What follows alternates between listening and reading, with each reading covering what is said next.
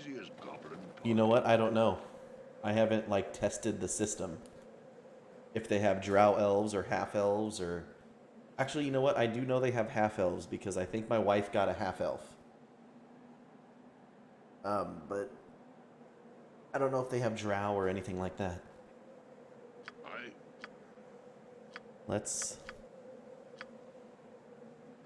do a little bit of buffing here. Oh, all right.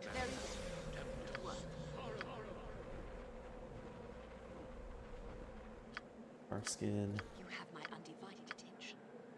Yeah. Mirror image up. We're gonna truck right towards the end of the game here.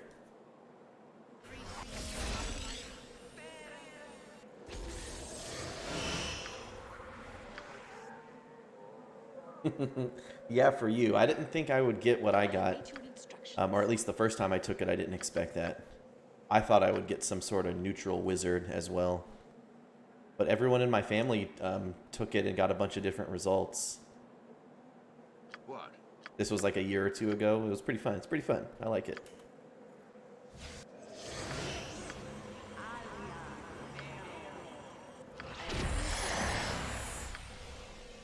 What'd you want?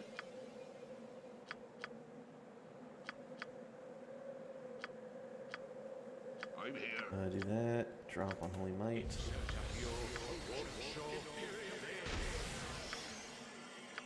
Holy Power. I did. Where do you think I became a fan of these games from?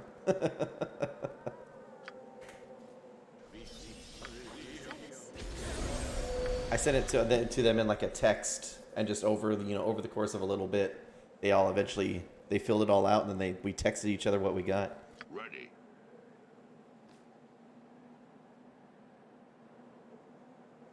Watch me go. You're right. Yeah, you're right. I never thought about it that way. But I mean, my whole family's fans of these kind of games, this kind of stuff.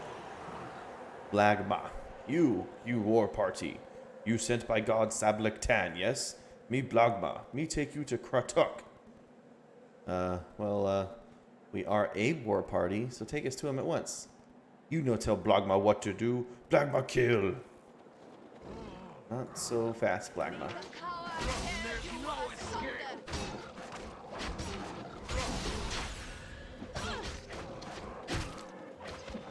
Orc Dread Warriors. I think these things are technically undead.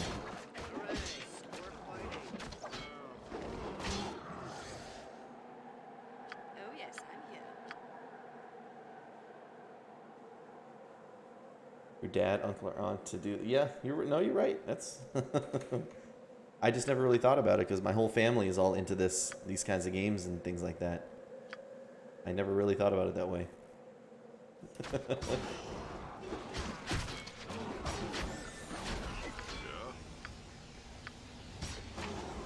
I hear ya. Speak. I suppose I got some time to kill.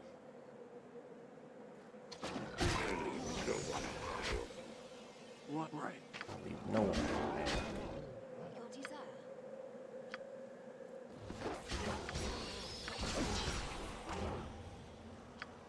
Cloak of Fear. I'll cast a flame wall on him. What'd you need? Just your immunity to fierce song.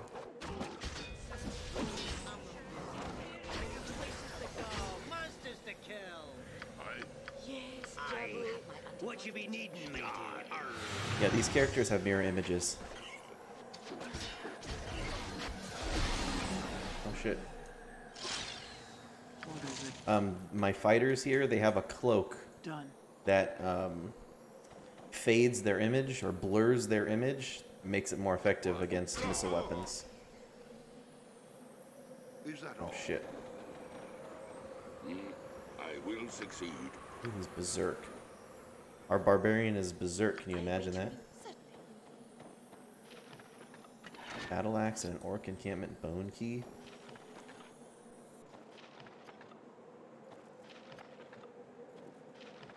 Do, do, do, do.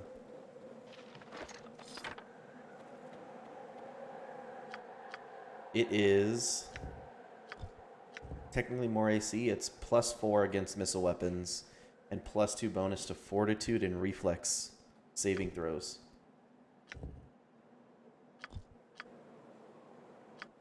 I've got 2 of these cloaks, so on my fighters. There's even a joke at the end of these that says, it also has also been the cause of serious eye strain amongst fellow party members. I'm here. Even the flavor text jokes about it. Here we have Soul Silverblade and an Elven Fighter. So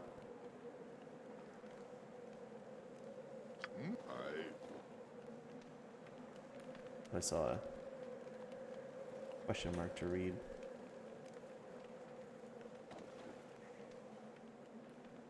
And Garad be praised. Thank you for freeing us. I am Sol, commander of this doomed expedition. I say, did you also happen to find our young cleric companion, Saralon? Yeah, whatever. And you could forget the cleric. If he's dumb enough to wander around out here by himself, he deserves what he gets. Now I expect to be rewarded for helping you escape. Now we'll say, well met, Sol, and you're welcome, but I'm afraid I've not seen any cleric around these parts. That is unfortunate. I'm afraid I can only assume the worst then. Saralon was a young and inexperienced cleric, but what did not stop him from trying to make a name for himself, that did not stop him from trying to make a name for himself. We must get back to our city and inform our queen about our failure in protecting young Saralon. She will not be pleased. Well, we'll keep an eye out for Saralon just in case. He might still be alive out there. That is most generous of you, fine adventurer. I've nothing to offer you right now, but if our paths ever cross again, I shall find some way to repay you for your kind deeds. Farewell. Think nothing of it. Good journey to you.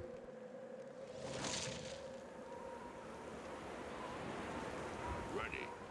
Done. Here it is. A large ice patch filled with the bodies of ancient orc and elven warriors. The ice itself looks to be particularly thin, so walking on it would be extremely hazardous.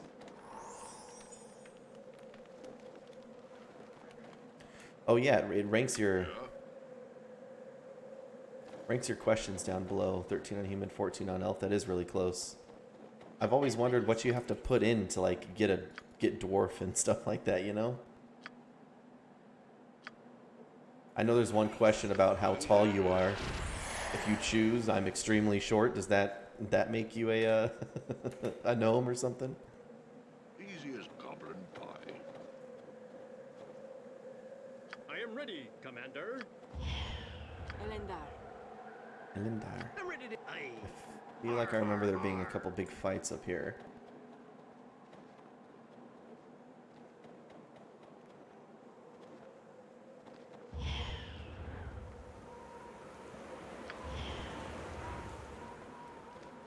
Oh yeah, here it is.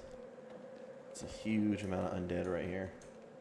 Cold bones, ice zombie, festering, drowned dead. Another group of dread warriors fighting dread orcs. Oh shit. I did not mean to trigger this fight. That looks like an elf cleric. Medarfane. Medarfane. I am better than I was in mortal form, fool. I do not need your sanctimonious purification.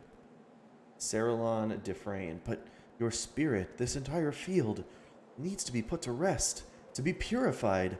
Just permit me to purify the falls with holy water, and I brought and then leave me rest in... Enough! You have soiled my fields for long enough. It is time to purify you. You have found an elven cleric and discovered his plan to use holy water to sanctify the fields of slaughter. Yeah, spell fight.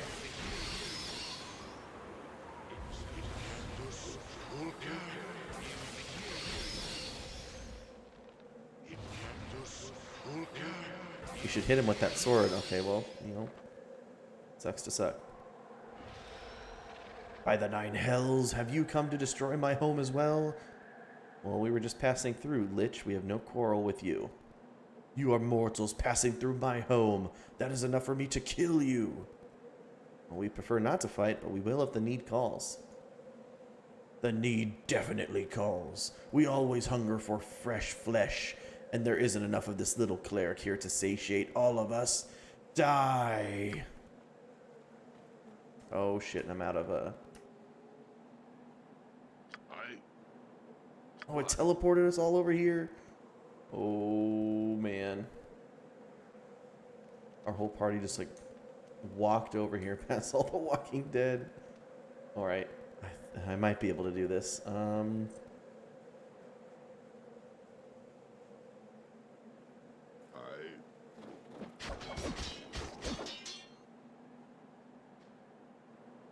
here. Our orc is still berserk. Okay, holy aura. At your service.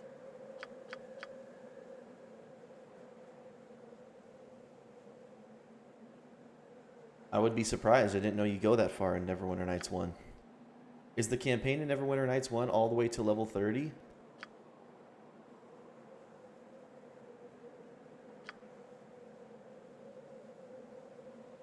I'll try to web that direction.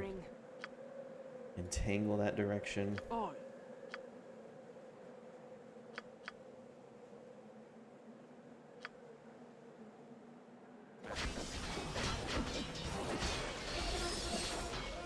Ready.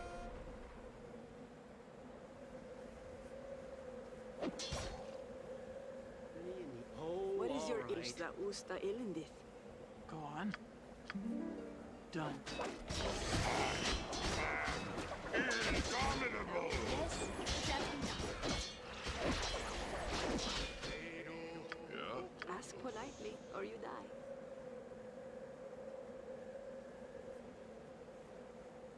About level 24. That's still a really high level. I'll What? die if you make me do any more work. I hear ya. What? Definitely gonna want all lightning. Yeah. You silence this guy? Your desire.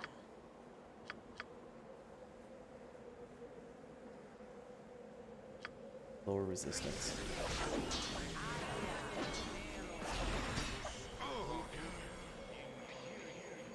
High fortitude blocks the effect. Spell resistance lowered. Oh, that sucks.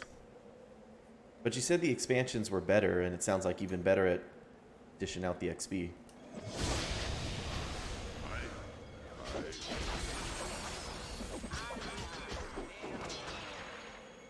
What? I know the routine.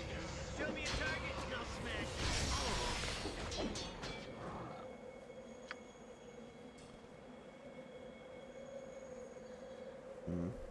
I'm here. Speak.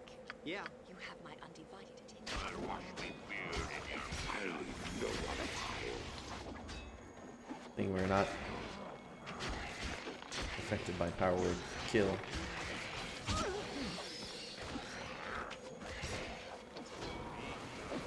Wail of the Banshee, oh shit. Ready. You need to heal yourself. Yeah? Yes, Jabu. I suppose I got some await your time to kill. instructions. Oh, spell disrupted, perfect. Monsters to kill. Not affected by power word stun, that's good.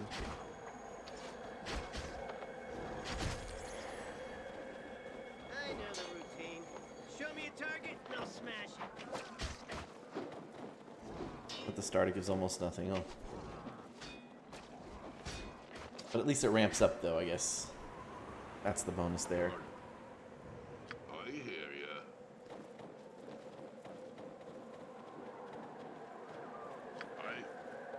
Easy as goblin what? Everybody back up here. I'm easy as goblin pie. Borg, thank you for help. You war party from Kratuk? No, we are here to cleanse the fields of slaughter from the foul beasts like you that infest it. I am ready as always. Elendar. Roth Ibrit.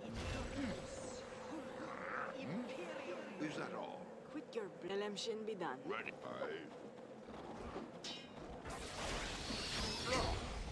Yeah, What'd you want? Fine. I hear ya. I am indomitable. Indomitable. Please don't hit any of us. Okay, whew. I'm here. This berserk spell is rough.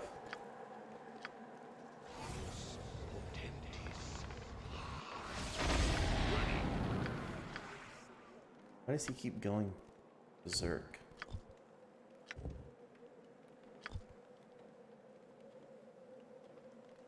Nothing he has on would make him berserk. Yeah.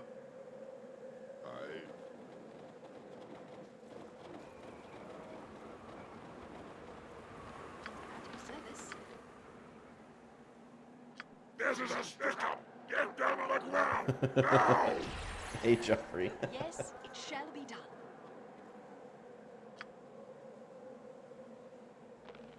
No, I won't be doing that. I I am ready. Yeah, that's fine. Bet you a couple of delayed blast fireballs will take care of this business. Yeah, that's fine, I guess. Your desire. Take care of this rabble scum.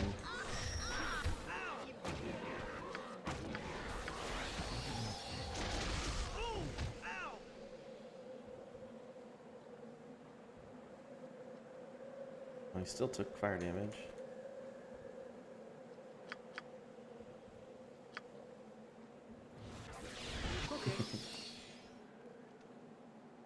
Yes, I do owe you guys Castlevania, and today I worked on it, and I got my PS1 ready to stream Castlevania next week. You have my undivided attention. Flame arrow with this thing. Sure. Oh, I think our barbarian's just gonna kill it. There it goes. Oh my god. I await as Yep, my PS1 is all loaded up and ready to go. I am ready as always. What? Yeah, So be it. Just give me what you need.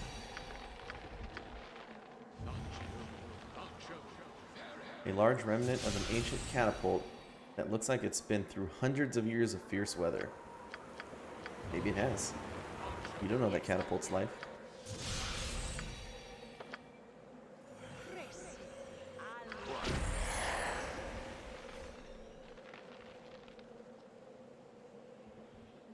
Okay.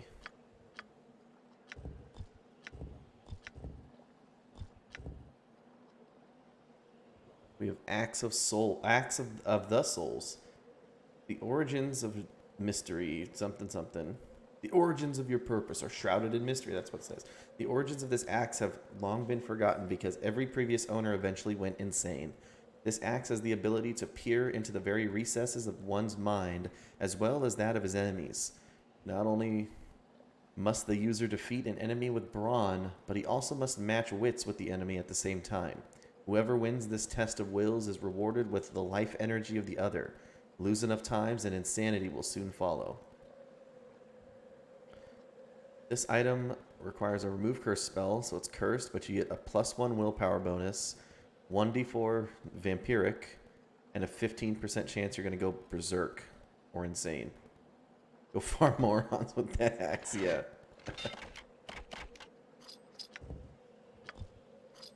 Orc encampment bone key.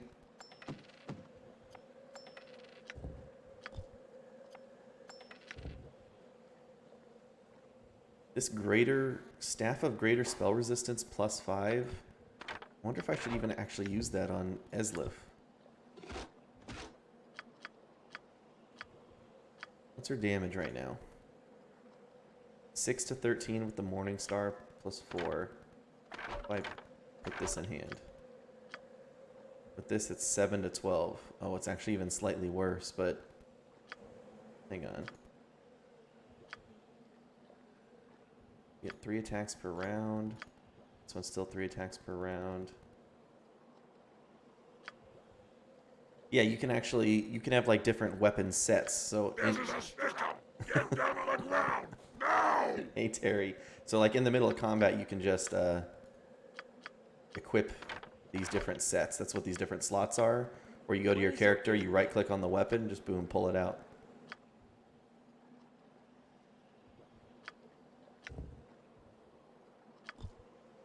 Make her super resistant to magic. We won't use it. We'll keep the Morning Star. I have 2 of the same key. Then this belt regenerates 1 hit point every 3 rounds.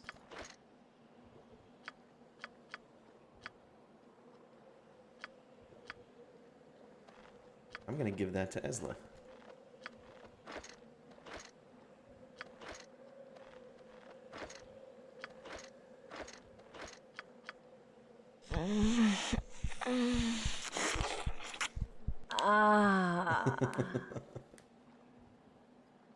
You're afraid you'll be evil? I think it'll be, well, I mean, be honest, but there are definitely some very explicitly evil answers to questions that I don't think you'll choose.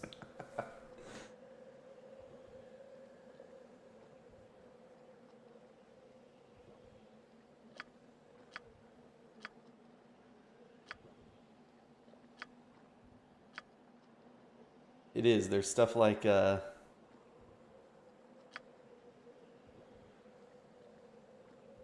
True Neutral isn't that good. My wife got True Neutral, so... My wife got True Neutral Bard, I think is what she got.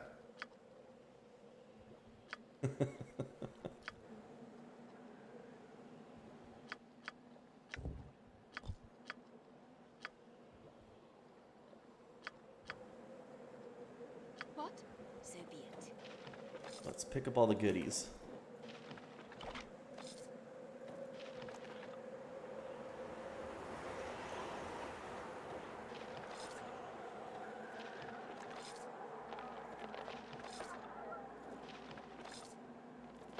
It implies some character flaws.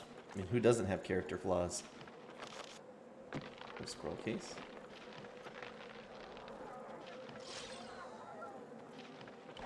Finally, our berserking wore off. We got a violin, another instrument for Joffrey. I don't. I'm perfect. That's right.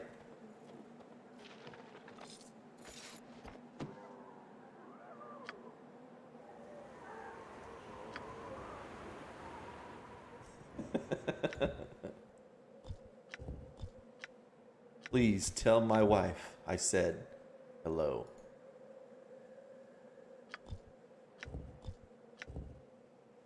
Oh my gosh. Boots of Speed. Got so many cool new items to read.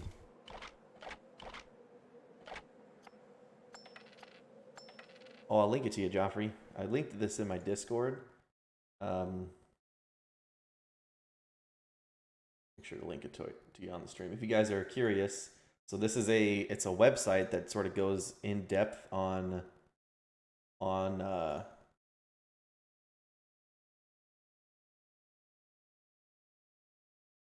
so this website sort of goes in depth on the D&D alignments. The quiz itself is like 140 questions. Don't feel pressured to take it at all. But it's so I got lawful good human paladin / monk, 2nd level. So I'm at level 2, lawful good human paladin monk. Ezlis got a true neutral elf wizard rogue, 2nd level wizard, 1st level rogue. I don't know what you have to put to get higher levels. Probably have to pick like a really advanced age.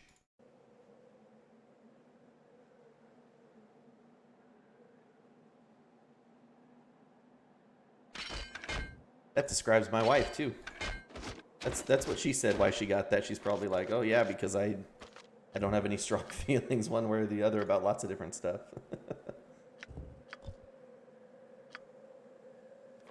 Alright, scroll case this stuff.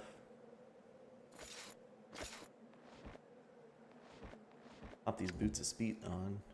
A vial of holy water. Holy water. Your desire, I will do so. See his stripes, but you know they're clean. Oh, can't you see what I mean? Oh yeah, that one about your experience too. Bottle of wine. Delnar's Delight.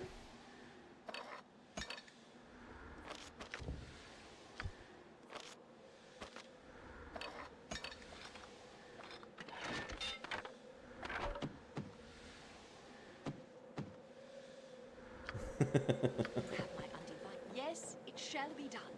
Oh, quit being slowed.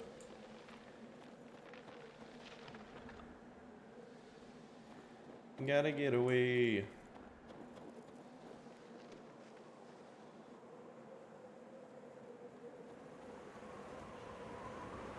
gotta go all the way back here. I think I need my robe too. Aye.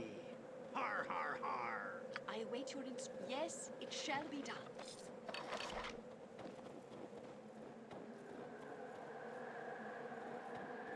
In all appearances, this looks to be a blood-covered makeshift altar made from found scrap wood, Aye. stones, and even bones.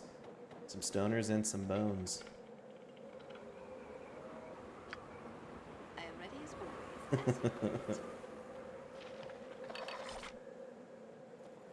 Dio, can't you hear me? I am lost and so alone. I'm asking for your kindness. Won't you come down from your throne? I need a tight compadre who will teach me how to rock. You guys ever seen that movie? As you can tell, I've maybe seen it once or twice.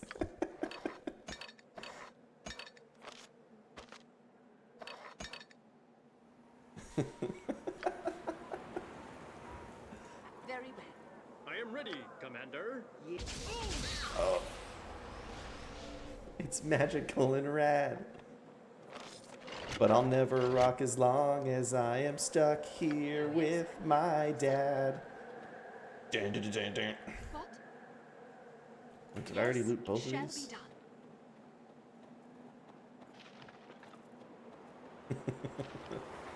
It's a good one. I'm ready to do adventure. Despite the fact that the canvases of the orc tents are torn, weather-beaten, and essentially useless, the ropes hold them up are remarkably sturdy and not damaged whatsoever. I'm here.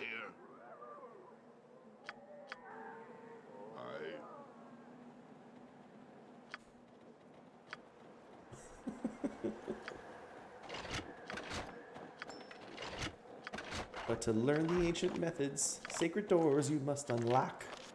Escape your father's clutches in this oppressive neighborhood.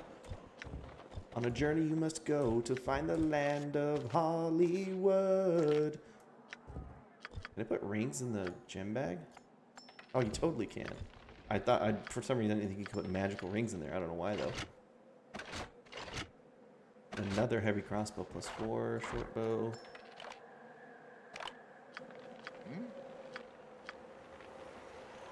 Think anybody has any room for ring of freedom of movement?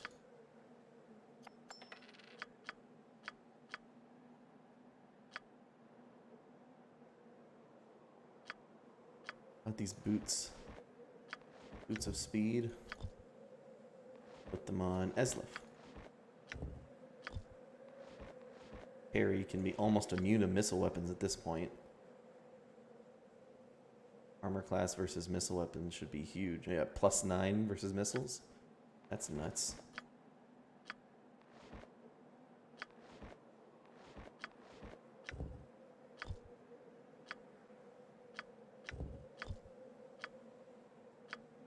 I think we'll finally get rid of these immune to entangle boots and give Joffrey some nice new boots of the north. Animals are delicious. That's right.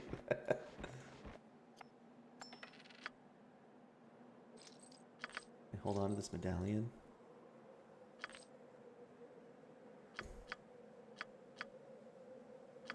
Ready. You have my undivided. We'll make sure to read up on a bunch of those magical items here in just a sec. Right then. That is true. They are delicious and should be respected. I'll Blade teach you Singer. now. Got plenty of death for everybody. Ask politely or you die. Turn Eslif into a panther. Rawr.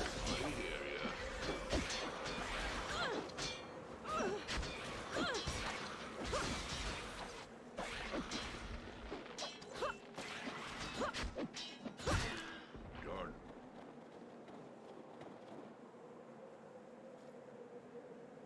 I await your instructions. I am ready as always. Yes, shall we do? And there's no escape. Man. I don't know if this is panther form, not very strong or something. Why are they just punching the shit out of it? Look, it does 9 to 35 damage. Way up on strength and dexterity. What?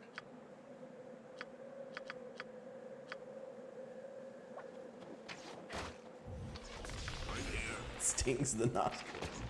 It smells like something died in here.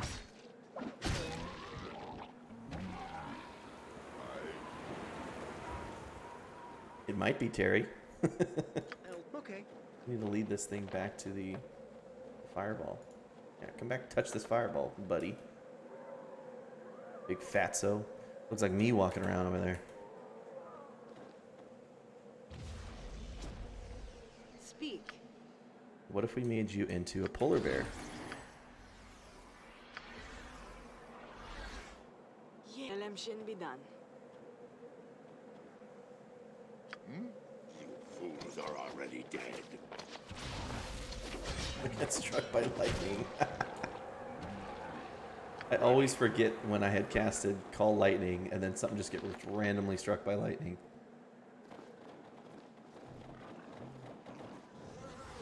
Oh shit. At your service.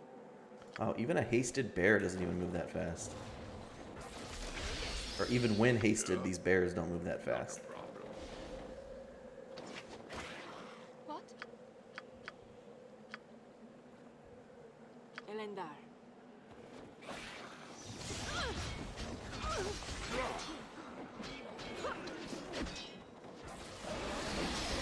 I hear ya.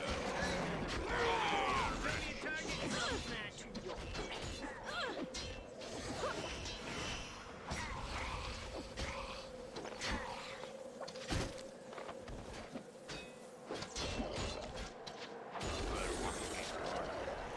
Yes, I will succeed. Oh. What would you guys do if you were fighting somebody and you swung a sword at them and then they just fucking exploded? Somebody should make a movie like that, like a stylized movie. Over the top, like Scott Pilgrim. They're just swinging swords at each other and exploding. Certainly. This waterfall is partially frozen. However, the water that is falling churns and cracks the broken ice in its basin. When you listen carefully, you can hear what sounds like a large stream flowing from the falls to under the ground and towards the fields. We should put in this vial of elven holy water, I will say be it. like that elf was planning to do.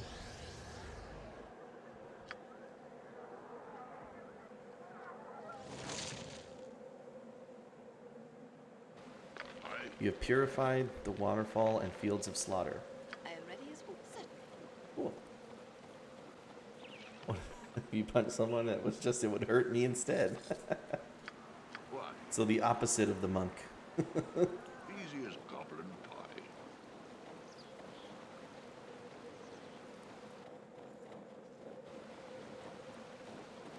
your blubbering. I'm here. Alright, so that was the Fields of Slaughter. Don't have to go back to the elves. Ready. We purified the falls. Hopefully there's not a lot of undead coming around here anymore.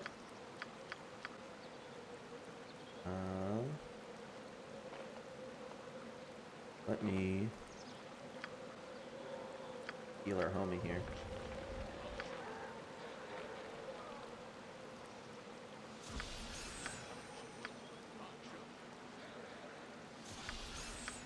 I hear ya.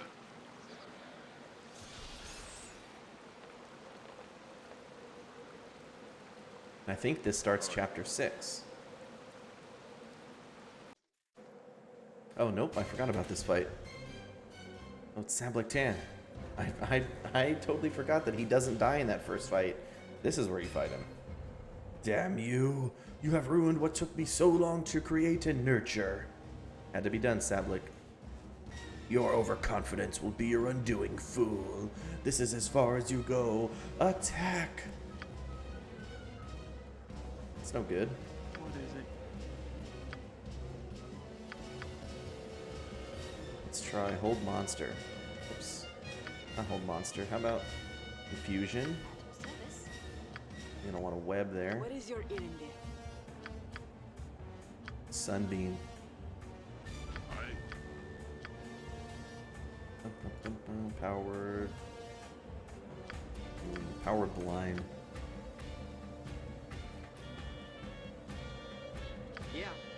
Nah, I don't think so. Just kidding.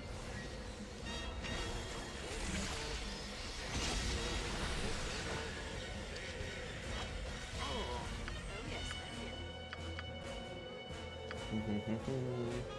Ask politely or you die. Sunbeam that biz. Firestorm that biz. what? And how about Insect Plague? On. Bum-bum. Motion Despair.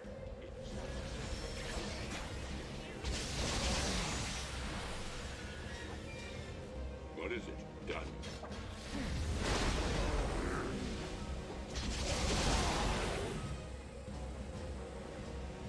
I'm here. What can I do? Go on. I suppose I got some. Need everybody to back up just a hair.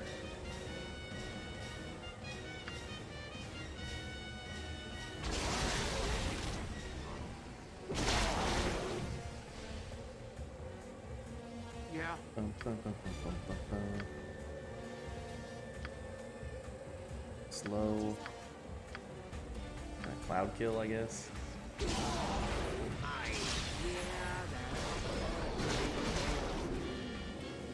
ready. Done. Right now. No. Tell me what to do.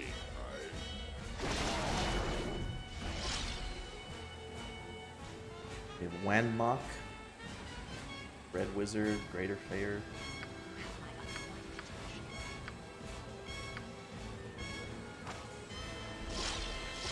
I'll do it. I am ready, Commander. I await I'm your ready to do adventuring and stuff. Sing your song, Joffrey. See to your enemy's service. Let's cast a flame arrow at this guy.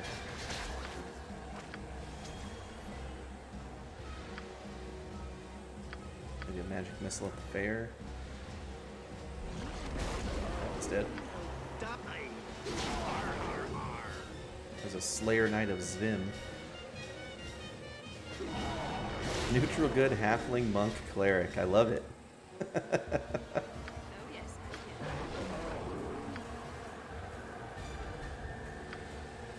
That's a flame wall on them.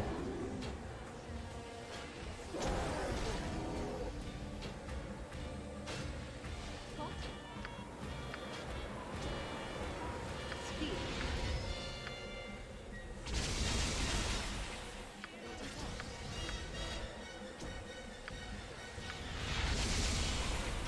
He's immune to magic missile.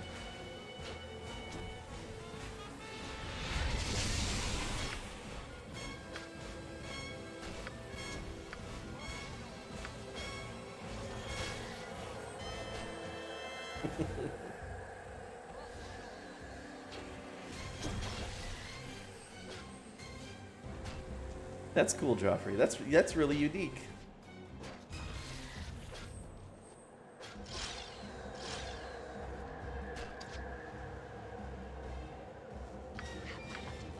Let's haste and get into this fight.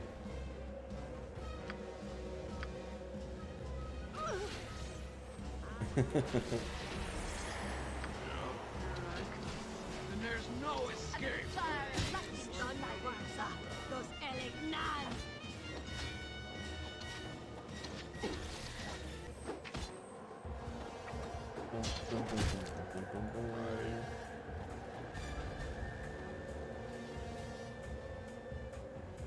If there's anybody left hanging out around here.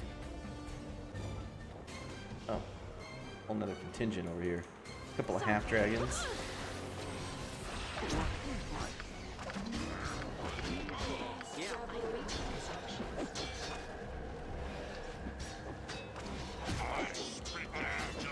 Indomitable.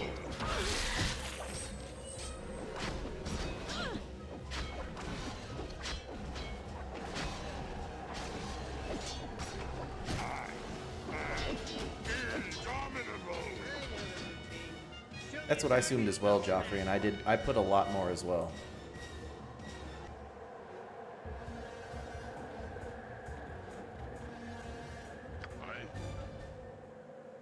Right, that's the battle. Pretty hairy boss fight, but they start you in an advantageous position. Some crowd control spells working, and should have no trouble with this fight. Especially if you don't let Sablik Tan just like free cast. And that other red wizard. They can do some damage.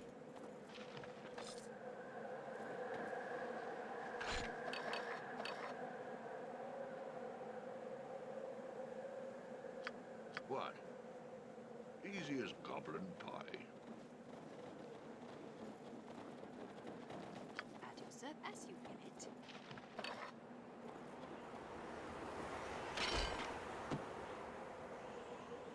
This burned out fire pit looks only a few days old. This dead barbarian is well frozen over. However, it is well exposed and intact, leading you to believe that this corpse is only a few days old. It's like maybe the Legion of the Chimera here took care of those guys.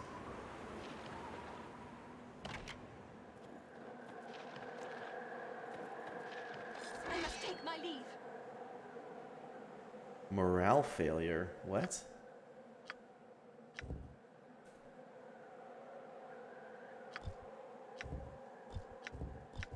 Protection, Flail of Vanaron. Shocking Grass. Throwing Hammer of Thunder. By the Hammer of Thor. We toss the Throwing Hammer and stuff on the ground. Oh, not the Throwing Hammer, the new containers.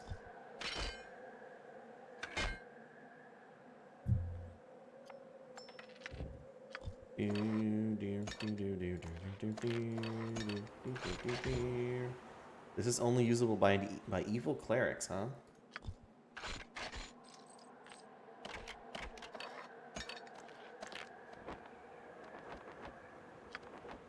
Book of Protection +2. Can anybody use that?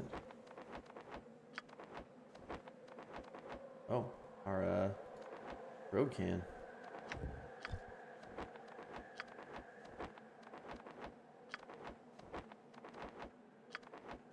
Rogue it is. We got the House of Despana Piwafwi. Okay, Joffrey the Piwafwi.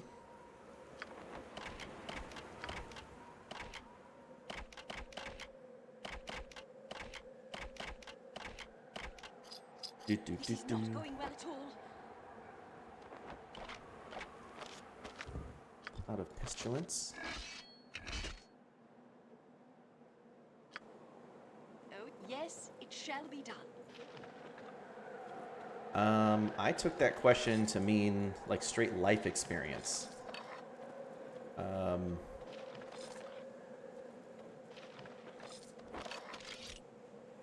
Just I think Joffrey's conditions are good, having experienced a lot of different parts of the world and been able to do a lot of fortunate enough to do a lot of cool stuff personally and professionally.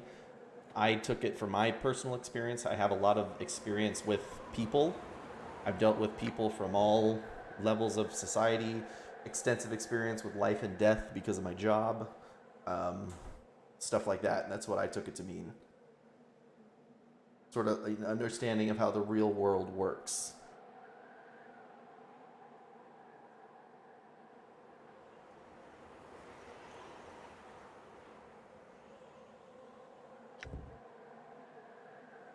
Having a university education could be part of it, but I think there's more to it.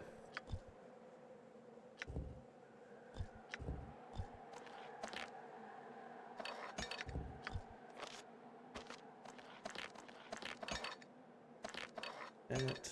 Everybody full up on their potions? Not quite. Let's fill those up.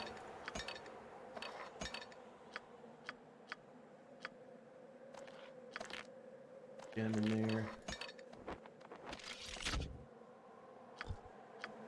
I'm here.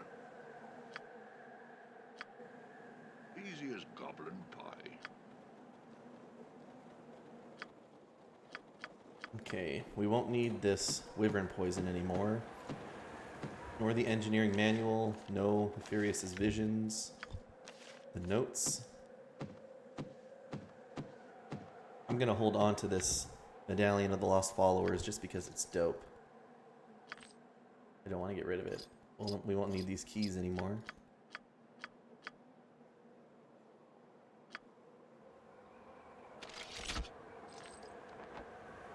Give him second and second. Yeah, I don't know if there would be a way to be like like level 20. I don't know, go back and put your age to 100 or something and then have a lot of experience for being, maybe that'll up your level a lot.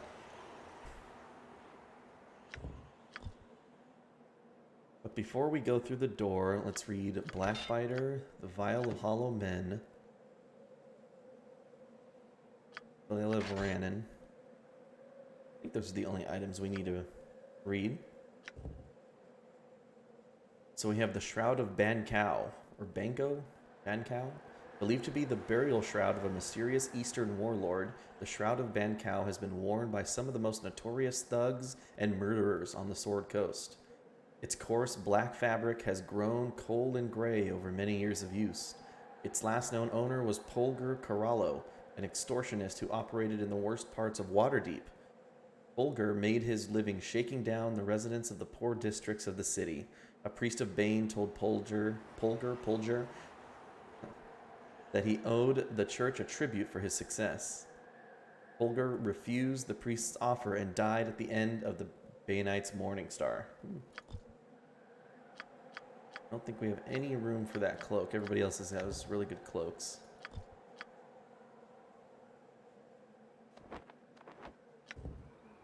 Here we have the Zvimian Fang. As gratitude and a show of good faith towards Sablik Tan for joining with the Legion of the Chimera, Izair and Medei gave Sablik the Zvimian Fang dagger.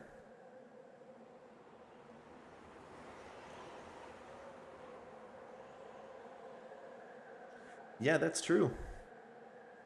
Especially considering you were also tied. I don't know what made me a paladin over a cleric. I'm not sure. I don't know what the difference there would be, or how much of my results related to halfling. But yeah, we were on the same page there, almost. Oh, dear. Forged from the finest metals and enchanted with the darkest magics akin to Zvimian lore, the Zvimian Fang reflects no light from its blackened steel.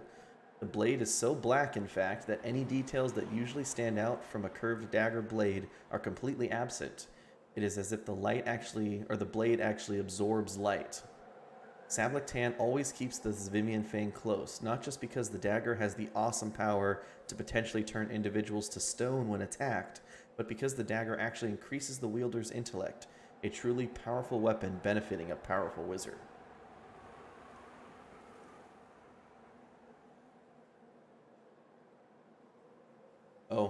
Oh yeah, you're right.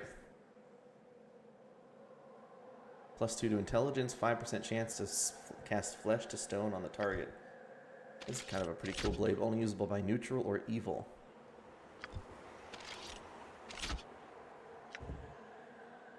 Then we have the Flail of Varanen. Varanen is a priest long forgotten by time. Some say the struggle against the evil was the mandate of heaven. But also, some say he was human, others demi-human, and still others claim he was of demonic origin. Oh, whoa, Terry, whoa. No one knows for sure. The only surviving clue to his identity can be found in his flail. Varanen's flail is a vile-looking weapon. The haft is crafted from jet black onyx with a pulsating red core. Fiery runes writhe along the length of the haft, almost as if they have a mind of their own. The haft is capped with a pommel stone, a blood-red garnet. The weapon sports 2 heads, each with the visage of an unknown but demonic-looking creature. The eyes of the heads glow red and sulphurous odor seems to emanate from the mouths. The heads appear to be crafted from lumps of coal, and yet are as hard as steel. The weapon can only be wielded by those of evil alignment. In the hands of such an individual, Varanen's flail has been known to immolate its intended target. Otherwise, it acts as any other flail. This is a really cool weapon, one of the very few evil-only items in the game. Off the top of my head, I can't think of very many more.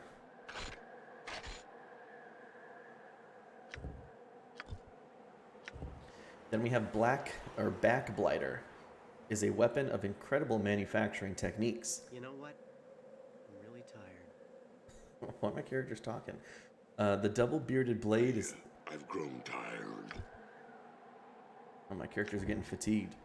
The double-bearded blade is crafted of the finest steel with a mithril edge.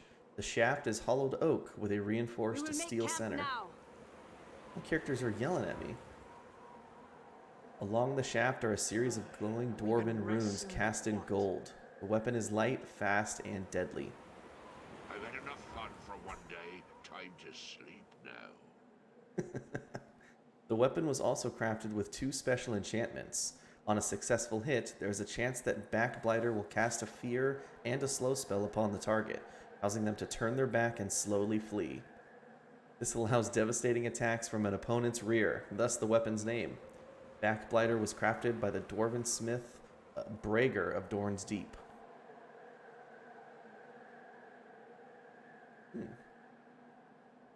Pretty cool axe, but not an upgrade, especially not to our high-strength power hitters with 2-handed weapons. And finally, we have Joffrey's new instrument. Let's we'll put his flute away for now, and we'll give him a... It looks like a cello.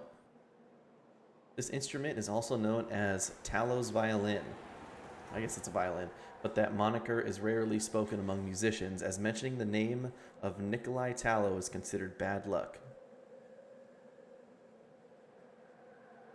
88+ years and a lot of experience. You get Master level. Nikolai Iron Fist, Prince and heir to the throne of Enroth.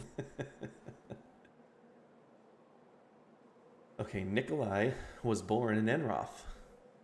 Was born in the Vast, near High Hasper, the son of a chandler. Because of the intermittent traffic through the region, Nikolai was introduced to many different cultures. One of the travelers he met was an elven musician named Relev Thinriver.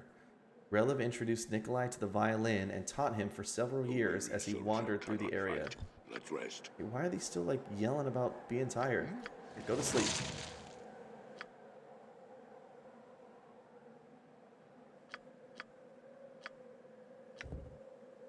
Alright, Relev introduced Nikolai to the violin and taught him for several years as he wandered through the area. Relev knew that Nikolai was an incredibly gifted child, with quick fingers, a keen mind, and a passion for all things in the world. Relev also recognized that Nikolai was exceedingly proud and arrogant. In spite of Nikolai's shortcomings, Relev taught him everything he knew. After Relev was killed by a band of orcs, Nikolai began to practice on his own throughout the Vast. Despite his travels, he always returned to the isolated peaks.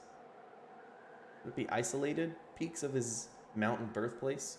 He became famed throughout the Vast. the Southern Moon Sea, and Sembia for his incredible talent and passionate performances. Eventually, news of the proud young virtuoso spread to the ears of a nearby thug from Calant named Tremble Gone. When Tremble and his gang traveled through the Elvenwood Pass, they stopped the elf in armor inn and demanded a performance from Nikolai, who happened to be present and eating dinner with his father at the time.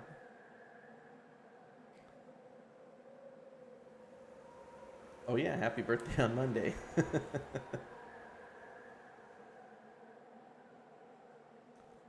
You're officially old, though. 28, too old. Probably have to ban you from the stream. Nikolai refused to perform for Tremble and his men. He called them stinking oafs and attempted to leave with dignity.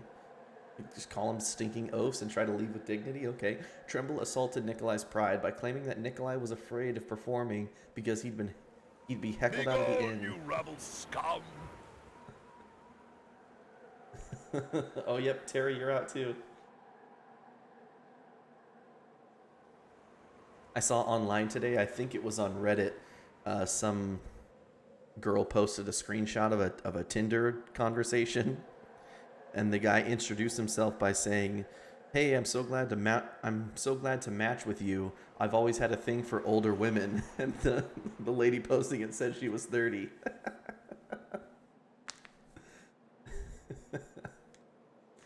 I'm 27, although I know it doesn't look it. Alright, he'd be heckled out of the inn for his incompetence. Nikolai shot back that his skill with the violin was so great that he could raise the dead from their graves. Satisfied with a proposed challenge, Tremble immediately grabbed Nikolai's father and stabbed him in the heart. Oh my god! When a number of other villagers attempted to intervene, they were also killed by the bandits. Tremble defiantly stood over Nikolai's dead father and asked, "Where's your big mouth now, fiddle player?" Without a word, Nikolai pulled his violin and bow out from underneath his arms and began to play a melody that none of the residents of High Hasper had ever heard before, and no one in Faerun would ever hear again. Nikolai played with unbridled passion and fervor. Onlookers later remarked that he appeared to be a madman, thrashing about in ways that people didn't think were possible. At the climax of his frenzied piece, Tremble and his gang watched in horror as the souls of the men and women they had just killed rose from their corpses and dove, shrieking, at their murderers. The bandits died horrible deaths, chilled by the shadows of their victims. Nikolai himself continued playing, dancing through the streets and back pastures of his alpine home until every man, woman, child, and beast ever buried in the region rose from its resting place and milled about until Nikolai and his music disappeared into a far-off valley, shrouded in a mysterious fog that vanished as quickly as it had appeared. You're right, it doesn't. Legends say that on misty nights, the ghost of Nikolai Tallow returns to his homeland, playing a phantom violin with a host of dancing dead trailing behind him in the moonlight. You can summon 1d4 shadows to attack a target once per day. That's what Joffrey's going to be doing. Ready. Just playing and dancing, running along. Yeah. Alright, but this should be Chapter 6. That's Rocky Road.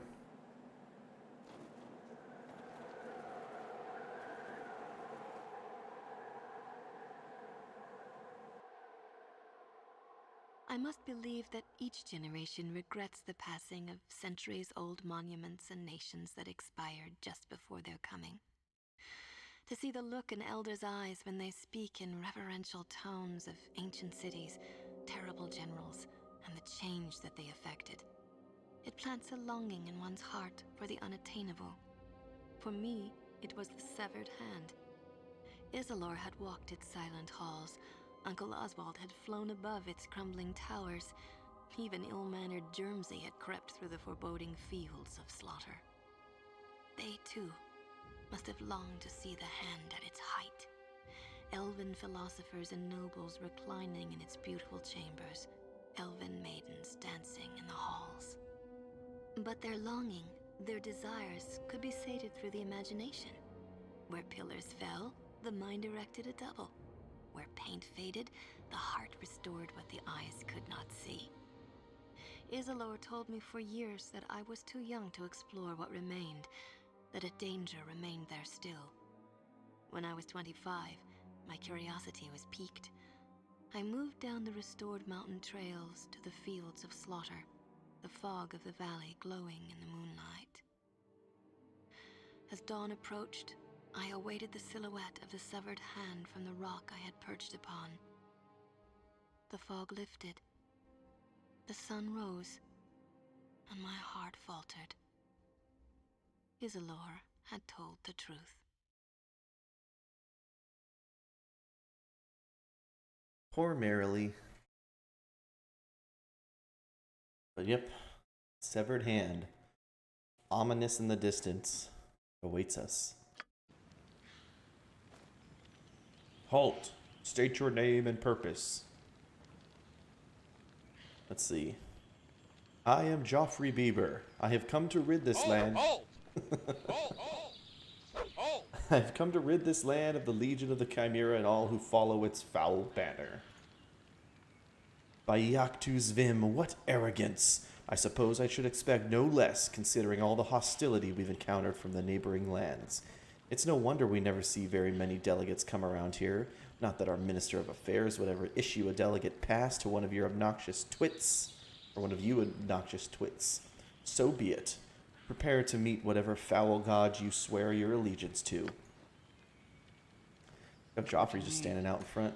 2 chimeras ready to go. I'm gonna have him play a super cool violin. Oh, yeah, what is it? Elendar. I suppose I got some time to kill. Step right up. I've got plenty of death for everyone. Is that the best you can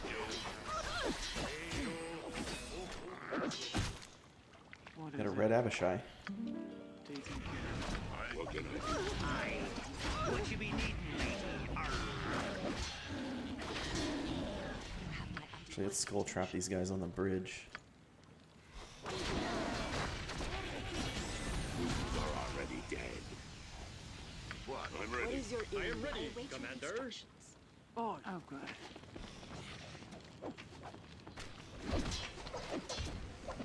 My sarg is greater than yours. This red Abishai is pretty powerful.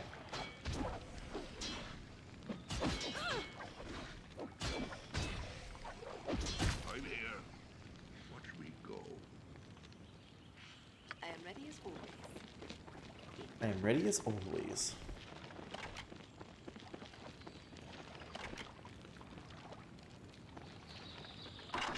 Here we have a spear and a tree. Some corrosive bolts. We have the Impaler. Impaler is a beautiful weapon to behold. The spear sports an 18-inch head with a serrated blade fashioned from adamantine steel. Upon each face of the blade are small openings that appear to lead within the haft of the weapon. The blade is also etched with glowing silver runes. The haft of the weapon measures 6 feet in length. It is constructed of highly polished oak reinforced with mithril bands along its length. The haft is hollow. Impaler is vicious in combat. The spear is a wounding weapon, make a fortitude save or suffer bleeding damage each round, and vampiric, make a fortitude save or suffer 1d4 additional damage, which is temporarily transferred to the wielder. The accuracy of the weapon has been enhanced as well. Very strong spear, but not currently stronger than our Morningstar and other stuff we're using. Let's head inside.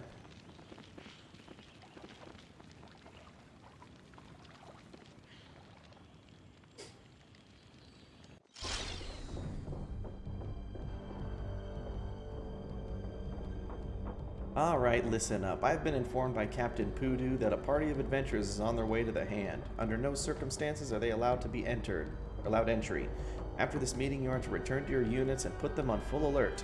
I want extra guards placed at the entrance and walk in the corridors as well. Now, as for the descriptions of the adventurers, they are as follows. By the powers, that's them! Slay them! We need better security. At your service. Let's see. Ask politely, or you die. Ask politely, or you die. Side stack charge. Captain Poo Poo. He is Captain Poo Poo. Recitation. Description of those guys over there. And stuff. Tell me what to do. Oh, Consider I it know the done. routine. Show me a target, and I'll smash it. Fools are already dead. Hmm? What? I'll die if you make me do any more work. Yeah. Done and done. Zigma balls, Lamau. Fools are already dead. We just have some generic guards. Yeah. What? May the Yoklor caress you in the abyss. Your desire. Very well. You know who I would not want to be caressed by in the abyss? The Yoklol. Does it sound fun? Another one of those cloaks. Aye, right then.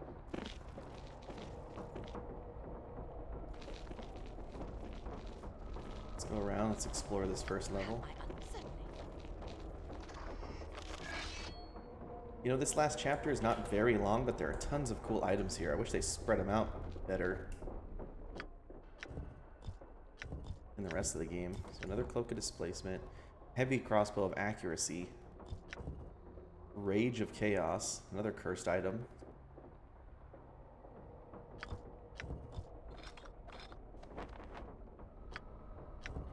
It's +6 damage, +6. I'll keep that on there. So Heavy Crossbow of Accuracy, the Guide. A favored siege weapon of King Shastir Longive. Crossbows of this type were designed for the systematic removal of defensive forces throughout a thought safe behind the battlements of castles. Scant few of these weapons survive to this day, mainly due to the eventual annihilation of the king's forces by a coalition of subjugated lands.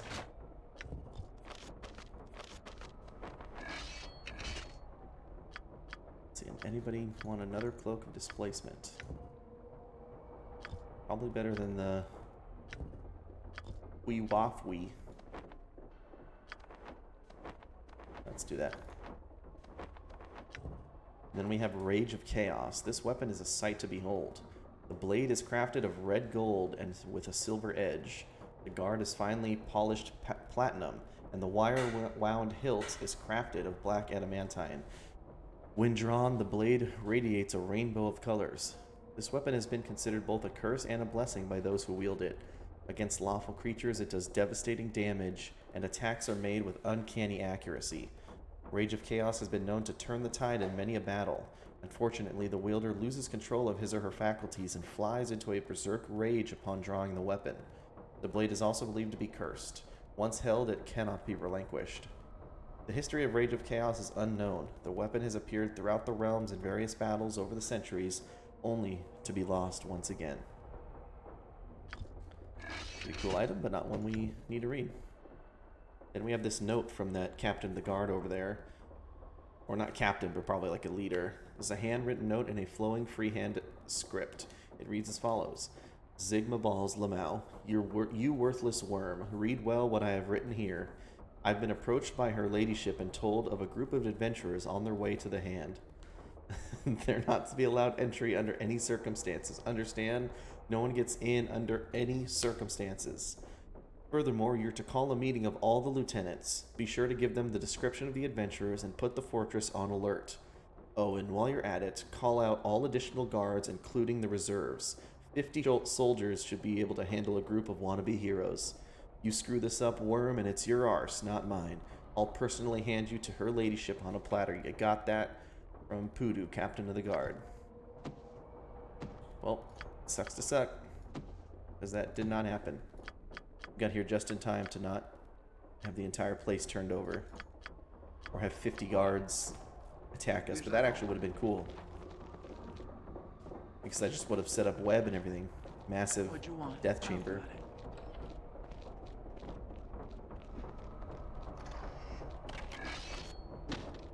Incendiary Cloud. Summon Monster 8. Hippogriff Riders of the Hand. Well met. I am Xavier Torsend, Minister of Foreign Affairs. How may I serve you? What do you do here?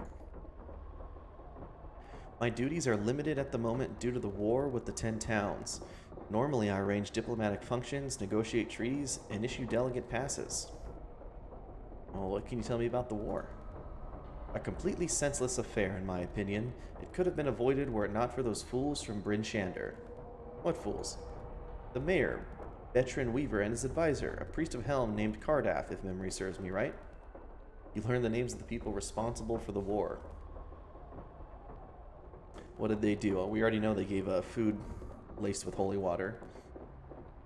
When the Legion of the Chimera was first formed, the Lord and Lady asked me to establish diplomatic relations with the neighboring kingdoms. I decided to start with the 10 towns. Alright, this Lord and Lady you speak of, do you mean Izarin Medei? Indeed. Izarin Medei, formerly of Kulderhar. I sent envoys to each of the towns asking that we meet and discuss trade agreements, possible alliances, and any other applicable issues.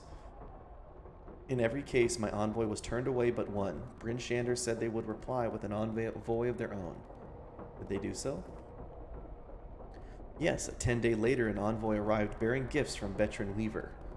The Lord and Lady were presented with the finest cakes and sweets that Bryn Shander had to offer.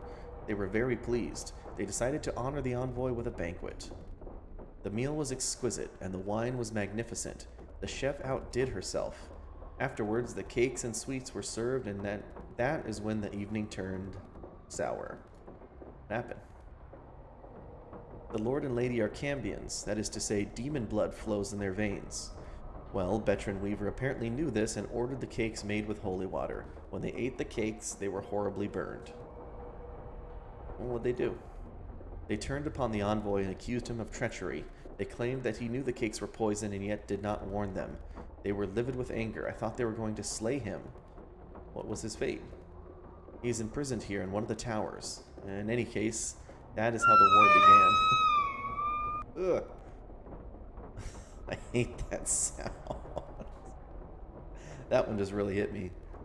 Alright, I'd like to see the envoy. Then you will have to speak to the captain of the guard. I believe his name is Pudu. He is, but I'm not certain. He can be found in the officer's tower off of the 4th floor. However, you will need a delegate pass to see him. Can you give me a delegate pass? Certainly, but there are some restrictions that you must be aware of. 1, you must carry your pass at all times. 2, visitors are not allowed beyond the 2nd floor without a pass. 3, the guards reserve the right to deny access to any area, even if you have a pass. Do you understand these restrictions? Yes, I understand them. Very well. Then I will need you to fill out this form and this one. Good. Now sign here, here, and here. Yes. All right. Everything seems to be in order. Here's your pass. I'm grateful. I'm happy to serve you. Will there be anything else? I'm curious. Do you know anything about the demon in the hall? It is an unfortunate necessity of war. It is a guard and is there to prevent intruders from compromising the severed hand. If the creature offends you, please accept my apology. A demon as a guard? Is that not a bit unorthodox? Perhaps, but not necessarily in this case. Izarin Medei are Cambions, that is to say, demon blood flows in their veins. For all I know, the creature may be a relative of theirs. In any case, it is not my place nor yours to question. You might be right, Xavier. Must take my leave. Thanks. Got some good update and some experience for all that chatting. Pass these over to Sorceress. Stunning bolts and Death's Bane. Oh my gosh. Delnar was a timid mage who was never one for adventure. He spent most of his life in quiet study, living with his mother, trying to learn the art of crafting magical items.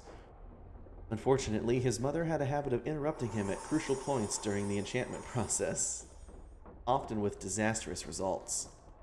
Death's Bane is another botched attempt by Delnar to construct something of use. This weapon is truly an enigma.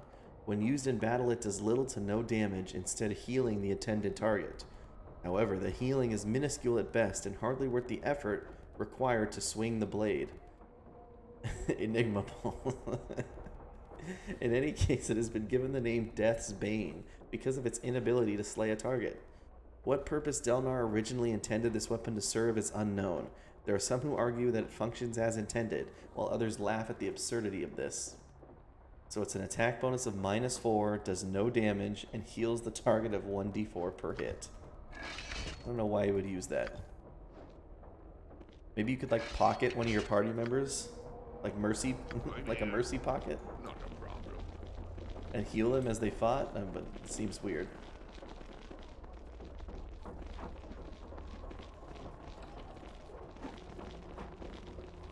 We have a bunch of workers, little worker bees. This worker refuses to speak with you. He glances about with fear in his eyes, then returns to work. Right, seems like all the workers will do that. What you need? Fine. Let's speak to Vashti Zaran. No, I've done nothing wrong. Please don't hurt me. Please, I beg of you. Calm down. I'm not here to hurt you. Then, who are you, and why are you here? I'm a friend, and I'm here to ask you some questions. Very well. I'm Vashti, the assistant slave foreman. How may I serve you? What are you doing here? Normally, I'd be supervising the work crew performing the restorations in this area. However, I'm taking stock of our food stores instead. It seems we are short again. You don't have enough food? No, we don't. It's been turning up short for the last 4 days. I'm afraid to admit it, but it seems we have a food thief among us. You suspect one of the workers? At first I did, but not now. You see, I've pretended to be asleep at night and watched the stores. No one has approached them, and yet food has been missing in the morning. Can you not ask for more food? Yes, and I have done so. The cook has refused to grant us more than our normal ration. She believes that one of us is stealing the food. Did you tell her the steps you have taken to catch the thief?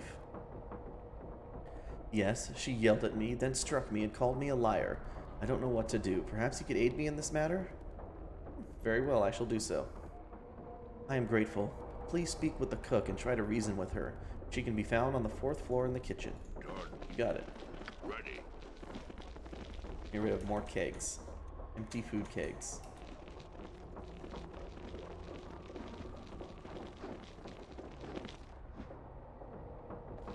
What's in here? Table we can loot. There's another battle axe on it.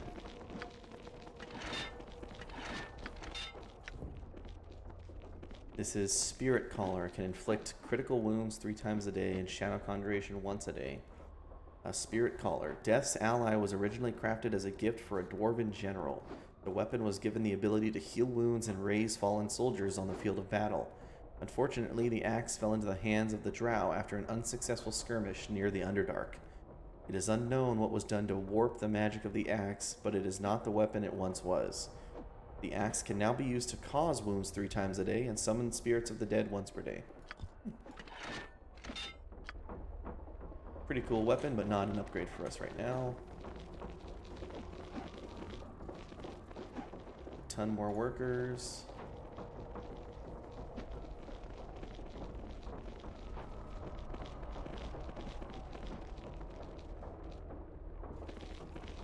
We have stairs up. We'll be going up those stairs here in just a moment. Oh, we forgot to talk to this demon. Yeah, easy as goblin pie. Glabrezugar. I hear ya. What would you have of me, adventurer? Who are you? My name is no concern of yours. Call me what you will, it matters not to me. What are you doing here? My purpose here is no concern of yours. Had you a need to know, you most likely would. Can you tell me about the severed hand? My duties do not include instructing intruders on this fortress or its environs. If it is information you seek, do so elsewhere. What makes you think that I'm an intruder? I can smell the blood of those you have slain on your hands. I can see the taint of their deaths on your spirit. You cannot hide your nature from me, adventurer. Then why not sound the alarm? You are akin to a plague that sweeps the land. Many shall fall before you, and, when they do, I shall revel in the chaos and destruction that you bring. By your actions, I will be strengthened in mind and spirit. I do nothing that aids you, demon.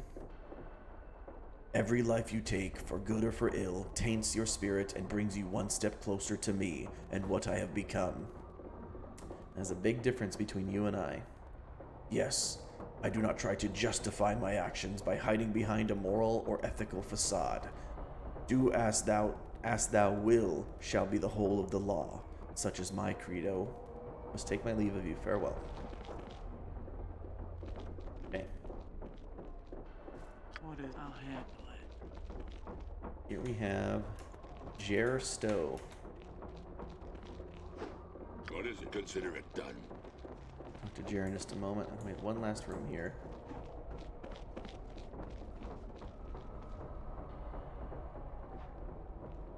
That's the first floor fully explored. Talk to Isha.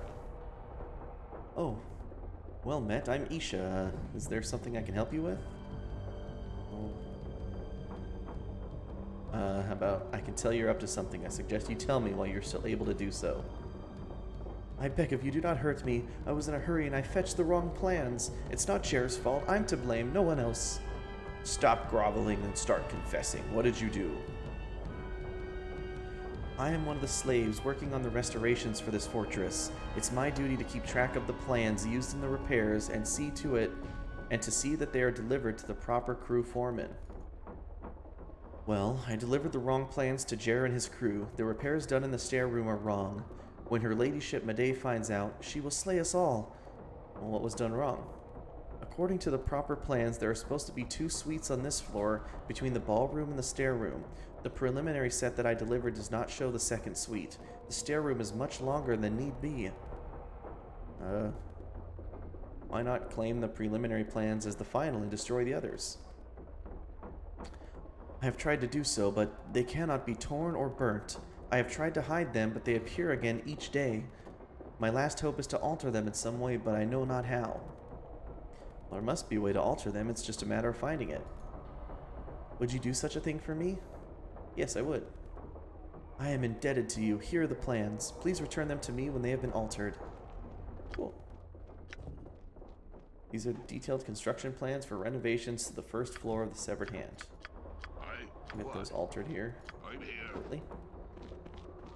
Is that all? Boy. Fine. Well met. I am Jer Stowe, the slave foreman. Well met. How may I serve you? You're a slave? Yes. Did you not know that? Who are you and what are you doing here? Hello there! I'm an adventurer from Targos. I'm here to end the war with the 10 towns. I see. I must ask you one more question. Have you come here to negotiate a treaty or to end the threat? Well, the time for negotiation has long passed, Jer. Ilmater be praised. Perhaps our suffering will come to an end at last. I have information that may aid you in your efforts. What information will that be? You have seen the demon in the hall yonder? Yes, I've seen the creature. What of it? The creature is no ordinary demon. It has been enchanted in a way that I do not understand. It is immortal and cannot be slain by any mortal means. You have seen this for yourself? Yes. Izair and Medea, the lord and lady of the Severed Hand, often hire adventuring companies. Each is asked to slay the creature as a test of their abilities. After every battle, it rises anew. Well, that's good to know. Is there anything else you can tell me? 2 such creatures guard Izair and Medea at all times. It would be best to learn how to defeat them before confronting the Lord and Lady. I am grateful to you for telling me this, Jer. Well, my motives are purely selfish. The workers and I are slaves. The demon is the guard that keeps us here. If you defeat it, then you also free us. Very well, I shall do so. I would be forever in your debt. I would never be able to repay you, but would gladly aid you in any way I could. Must take my leave of you. Farewell. Easy as goblin pie. Cool. We gotta find out the food shortage, alter the plans, and find out a way to slay the immortal demon.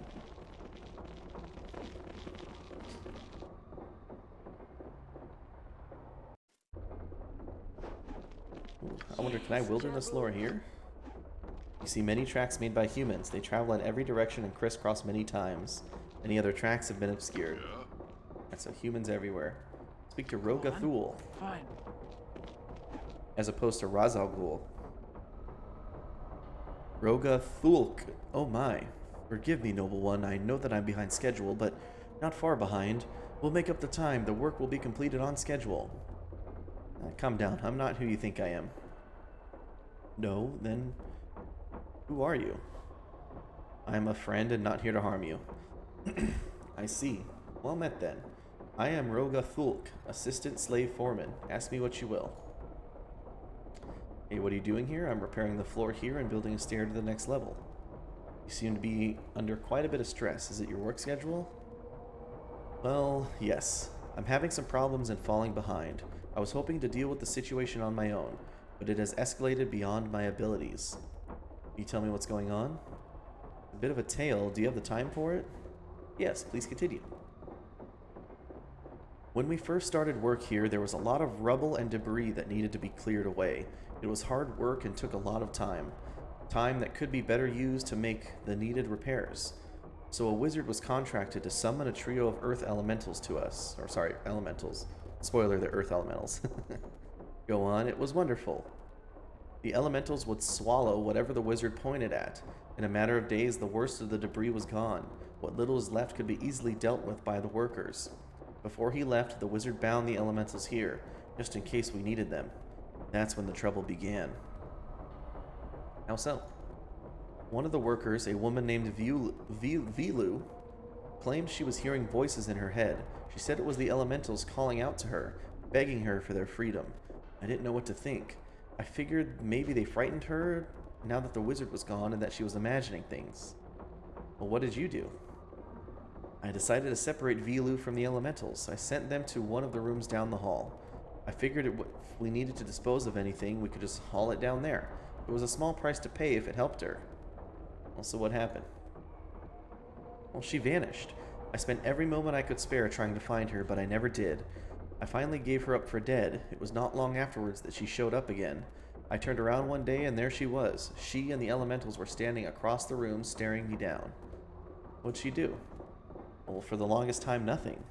Finally, she approached me and said that she was a genocide. I always say it as genocide, or I don't know if it's genasi. That she was claiming the elementals as kin and granting them their freedom. Then she turned and walked away, the elementals in tow. I've never heard of a genocide. Can you tell me what it is? I've been told that a genocide is the offspring of an elemental, but I don't really know. Well, this is all very interesting, but I fail to see what the problem is.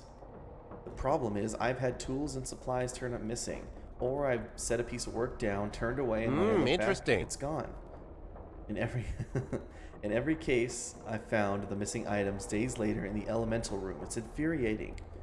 And why have you not reported this to anyone? I don't want Vilu hurt. If I report her, they'll hunt her down and slay her. She's not malicious, and she's never harmed anyone. She's just pulled some annoying pranks. Someone needs to convince her to stop this nonsense before the wrong people take notice. Perhaps you could do this for me. Right, I'll do that for you. I would be indebted to you. Please help Vilu. You can find her down the hall just past the library. Cool. Easy as goblin pie. Got lots of problems here to solve with the severed hand. Oh, shoot. Oh, do you always burst into a lady's private bedchamber, or have you made an exception in my case? Oh, forgive me, lady. I will overlook your intrusion this time, but if you do it again, I will release Precious on you. Now, is there something you need? Precious? Who's that? He is my chimera. He makes a wonderful pet. He keeps me company, watches over me, and he can be most entertaining when he is in a playful mood. Who are you? I am Dracene, mistress of Sablik Tan. Who's Sablik Tan? He is a mage of considerable power and influence. He is the head of the Thavian Enclave here at the Hand. Can I ask what you're doing here? This is my private bedchamber. I live here, you dolt. What are you doing here? I was just exploring, learning the layout of the fortress. I see. Well, know this. That pass you carry does not give you leave to enter every area of the Hand. This chamber is one such area. Please leave. Okay. The wood planks that surround these holes look like they cannot possibly hold the weight of the slaves that are diligently working around it.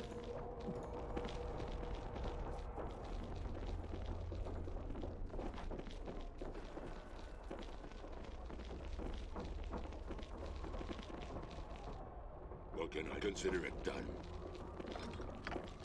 Pull it. stunning bullets. Not a problem.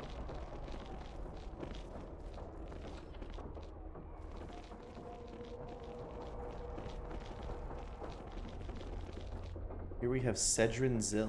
Yeah, done. Well met, I am Cedrin Zill, the librarian. How may I serve you? What are you doing here? I am the librarian. I care for books and maintain the library best I can. And what books you have here? There are many books here covering a variety of subjects. Please feel free to look around. Have a look around. You may find something that suits your needs or your taste. Okay. What? Is that all? I await your request. Take a look at the bookshelves. We have the Diary of Zame Estir.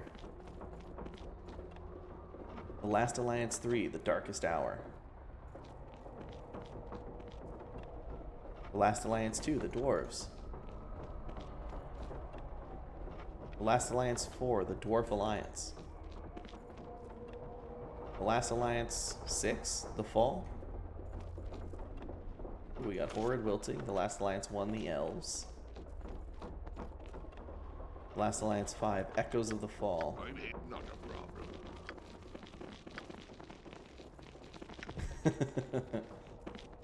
Here we go. Horrid Wilting.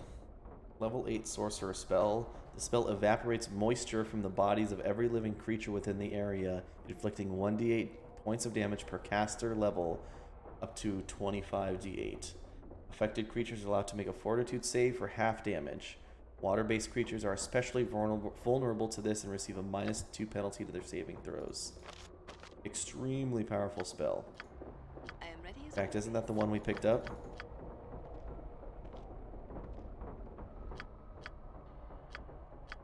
Oh no, we don't have level 8 spells yet, but we're about to have them. I think. That'll definitely be one we pick up. Vilu Prev. What'd you want? I'll handle it. Ready. No, no more voices. Enough. Haunt me no more. Be gone. Who are you? Why do you persist in this torment? Leave my mind. Grant me peace. What are you on about? No, no, no. Why is there no cessation? you rabble scum! Why is there no cessation? What demon is it that torments my soul? Roga Tholk sent me to speak with you, Vilu. Roga, no. Another life, another place. No more, no more. Vilu, do you understand me? Alright, she's clearly insane and will not talk with us. Is that all?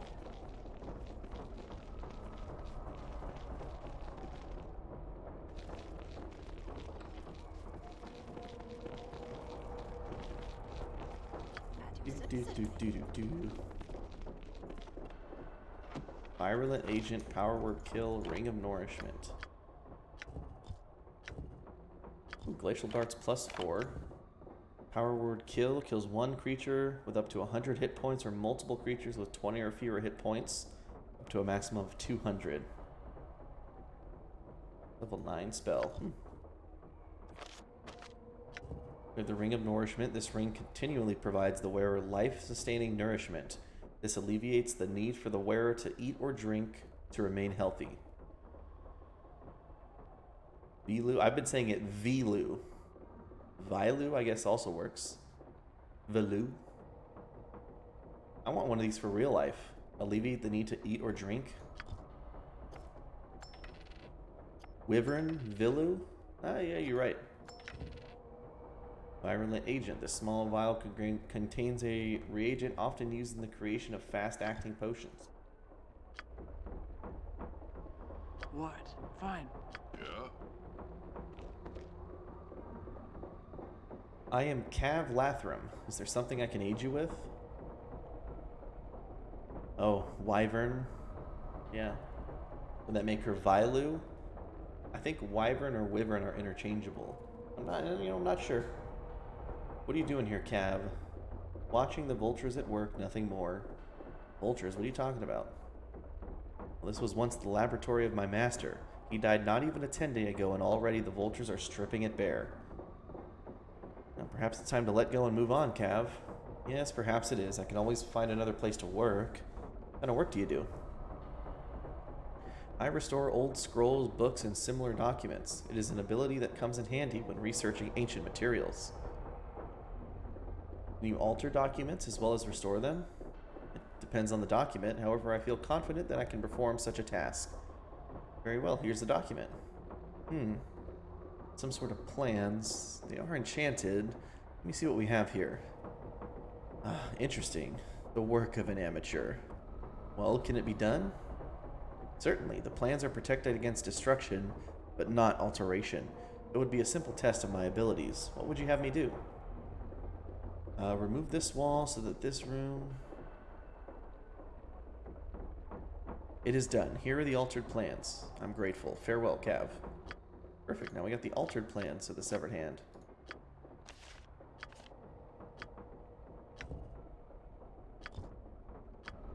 I hear ya. Watch me go.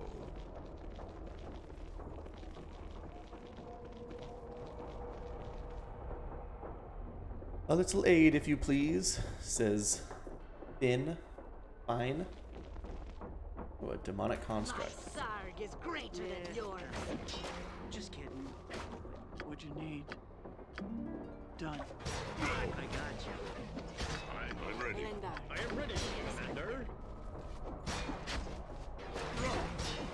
We will slay this demonic construct.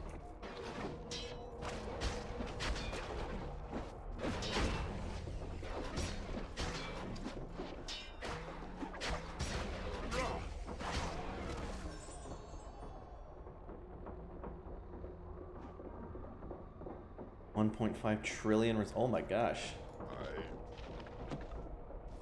Here we have tainted demon's blood. Oh, tainted blood. Okay. It says, vial contains impure demon's blood. Such reagents are often used in the creation of unusual potions or poisons.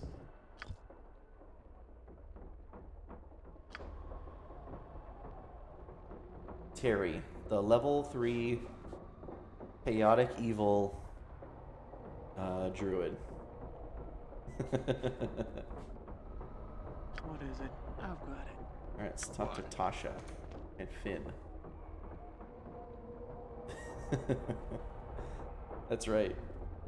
The mage does not acknowledge your presence. She seems preoccupied. Oh, Okay. I've got it. Interesting. How would you rate their performance, Tasha?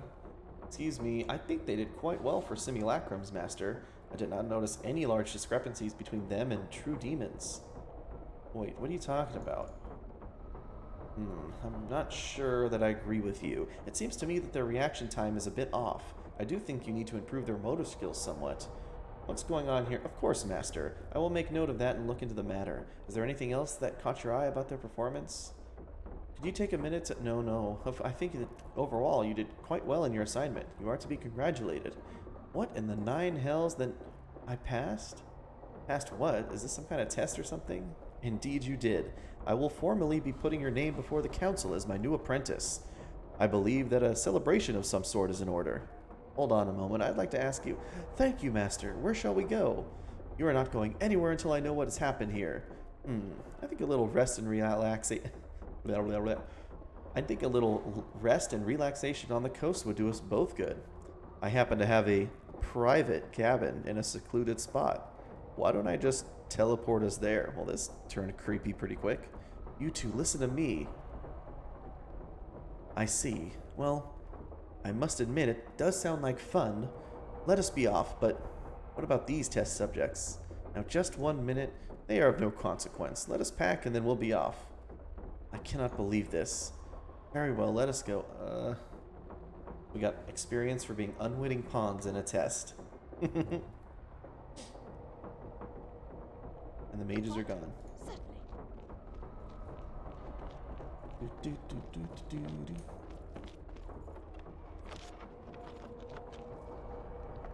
Mind Blank, Gate, and the Diary of Garrick Kata. I might need that. Let me...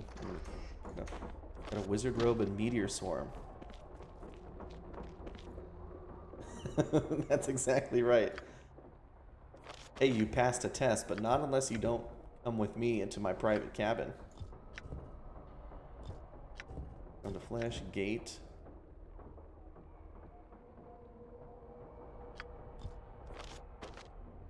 Here we go. Several of these robes were created for the short-lived Mitchell Academy near Burdusk. The masters of the school wore distinctive robes that enhanced their spellcasting ability.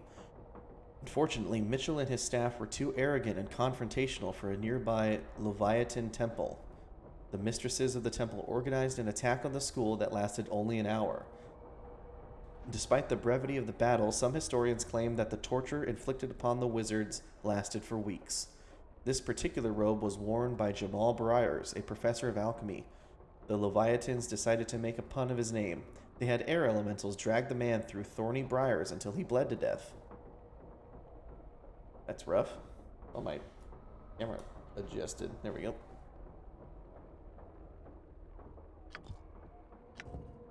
But it's +2 intelligence, +3 charisma. Charisma. Collection +2.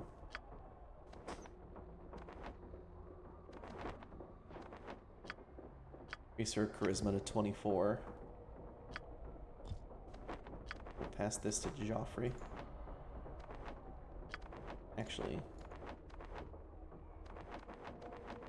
Oh yeah, we do want the charisma. Oh. Yes, we're gonna take off this stupid hat and have her have a cool hood on the robe. That's awesome.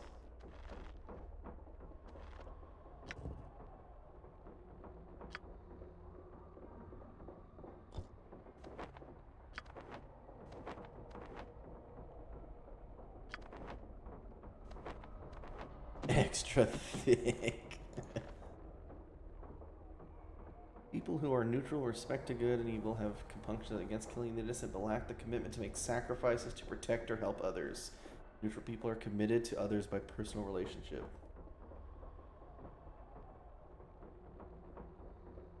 Well, have you ever heard people say that lawful good is the most evil alignment?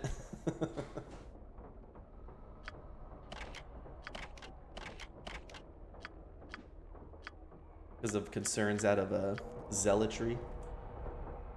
Your desire, so be it. Did I already loot everything in here? I did.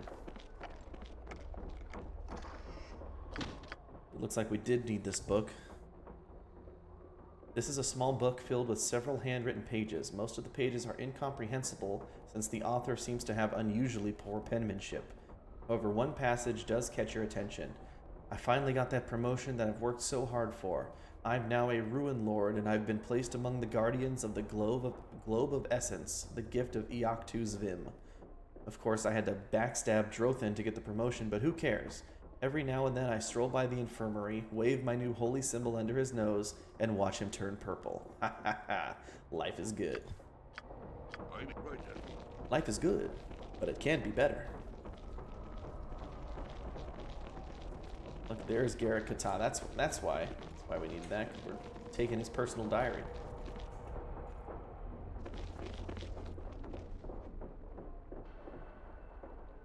I want to be a Slayer Knight of Zvim.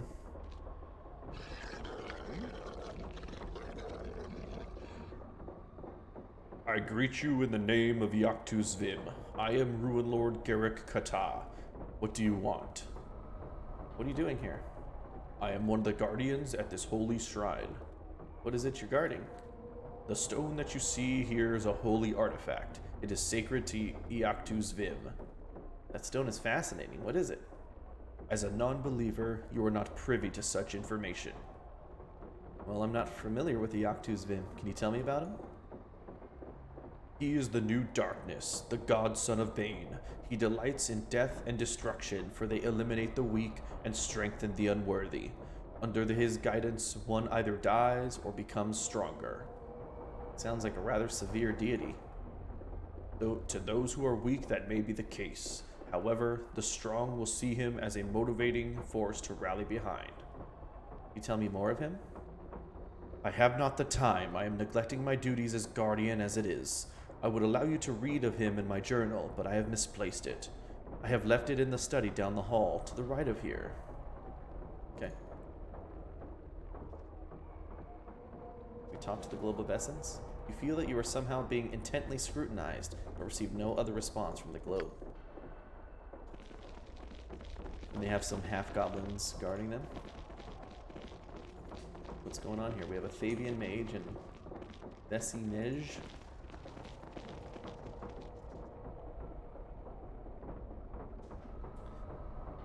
Honor, trustworthiness, obedience to authority, and reliability. On the downside, it can include closed-mindedness, reactionary adherence to tradition, judgmentalness, and a lack of adaptability. Yep. Go on. Done. Ready. I am Vesinej. What would you have of me?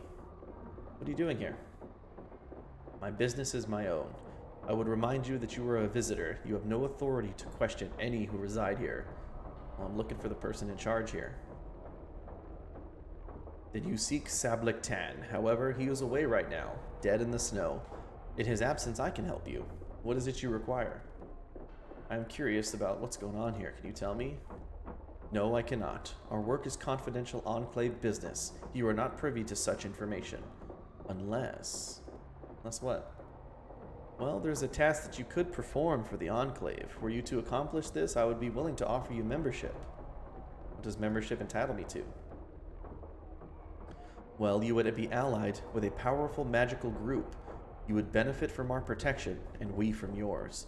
From time to time, you would be given profitable assignments. You stand to make a fortune. I see. What is this task you spoke of? One of the towers here contains an extensive library on the magical arts. We would like to gain access to this library. Unfortunately, entry to the tower has been denied to us. Oh, why is that? The tower is held by a rival mage. He has warded it against magical entry, and he has set up a puzzle at the entrance. I need someone to solve this puzzle, gain entry to the tower, and then report to me on how it's accomplished. Yeah. She's trying to offer me a lucrative job, but I don't know if we need that. Okay, what kind of puzzle? The base of the tower was destroyed in a war ages ago. The debris floats in the air, much like islands in the sea, set with the remainder of the tower above. On the islands are a series of portals which must be activated in a certain pattern. Well, that doesn't sound difficult. What are you not telling me? If the portals are not activated in the proper sequence, the user is slain.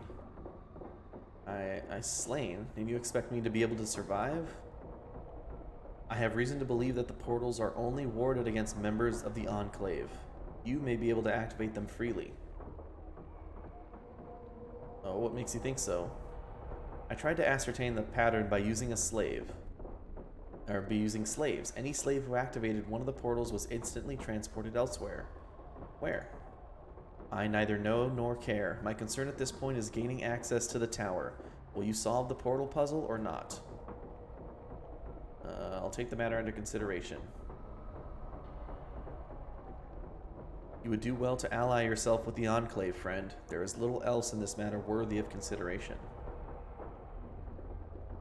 Let's talk to her again. Yeah, fine. I'll find out who this mage is.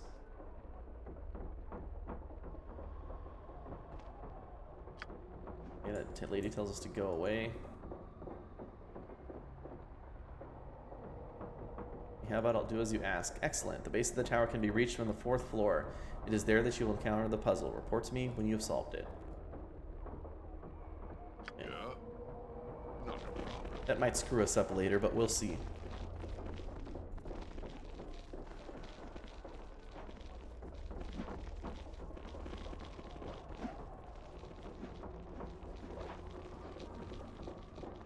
The only thing left is this chick's room. She doesn't want us in her bedroom, so we won't go in the bedroom. At least not yet.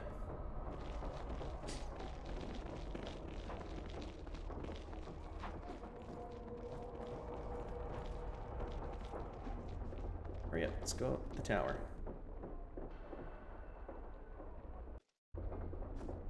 Level 3. Oh.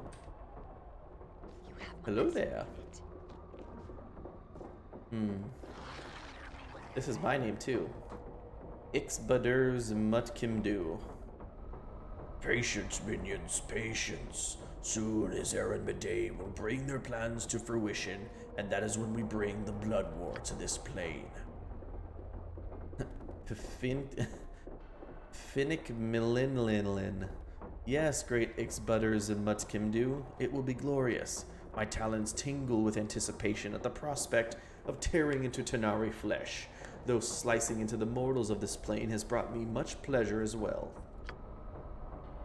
And then Tutup Limbobo says, I do believe I'm getting hungry again for the delicate meat of mortals. I grow weary of gnawing on these carcasses. They must be at least 2 hours old.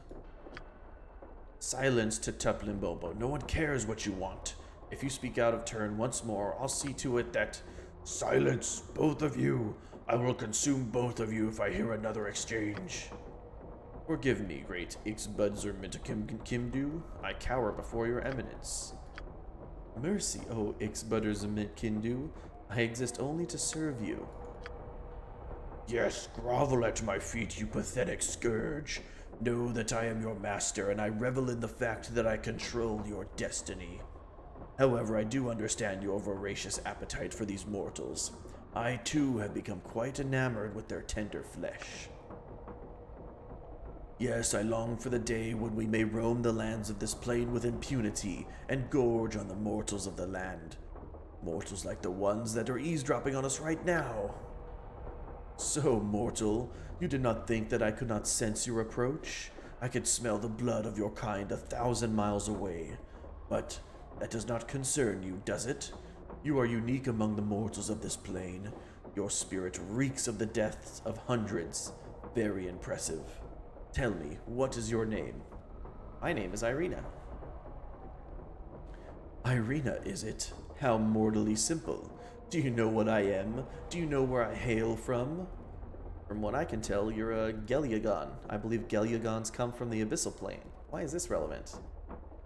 The mortal shows no respect, great Ixbidirxibkindu. Let me eat it. No, your eminence, Ixbirdumikimdu. Let me eat it. Pefinic Mililinin covets you and plans your demise. I am your true and most loyal servant. I deserve to eat the mortal. Enough! For the hate of Bade, I have a simple solution. Tutup Limbobo, you grab its right leg. Pefinic Mililinin, you grab its left leg. Then pull in opposite directions. The one with the bigger piece wins and gets to watch me eat all the remains. If there are any scraps left over, then the winner may eat that. Now go! I do not like that. I hear ya. Yeah, he's gonna COVID us. Right then. Quit your blubbering. The sunbeam the bridge. I am ready.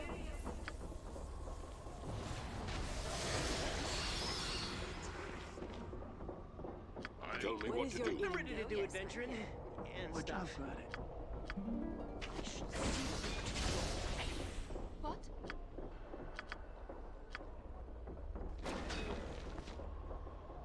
What? I'm Ask listening. politely, or you die. Is that all?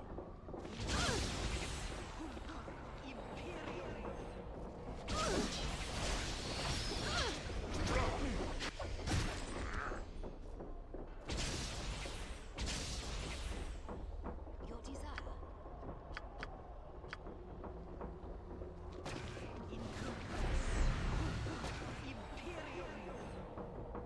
Do-do-do-do.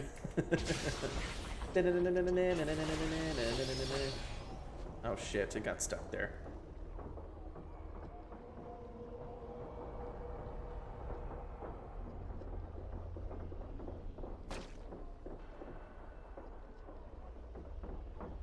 I'm here. What? Sergeant, attack now! Right then.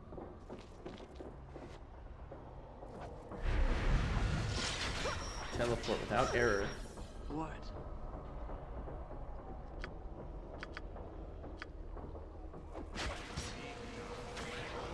Try to summon something on the fireball so it triggers. There we go.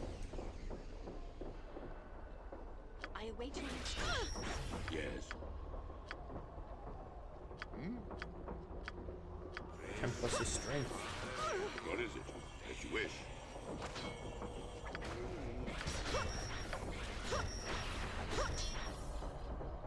Ready. Die if you Alright, Joffrey. Thanks for hanging out, dude. Have a great night. Enjoy your rest. What'd you need?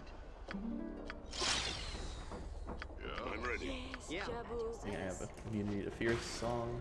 Tell me what to do. Consider it done. I hear ya.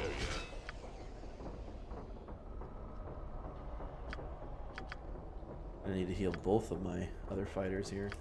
I'm listening. Oh! Be back. Not quick enough. This thing does a lot of damage.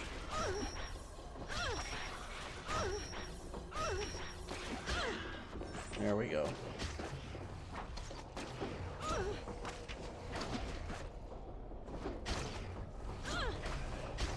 Don't think there are any healers here, unfortunately. Let's try that. I also don't know what skill it is. I don't know if it's a skill or just high intelligence in general, but there's a way to talk to this demon without triggering a fight. But I mean, obviously. What am I? Pacifist? Easy as goblin pie. Yeah. Let's try our rogue actually has I suppose actually the same amount of that's fine, I guess. Your desire. Easy as goblin pie. or I'm stand up front with Divine Shell.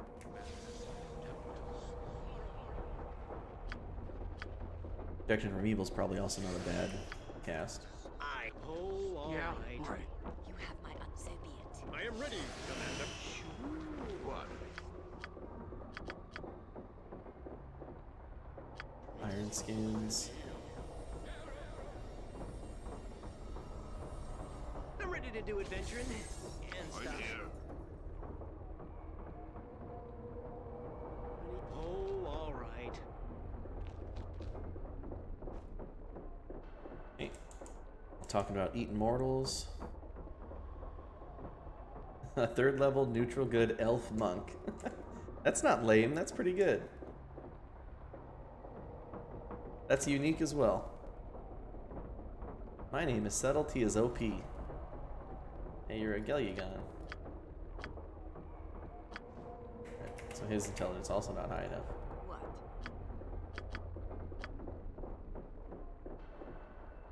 I await your instructions. What'd you want?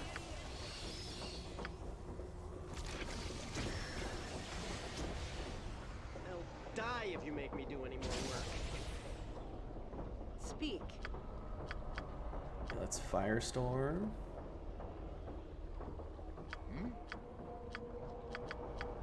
And then Insect Plague.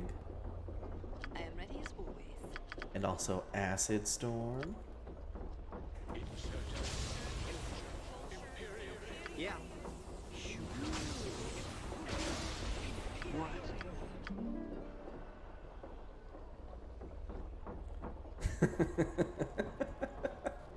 That's exactly you, especially that last part. Hauntingly beautiful. Every time I'm in your stream, it's just like, man, he is so good looking. I'm haunted by the fact. Or I'm haunted by how good looking he is. Ready. Not a problem. Not the best you can do. Yes, Jabuk. Yes, Jabuk. Do a Ice Storm now. At your service. How about another Acid Storm?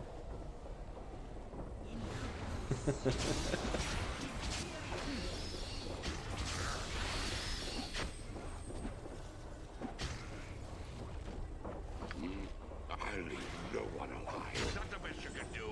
Yeah. Yes. Elendar. Not the best you can do. I hear you. Is that all? Back up.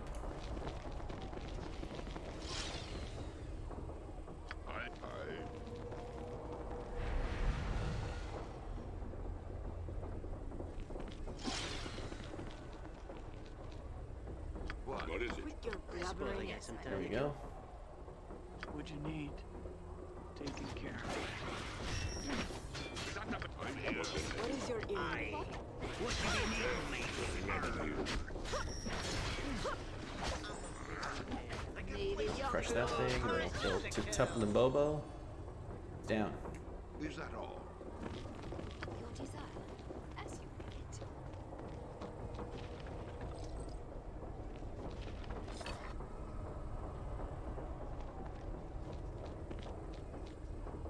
will it. A Limbobo.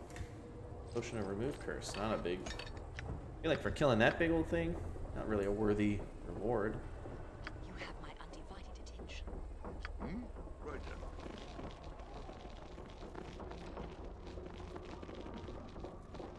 Whoa. Well, here's their Glabrezu guards and their thrones. This is obviously the throne room.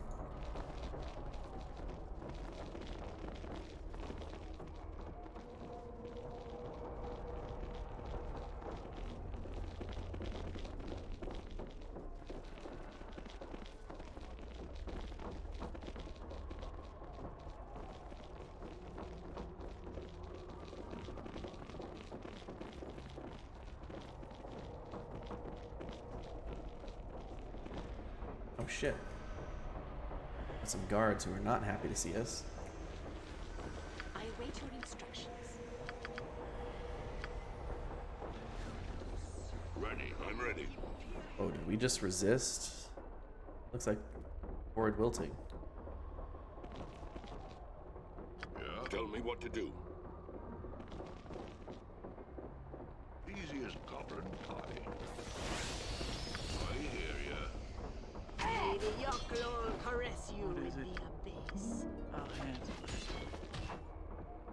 Oh, I am ready, Ready as Commander. got it.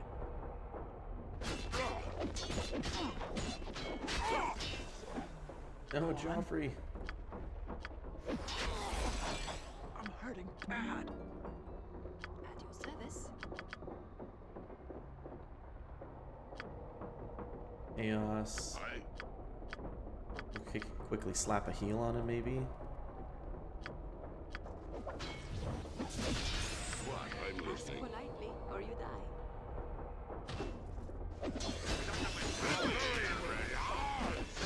Yeah, fine. Move out.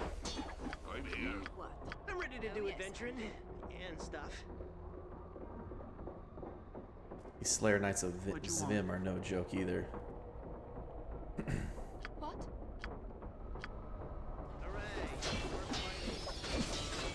Nice. What? Stun the priest. I love it.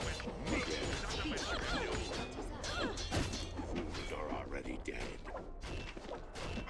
Yes, Jabu. Quick, Eslif, drink a potion and then turn into a dire bear. Is that the best you can do? Elendar.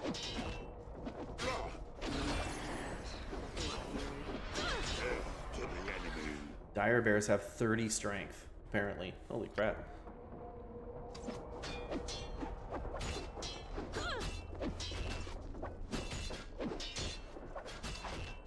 Ready.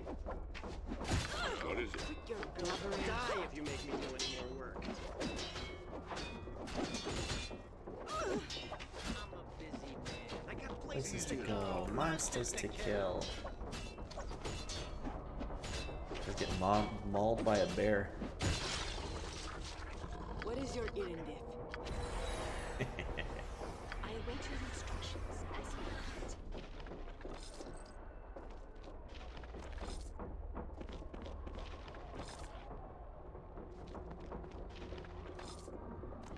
I agree. I mean, we don't know Terry's life, but if he had some good experiences in college, plus on the internet, you experience a lot of different people. I would say Terry knows. I mean, knowing 2 languages, being very familiar with lots of American culture while also being from Hungary. I don't know about. Maybe I don't agree with limited life experience. I might say at least average.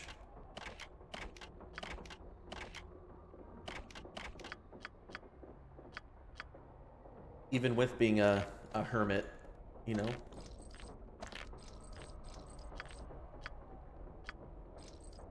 Let's put all this in the bag of holding.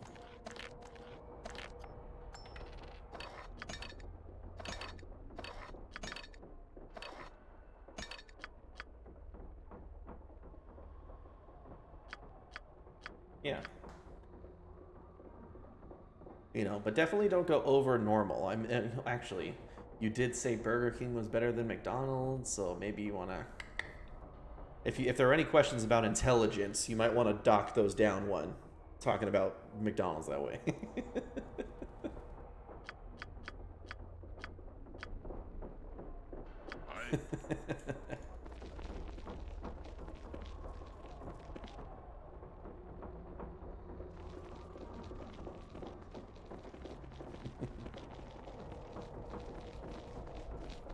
Hey, what is this? A radiant pool, unsettlingly vibrant with magical power. Just kidding. What, darn? Just kidding. I'll do that.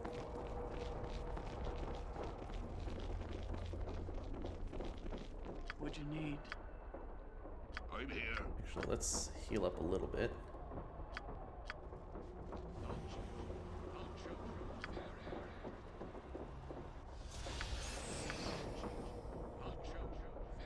Put brain dead in all those.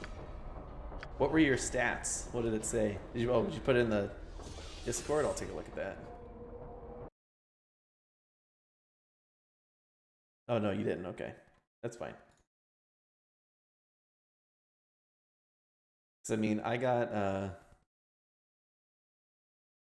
You don't have to redo the whole thing again. That's fine. Because even though I'm so I got Paladin Monk. All my stats were fairly average, but my intelligence was slightly higher. My stats were not very good for a Paladin Monk.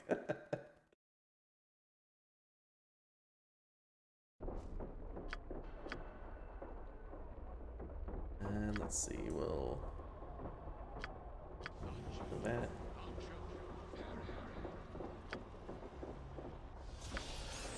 Strength of 1. And haste us. If I remember correctly, I think there are more of those Slayer Knights beyond this door. Ready. So I'm going to actually cast a Greater Shield of Lathander and run through the door as Terry. Is that all? Oh yeah, look, there's a big old trap there.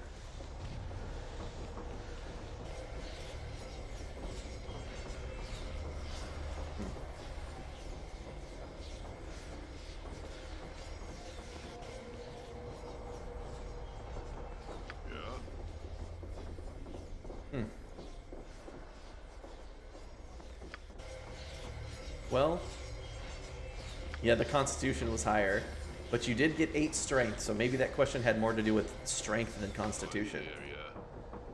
Is that all? Oh, here are the Slayer Knights.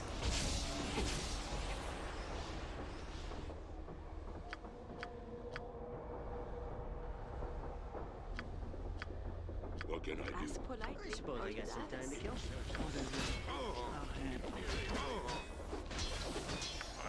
Is that all?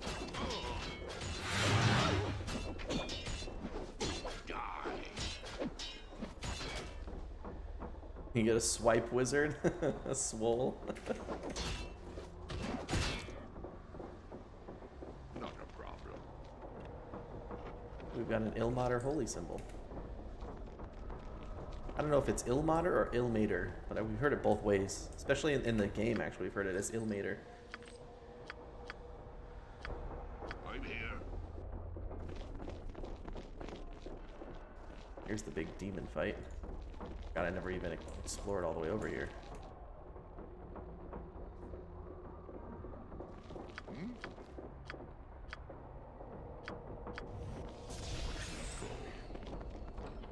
think there's more Slayer Knights in here. There it is. Ready. Is that the best you can do? Is that the best you can do? Is that the best you can do? Yeah, I'm ready. Aye. What you be needing, matey? Arr.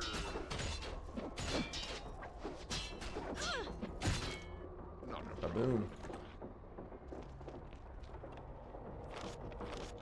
Iron Body, and we got the Iactu's Vim Holy Symbol. Okay. Sure, we're gonna need those. Here,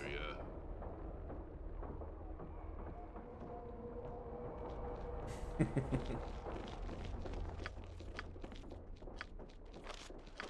those. There's another holy symbol. Here we go.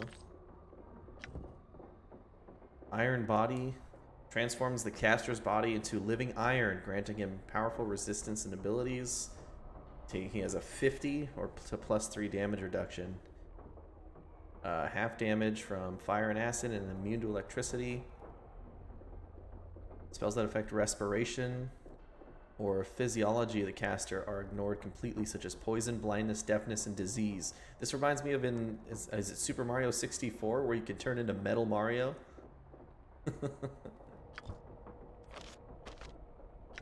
And then Black Blade of Disaster.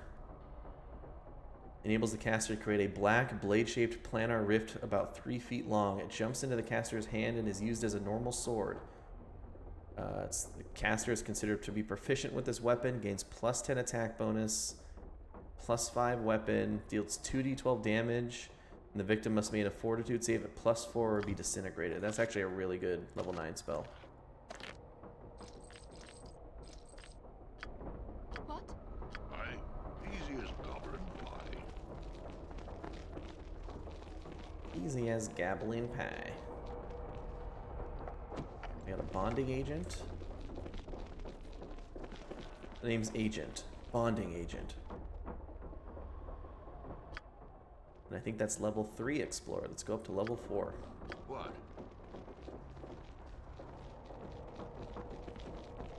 I'm here. But before we do that, we have a level up. This might be our last level up of the game. I don't know if we'll get enough experience. I don't know if we'll get enough experience before the end of the game to go up one more. We might have one more. But let's see. Level 16 Cleric. At 20 Strength. Have a level 12 Barbarian. At 24 Base Strength.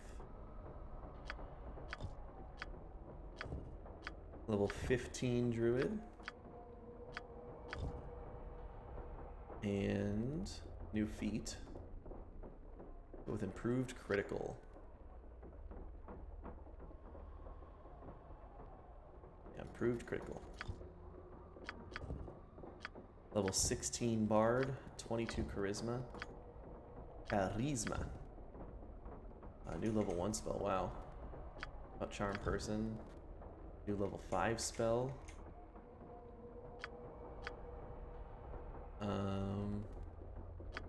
Shadow Conjuration. New level 6 spell. Ooh, more Massed Haste. Have Great Shout. It is a little late to get any level 1 spells. It's kind of like, thanks, I guess? Question mark.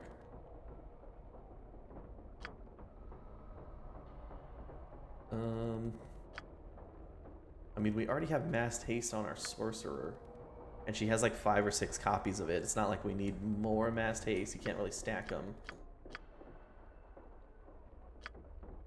Let's do Invisible Stalker and Greater Shadow Conjuration. Level 6 Fighter. 24 base Dexterity. Oops. We'll do Disable Device and Open Lock.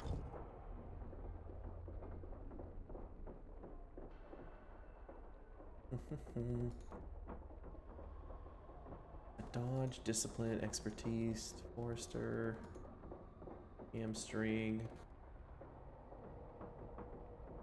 Multi-clapped him into a fighter. I did, to make him a better archer. I should have used him more as a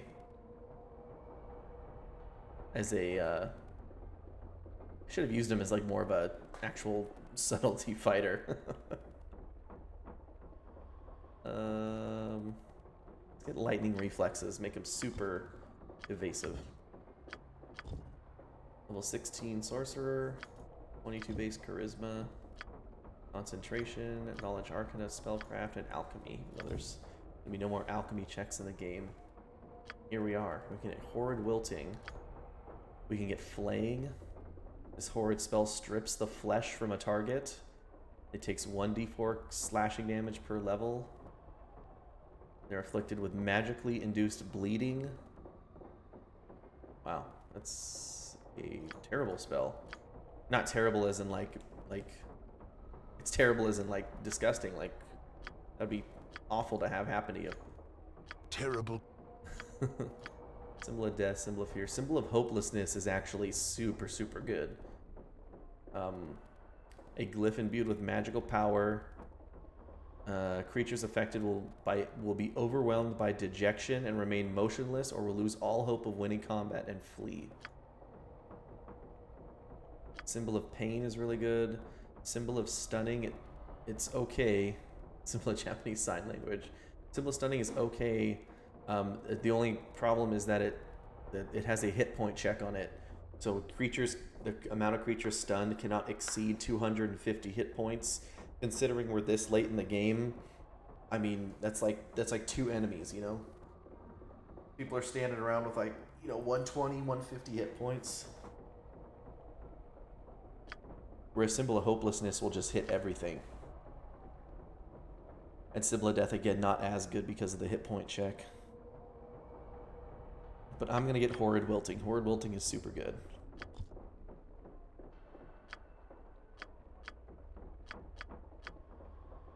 And then we have a new level 8 Druid spell we can get. We can get this Whirlwind and then combined with Joffrey's music, and we'll definitely be doing Sandstorm. It creates a Whirlwind. Once the Whirlwind reaches its destination, the caster will lose control and the Whirlwind will fly around randomly. The caster is immune to Whirlwind, and elementals and other huge creatures are not affected, but if a creature is caught in the path of the Whirlwind, it takes 2d8 crushing damage, 2d8 slashing damage, and may get stunned for 2 rounds. Creatures with 2 hit dice or less are automatically killed, and a maximum of 8 targets will be affected. That sounds like fun. Seems like a fun spell to just start throwing around.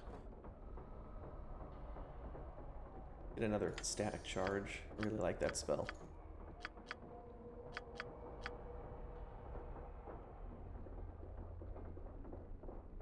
Fill all the circle or stun one enemy for 3 seconds. Oh, for Terry, I'm definitely going to pick us up Symbol of Hopelessness. Really good spell. Also going to get us Greater Restoration. That might help us out in a pinch.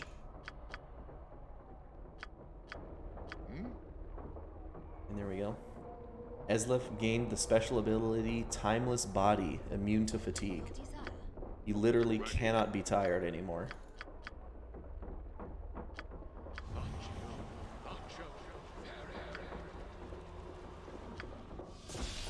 Our traders never get tired. Perfect.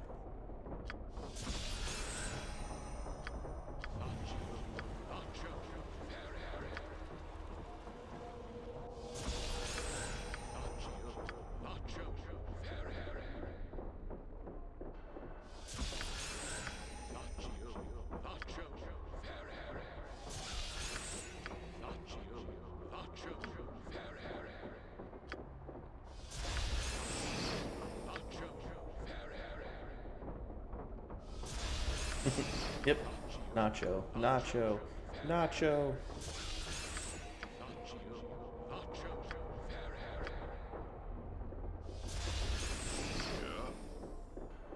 You have my undivided attention. Yep, we're all healed up. Let's go to the top floor.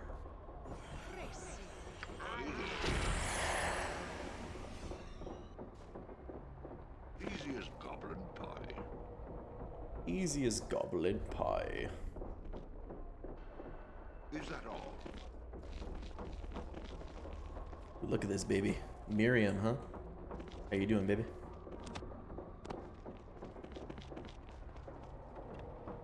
We have Demon's Blood. This small vial contains Demon's Blood, often used creation of potions and whatnot. Okay. We have all these different agents over. What do you want of me? Who are you?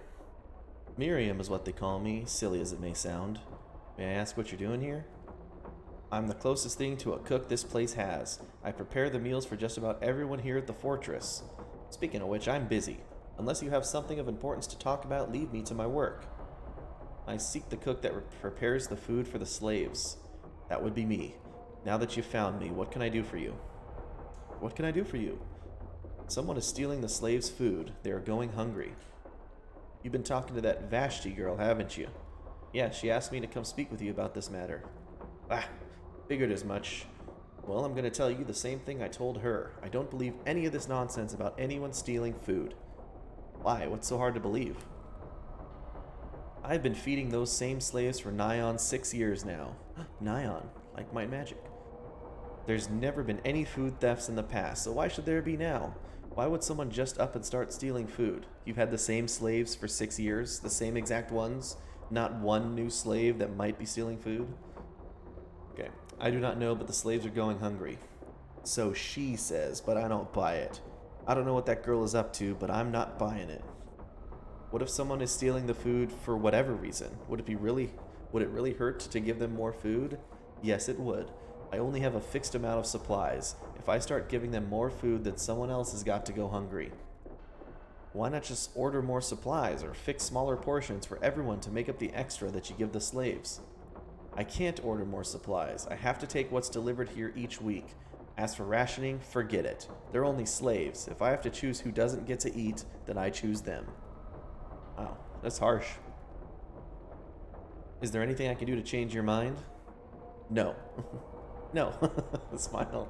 Now get out of here and leave me be. I have to work to do, and you're keeping me from it. Or is there something else you want to pester me about? Oh, farewell. Ooh, let them eat cake. I'm actually going to write that down. Thanks for nothing, moneybags.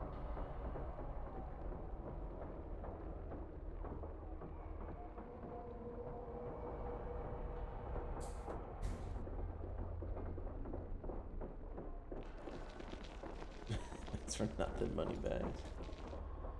Riki. This hallway seems to have been recently repaired. However, upon closer examination into its dark reaches, you can see that it has been sealed off and leads to nowhere.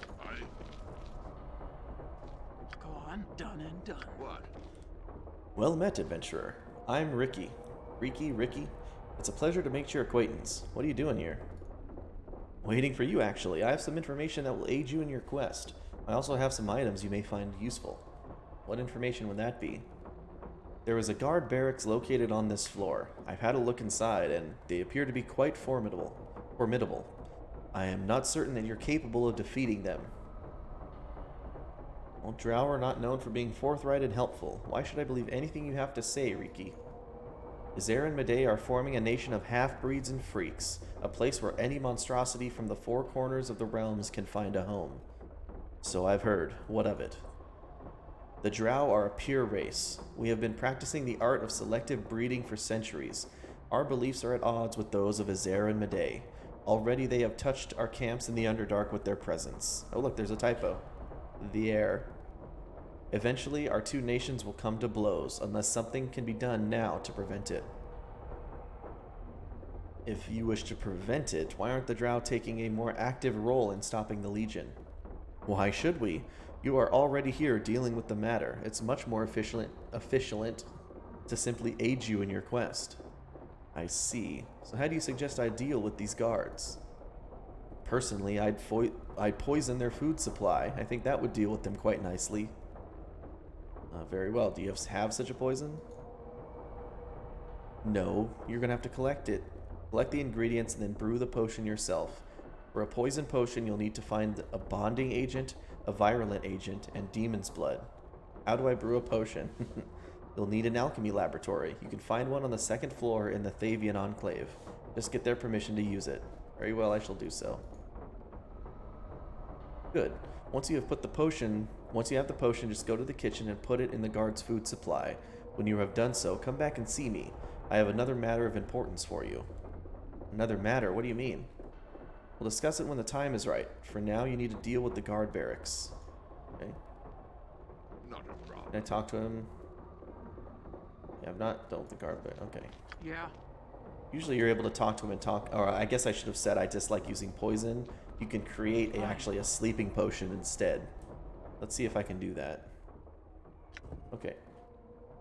Here we have Arc of Gold. I absolutely want to buy that. He is also a unique vendor in this game in that he sells unlimited versions of bolts and arrows +5. Arrows +5, bolts +5, and bullets of +5.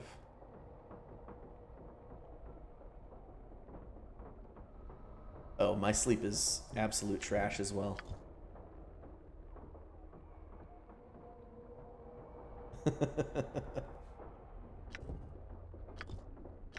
Light crossbow of accuracy, a sling +4, set of leather, some bags, another cloak of displacement, boots of stealth, and cloak of non-detection. Alright, dude. Have a good rest. I'll catch you later. Take care. Let's buy Arc of Gold. Can be argued that the Arc of Gold and its sister, the Mithril Arc, brought about the end of the Dwarven Elvish alliance in the north many years past, and led to the destruction of the Severed Hand and the fall of Dorn's Deep. Many tragedies have occurred around these two items, and many are the deaths that they caused, although no arrow was ever shot from them. At the height of the Dwarven Elvish alliance in the north, a disagreement arose between the two races over the matter of trading enchanted weapons to the men of the south, who were beginning to establish a foothold in the north. The dwarves were of the opinion that the many great works that had been built through the joint efforts of the dwarves and elves should be offered up to man, and the profits used to fill the coffers of both races. This suggestion was not well received by the elves nor their leader, the Archmage Laeral, and the matter was quickly dropped. Laeral from Icewind Dale 1. However, when the Arc of Gold, one of the items fashioned jointly by dwarven and elven weaponsmiths, was found in the hands of an orcish war party not long after the debate in the Alliance councils, the elves accused the dwarves of selling the weapons to the goblinoids out of greed. The dwarves, insulted, broke the shafts of their hammers in the middle of the council and broke talks with the elves, returning to their halls in Dorn's Deep and never speaking to them again. The two races, now divided, were soon swallowed by the dark horde that was devouring the north beneath its banner. At the time of the fall of the Severed Hand, the Arc of Gold was mounted within the halls of the Severed Hand as a reminder of the dwarven treachery and dwarven greed. When the Severed Hand fell, the Arc of Gold silently watched as the goblinoids tore apart the elvish defenders and laid waste to tower after tower, until the elvish Archmage Laeral, in a desperate measure, brought about the mythal cataclysm that sealed the fate of the Severed Hand once and for all. When the mythal was cast, the Arc of Gold vanished from the halls of the Severed Hand and has not been seen since, until now. So this longbow is excellent. I don't know for sure whether or not it's considered a longbow +5, but its damage is +6 and attack bonus +6. I'm gonna buy that bad boy right up.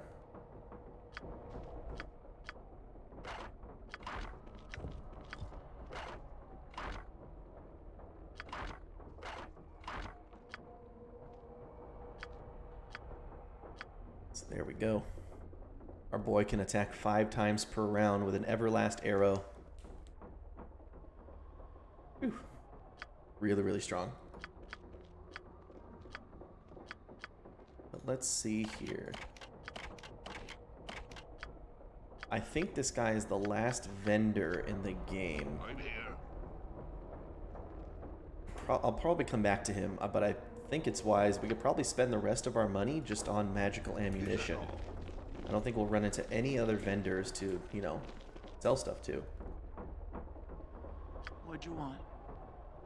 I await your instructions, certainly. So quick save there. Here we have Executioner's Eyes. It's actually another extremely good spell.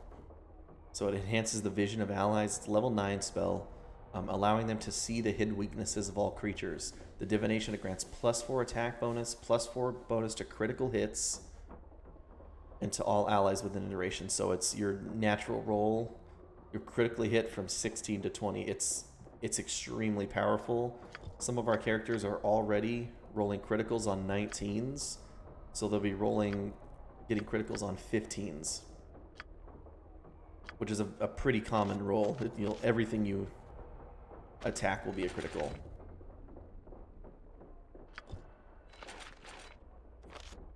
Back so much though, I think I'm gonna maybe use that scroll in the final battle. Swan of Enfeeblement can ditched. Then we have the Black Hands of Shelgoth. Shelgoth, a powerful lich living in the wake of Netherill's fall, was a terror to bands of Netherese refugees who wandered around the area, near the area once known as Mondor's Footstep. Hey, like Mondor from Heroes 3. His undead warriors and animals were dreadful to behold on their rocky perches. It took the concerted effort of over 100 invaders to defeat the lich. Once the terror had been dispatched, some arcanists turned wizards decided to use the magic-laced skeletal hands in the construction of a helm. Some historians mutter in the margins of their writings that the wizards may have been attempting to construct an item similar to the ill-fated crown of horns. The helm's history post-creation is unknown. So under the spell Death Ward, and can cast inflict moderate wounds once a day. We'll give it to Eslif, because all he has is a basic helmet, no special stuff there. Actually, I think I put my hat in here. Yeah, our Yeti skin hat. I didn't realize our rogue didn't have one. Put a hat on.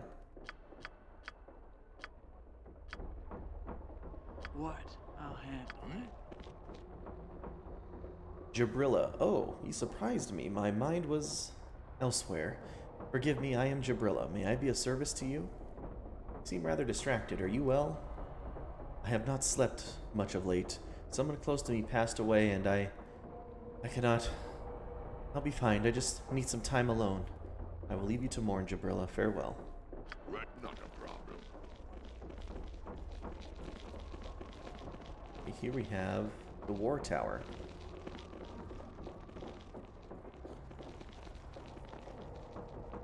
We have some Slayer Knights of Zvim and the Hate Master Drothan.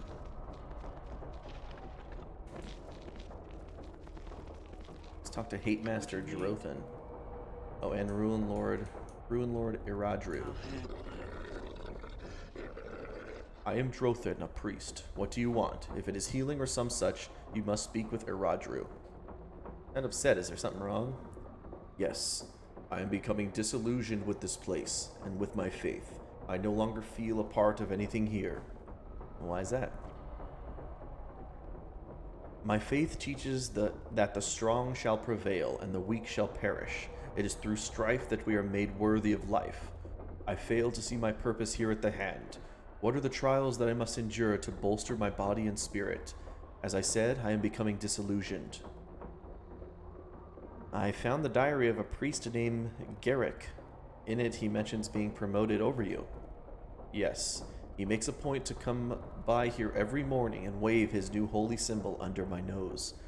One of these days, I'm going to shove that thing right up his... Is there something special about his new holy symbol? I really should not answer such a question, but yes. The new symbol grants access to the priest's chambers in in the tower. Anyone who possesses a symbol can enter the teleport circle and they will appear in the chamber. Garrick also mentions the Globe of Essence. Can you tell me anything about that? The globe is a gift presented to her ladyship Medei by Iactu Zvim himself. It was given to her when she renounced the faith of Ilmater. The globe contains the essence of 3 demons. So long as the globe is intact, the demons cannot be slain. These 3 demons. 2 of them are Azarin Medei's bodyguards, and the 3rd is the slave guard? Yes, that is correct. I see. Can you tell me how to destroy this globe? What you ask would be a betrayal of my faith. Oh, to the 9 hells with it. Listen, I do not know how to destroy the globe, but there is one who may. A priest of Ilmater has been imprisoned in the War Tower. Seek him out. One last question. Where can I find this globe? It is in the temple on the 2nd floor of this fortress. I must leave here now. I cannot in good faith remain. Farewell. Alright, we got a bunch of experience for that. Let's talk to the Ruin Lord. Well met. I am Iradru, High Priest of Iactu Zvim. How may I serve you? I am in need of healing. I do not recognize you. You must be a foreign delegate. May I see your pass? Okay, so I was mistaken. There is a healer here. resurrect you from 20,000 gold. What is it? I'll handle it. I hear ya. Okay, can you tell me of Yoctu's Vim? He is the new darkness, the godson of Bane. He delights in death and destruction, for they eliminate the weak and strengthen the worthy. Under his guidance, one either dies or becomes stronger. I'm interested in the demon god on the first floor. Can you tell me about it? No. Had you a need to know, you would. Ask about it no more. The creature is being used to enslave people. Are you aware of that? Of course I am aware of it. I revel in it. The slaves will either survive and become stronger, or die because they are weak and undeserving better. Such is the will of Yoctu's Vim. Okay.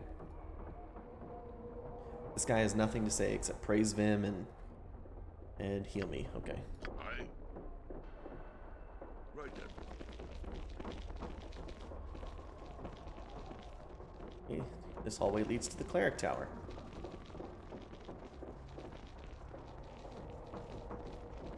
Then this hallway leads to the officer tower. Oh, fine. I'm gonna pop into this room real quick. David Mage, you there! This is a restricted area. You will need to leave. Forgive me, I apparently got lost. I will leave at once. So this is the room full of guards. It's got mages, just generic guards, half-goblins, Yuan-Ti half-breeds. But just a pretty powerful set of folks here. What? Now, we have already slain the lost followers. I think we could take on the guards, even though it says we can't. But you get an experience bonus for I am ready as always. poisoning the guards in some way, so I think we'll attempt that.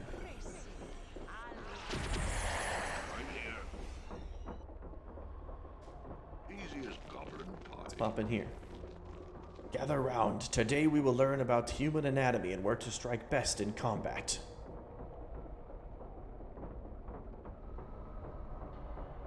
I will demonstrate using these slaves. We will start with a thrusting attack to the chest, which will effectively shatter the heart.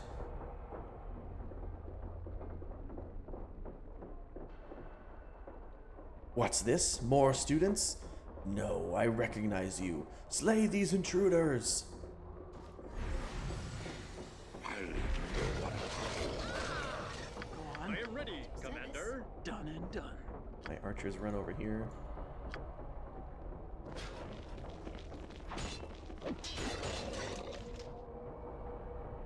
Yeah. Done and done. Tell me what to do. I'm ready to do adventure. Son Quasta, dos Elegnan. Hit this Glabrazoo guard.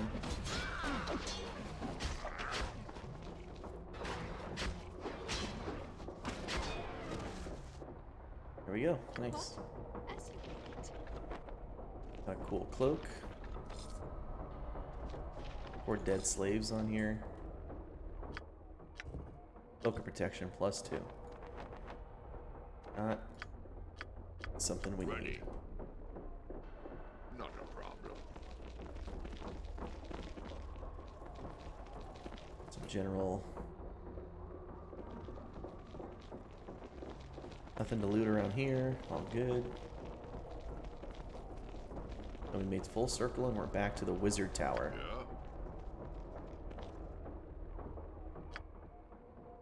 So the only unexplored area is the guard room.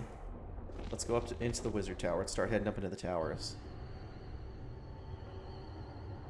Is that all? This ruined stair once led to the next level of the mage's tower. Now, however, it is nothing more than a blasted ruin. A crude star has been sketched upon the uppermost step. Above the point of the star is an arrow pointing up. So I think that's your hint. I don't think there's anything else in the game that tells you how to figure this out. But it's the crude star with the arrow pointing up. You click on these. I think it goes like this. You create a star with the graphics. I hear ya. Teleports you right upstairs. Easy as goblin pie. Here we have an iron golem.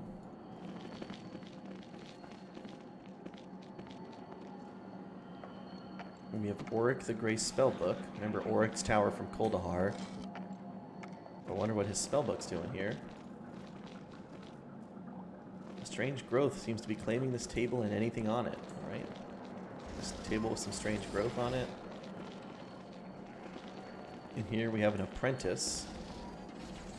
Small writing desk. Let's ask the apprentice. As you approach, the gnoll sets down a tome he appears to be reading and turns to face you. His ears swivel forward and he gazes at you steadily. You are a gnoll?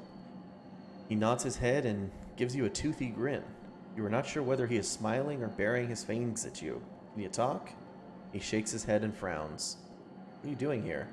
He points to the book on the table next to him. Glancing at the title, you see that it is a book based on basic magic principles. You're studying magic. He nods his head and grins once more.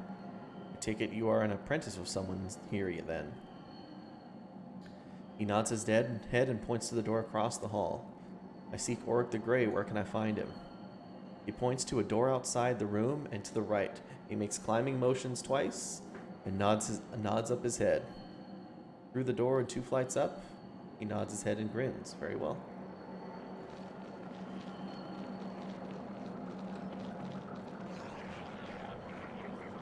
Here I have apprentices and then Weenagu. Once again, another Icewind Dale. This is actually an Icewind Dale 1 character. I give you greeting, adventurer. I be Weenagu, apprentice Auric the Grey. How may I serve you? Or how I serve you? I seek Auric the Grey. Where can I find him? Master upstairs in workroom. You leave here, go left through door, upstairs past library. You find Master there. Okay. You're a goblin? Yes, Weenagu be goblin. I direct descendant of Weenog, the first goblin wizard. Oh, I'm sorry. Weenog was the goblin mage from the first game. Who was Weenog? He first apprenticed to Auric. He wizard of great renown now. I've never heard of him. Well, you not goblin, so me not surprised. You tell me about this place? No can do that. Weenagu not historian, just apprentice. Not know about severed hand. Okay, I was not aware goblin could be a wizard. Goblin not stupid, just uneducated. Goblin life is hard life, but they not know better. If take patience and time to train, then goblin learn. Goblins then better themselves. It's pretty insightful for a goblin. Let's head up the stairs and speak with Auric. It's iron golems. Stairs through you vacantly. Okay.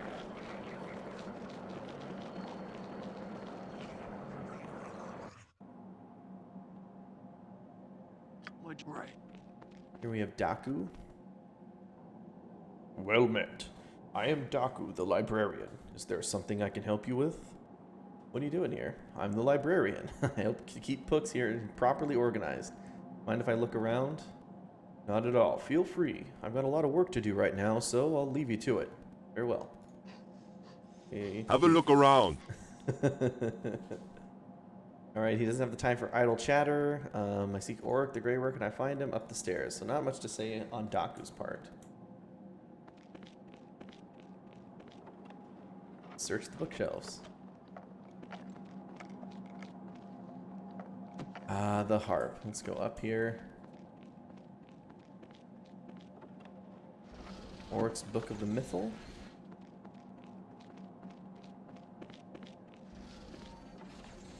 And the Tome of Ilmater.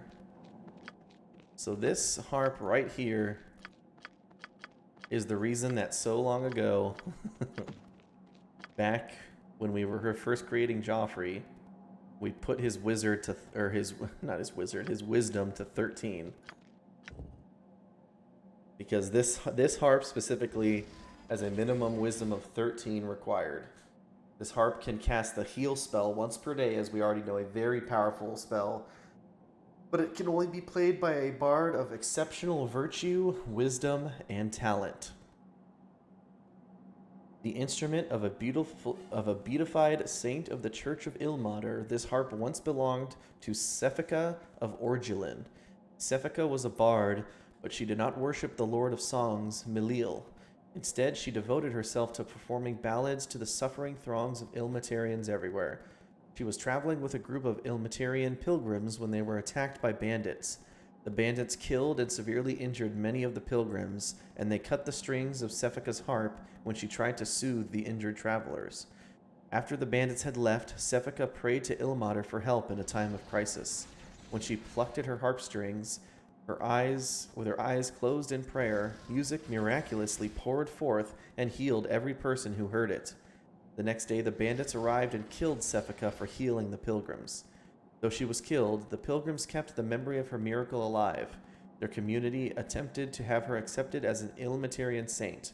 They succeeded in 1218 DR. So not usable by evil either. But old Joffrey can use this bad boy. I think now that we have the violin... Oh, you know what? Actually, I'll give him three instruments. We can toss these potions aside. Put those books over. Auric spellbook.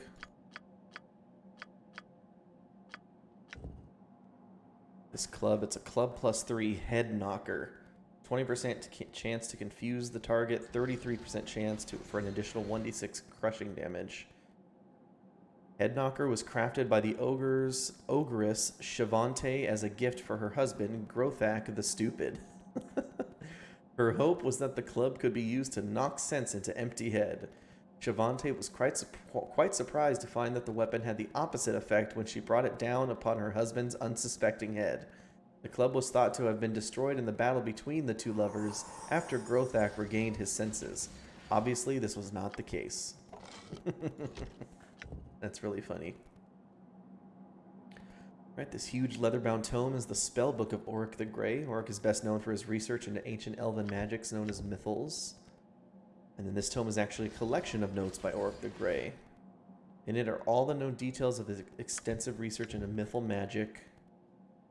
And then this dusty but beautiful, heavy red leather-bound tome has all the tenets of the Ilmater faith. In addition, the tome has all the faith's rituals, including the Ilmater sanctification ritual, which will be important in just a little bit. Right then.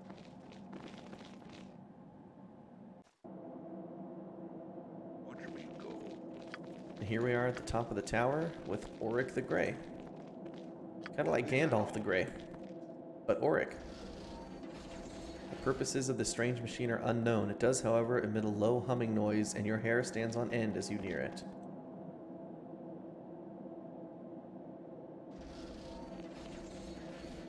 Can I loot this stuff?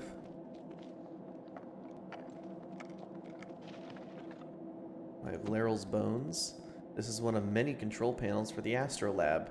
It appears functional, but you're not sure what it does. I'm here. What? Right. Well met. I am Auric the Grey, master of this tower. Your presence here is unexpected. What would you have of me? Well, I apologize if I am inconveniencing you. Apology accepted. How may I aid you? There are some matters that I would discuss with you. Very well. Feel free to ask me what you will. What are you doing here? I am conducting research on a type of spell known as a mythal. There is one in place here at the hand. I'm not familiar with mythals. Can you tell me about them? They are the most powerful spell of protection that has ever been devised by mortals. It is a lost art that I'm trying to unlock the secrets to. Is your research progressing well? Forgive me, but I am not at liberty to say. I must ask that we speak of something else. Why are you called Auric the Grey? I tend to ignore events around me, good or ill, and not take sides in matters, unless they affect me directly. Thus, I've been labeled a grey magician rather than a black or a white one. Are you in league with the Legion of the Chimera? No, I am not. However, I don't openly oppose them either. My position here is difficult to understand. What do you mean? When Azair and Medei first came to the hand, I ignored them. I didn't consider them to be a serious threat to me, and my research was more important anyway. Over the years, they have proven that they are indeed a serious threat. However, they now have a strong following and are firmly entrenched here. The time to act against them has passed. Do you intend to do nothing? Precisely. At this point, neither side is certain that they can defeat the other, so we are in a stalemate with each of us watching the others for a sign of weakness. When the opportunity arises, we will strike. They have asked me to tip the scales against you, Auric. Oh, how so? Vessi Nedge asked me to find a way into this tower and report back to him. Ah, I didn't realize we'd have the option to betray him. Yes, I'm aware of that. I was wondering if you would be open with me and tell me about it. You know, how could you? Vessi Nedge and I have been at odds for some time. I make it a point to keep an eye on him and his associates. I know that you spoke with him, and I know what he asked you to do. Well, I would like to put an end to Azair and Medei. Will you help me? Well, I'll not oppose them openly, but I'll do what I can for you discreetly. There is some important information that you should have. Well, why will you not oppose them openly? I am not certain that I can defeat them, even with your aid. By not confronting them openly, I'm protecting my own interests. I see. Well, so what is this information you have for me? From time to time, I've had to make concessions to Azair and Medei to keep the situation here in balance. One such concession was to aid them in the creation of a radiant pool. I have no idea what a radiant pool is. Can you explain? It is a pool of magical energy so pure and concentrated that it appears to flow like water. You were able to create such a thing. Yes, but it was not an easy task. I had to tap into the power of the mythal that protects the hand. I'm afraid that my actions will come back to haunt me. Haunt you? How so? I assume that you've noticed the vile growth that covers most of the architecture here? Yes, what of it? It was not long after creating the pool that the growth began to appear. It started slowly at first, but has become more prolific of late. See, the growth's all around. What's the meaning of that? It indicates two things. First, the mythal has most likely become corrupt. Second, it's active in taking a role in altering its environment. Why do you say that the mythal's corrupt? It should be making an effort to preserve the hand, not further the changes inflicted by Azair and Medei, unless what? Unless it's trying to attune itself so that... I can't speak further on this. I need to investigate some things first. Well, then let's return to our discussion of the pool. How does it benefit Azair and Medei? They can replenish their health and magical energies by drinking from the pool. If you wish to end their reign, you must first taint the pool. It can be found near their private chambers on the 3rd floor of the hand. Okay, how does one do that?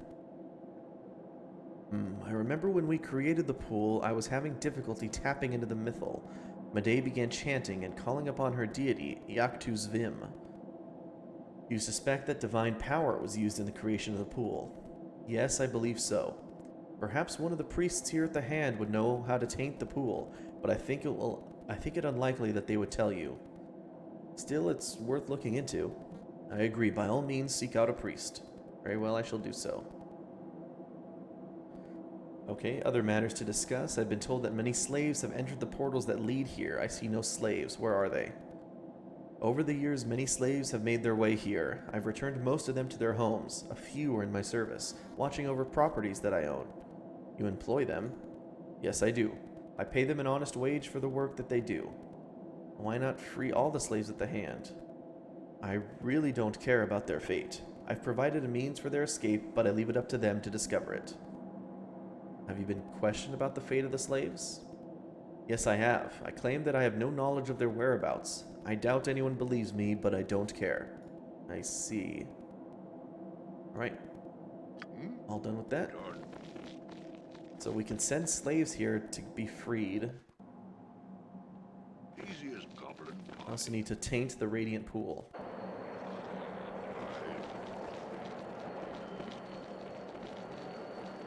The floor here has been crudely patched with wooden planks. Looking through a crack between the boards, you can see the ruined portion of the tower below. Teleport back down.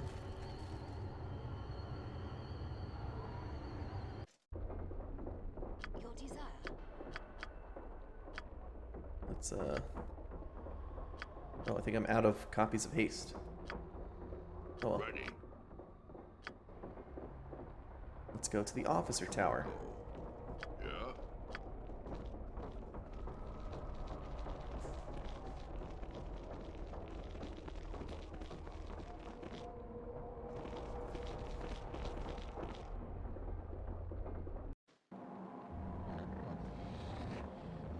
Ooh. Not a problem. think I remember this. Easiest goblin pie. Join the Legion of the Chimera, they said. We have Sprog, Bugbear Captain, Yanti Half-Breed, a Red Half-Dragon. Sprog say no. Wait. Shh. Sprog doesn't allow talking in class. Yeah, I think they are. I was told there'd be no math. Captain Bugbear guy. See the world, they said. Some Slayer Knights of Zvim here. Half Orc. Actually, I'm fairly confident this leads to a fight, so a drop on Holy Might. Armor of Faith. And Holy Power.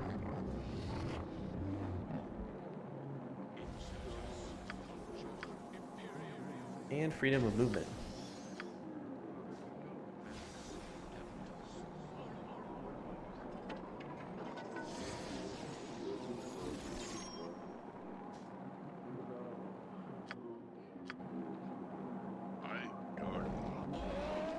Hey there, buddy. What you want? Sprog teach scrubs now. Teaching? What are you teaching? Sprog teach basic battle tactics. Sprog would demonstrate on you, but you diplomat. You safe for now. You must leave, though. This is no place for diplomats. Oh, I guess I can trigger a fight. I don't think I need to save these people for anything. We'll tell them I do not take orders from the likes of you. I am a diplomat and demand respect. Rah! I have no time for this. Class, attack foolish intruders and show Sprog what you have learned. What? Well, let's hope Terry can get out of there.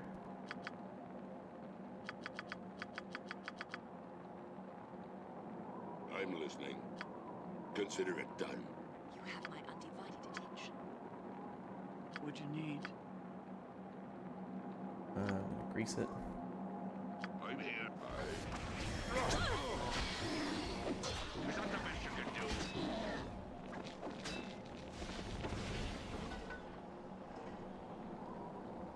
I await your instructions. Then we'll cloud kill. Yes, Jabuk. Yes, Jabuk. Spike stones. Is that the best you can do?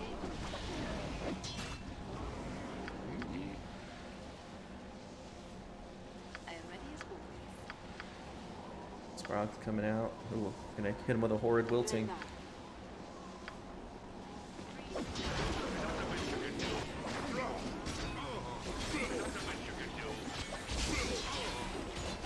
Shit, I hit our own guys with that.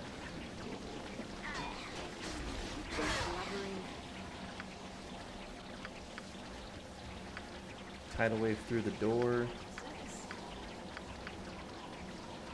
And a delayed blast fireball.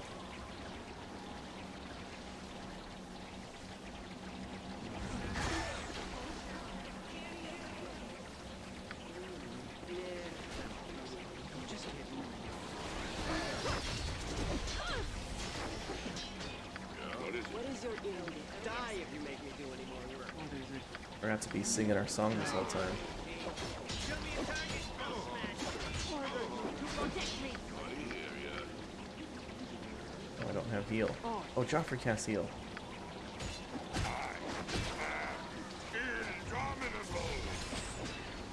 What can I do?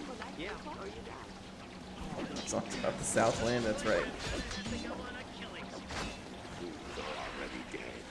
I'm ready. You fools are already dead. This red half-dragon can breathe fire. Who would have thought? I'm here.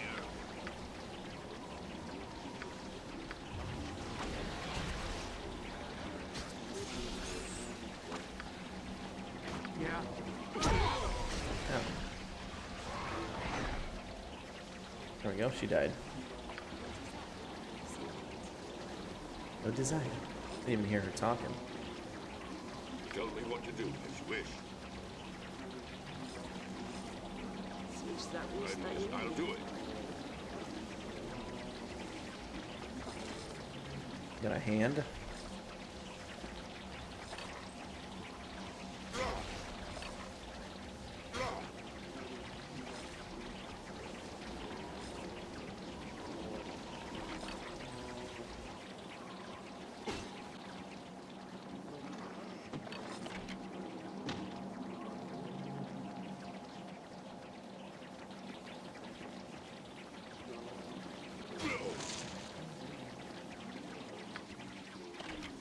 Let's identify all this.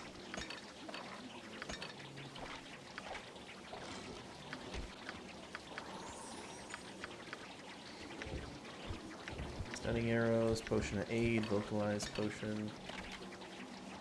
Oh, Painter's full. Forgot I still had space in my still have space in my potion bag. Then we have the Monkey Paw of Discipline.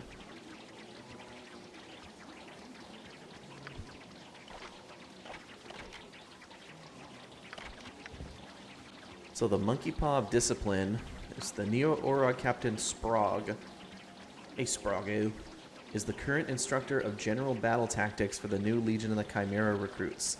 As such, he needed a tool to keep his new recruits submissive and in line. Thus, the Monkey Paw of Discipline was created. The Monkey Paw of Discipline looks exactly like the name describes. It consists mainly of a large petrified monkey's arm severed at the shoulder. At the shoulder joint, it looks like a one-handed grip was jammed into the bone and magically fused. At the opposite end, the paw is open and is the main dealer of pain. Once someone is smacked with the paw, aside from the considerable damage, there is a chance that the recipient of the discipline will suffer from heightened fear and or confusion. Once these symptoms wear off, it is not likely that the recipient of the paw's discipline will ever be a problem in the future, especially while class is in session.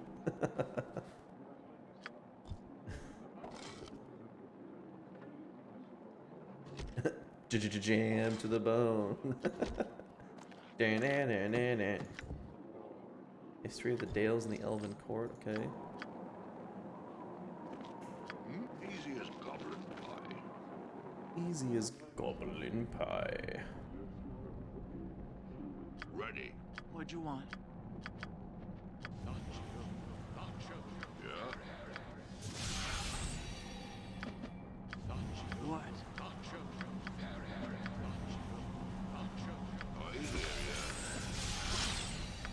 ya. What'd you need?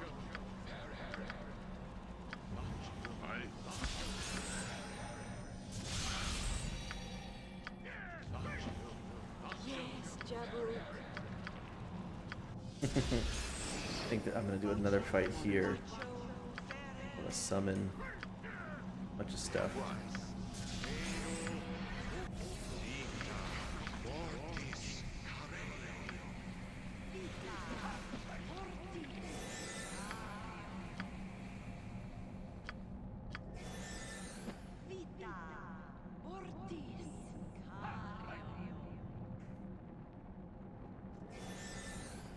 I'm here. I'll do it. I'll do it. Oh, I forgot about these monks. Keep training, scum. And the Zvimian monks. Arts. Zvimian monk says I don't have a place on my body left to bruise. This looks like a gnome or a dwarf monk. We have Eltob and Morvin. Hello, stranger. Do you know I hate you? I'm afraid I don't have time to listen to your senseless banter. I must return to my meditations in hate. May hate and loathing be with you and guide you. Okay. Yes, I do not recognize you. Are you lost? I have a delicate pass, so I took it upon myself to tour the facilities. So you do. How convenient. Allow me to introduce myself. I am Morvin, and these are my pupils around you. Pupils? What is it you teach? I am the High Zvimian monk here at the Severed Hand, and it is my task to teach these less than worthy individuals the intricacies of martial arts and Zvim philosophy. I can see you have your work cut out for you, so with that, I'll leave you to your teachings and be on my way. No, please, don't go. Yet. Your tour would not be complete without a demonstration of our skills. What say you to a quick combat demonstration? Well, my diplomatic duties require my services elsewhere, perhaps another time. Yes, I see. Diplomatic services and such. Very well. Feel free to explore all you like, diplomat. However, I would ask that you not interfere with my class in the future, lest I give you a private demonstration of Zvimian martial arts. As you wish, I'll be on my way. Oh, wait, but I forgot to ask you. I warned you not to interfere with my class in the future, didn't I, diplomat? Now you will pay for your lack of respect. Oh. Yes. That sucks. Done.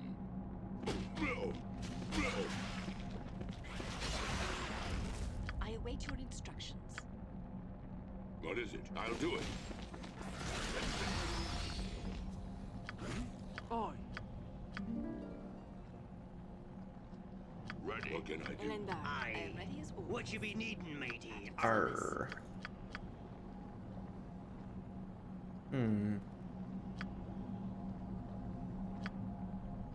I think these monks have pretty high spell resistance. I'm ready. Plenty of death for everybody.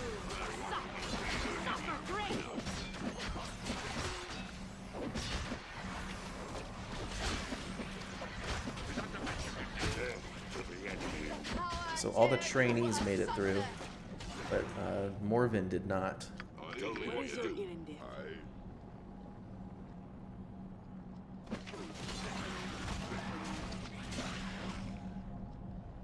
I'm ready to do adventuring. See if I can cast a few spells his direction. Power word stun, maybe? Unaffected, okay.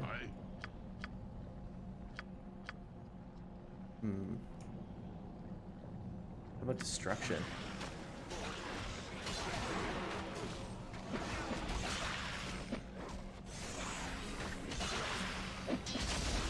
Oh. So we took 26 magic damage from destruction. That's pretty good. Let's try harm.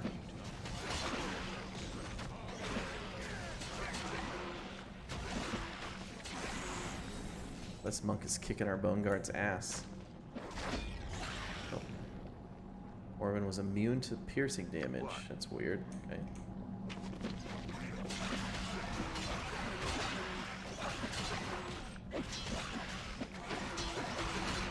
Let's kill this Bone Guard. Kill Morven. Oh, Terry got hit by Stunning Fist. I'm listening.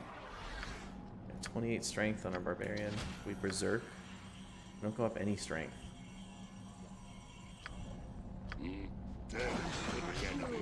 Oh shoot, he might kill Terry. No! Go on. Ocean Hope. Don't kill Terry. Ask politely. Somebody help.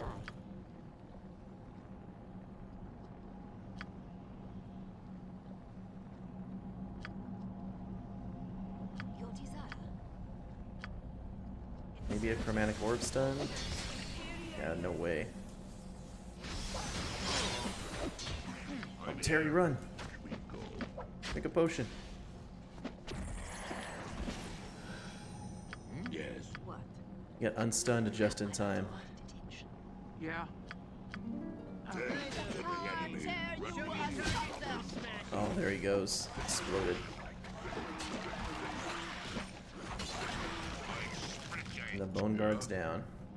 Speak, Wyan.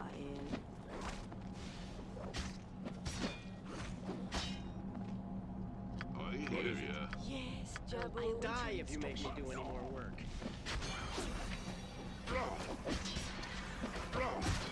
Is that all? Yo, that one's down. Oh, the web just ran out. Got some new gloves.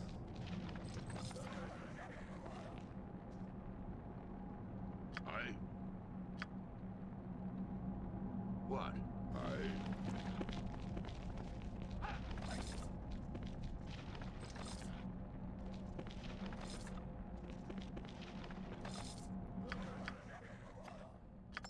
Couple new items here. What do we got?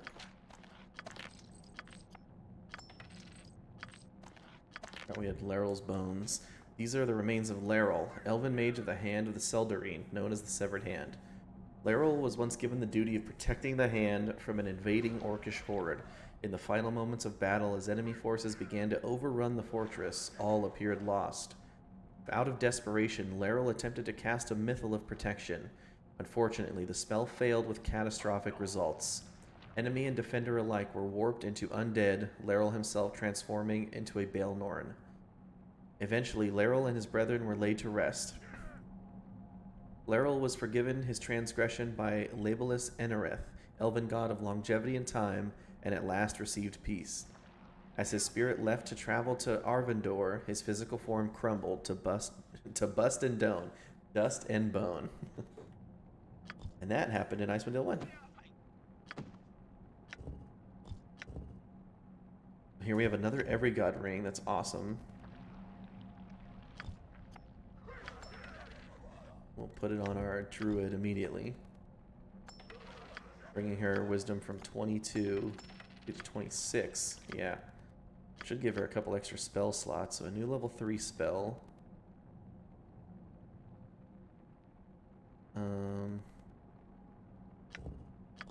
Storm Shell? Sure.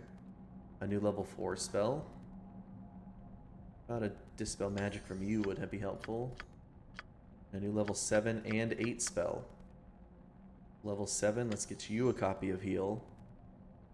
Or Vitality is also really good.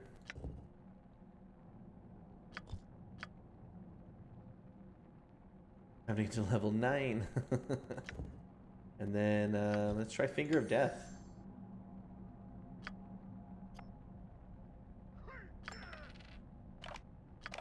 Got a couple more things to identify here. Oh, inventory full.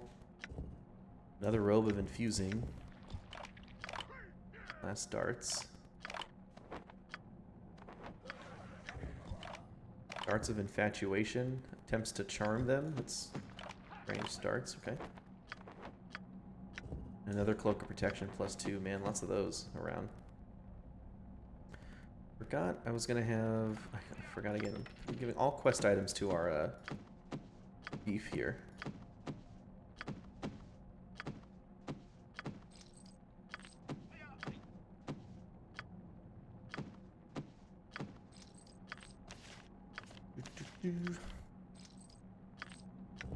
For the Robe of Infusing, we don't need.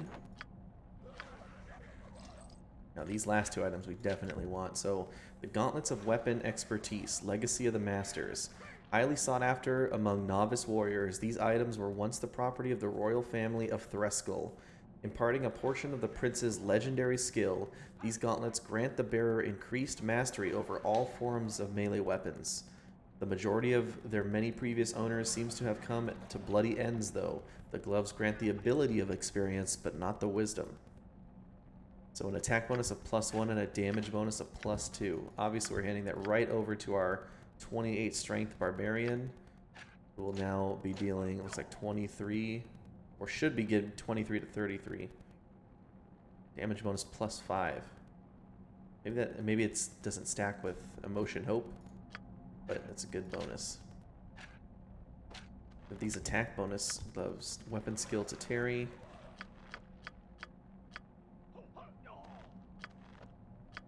And then finally we have the Gahoin's Charm.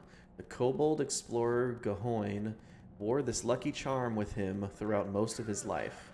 A rarity among kobolds, Gahoin was both brave and clever. He worked to undermine the efforts of the dwarves against his people for 20 years before being slain in a dwarven rush on his tribe's home settlement. As luck would have it, the charm did not fall into the hands of the dwarves, but bounced away into an underground river. It was discovered decades later by a goblin hunter who wore it for the rest of his days. The nameless goblin is believed to have died somewhere in the Spine of the World Mountains. So it's a deflection bonus of +3 and regenerates 1 hit point every 10 rounds while equipped, but cannot be used by dwarves. I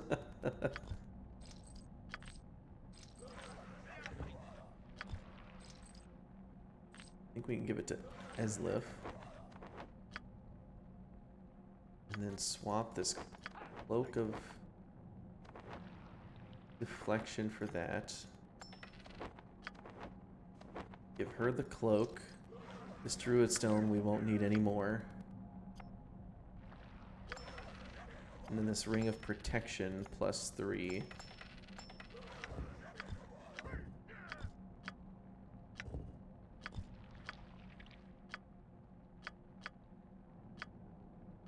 I don't think we'll need the ring of protection any longer.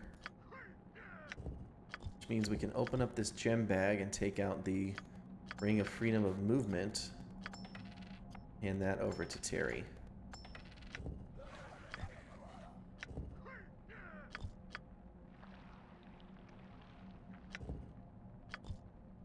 Ezlis is very, or Eslif can regenerate a ton. 1 hit point every 10 rounds, and then 1 hit point every 3 rounds. And increased regeneration with the periaptive wound closure. Very powerful.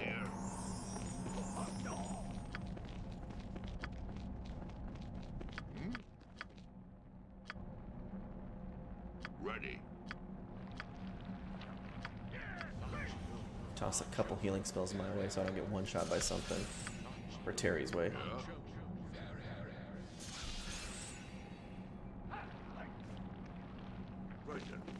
Have to find somewhere to rest soon, hopefully.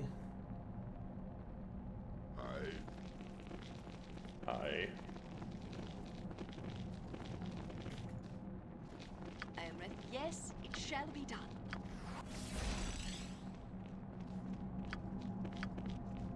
There. Oh, I actually forgot we still have a bunch of stone skin left. Stone skin, everybody. What'd you want?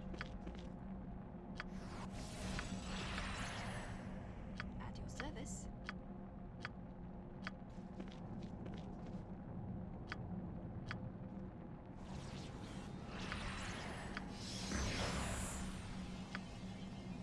I wish I had some haste left, but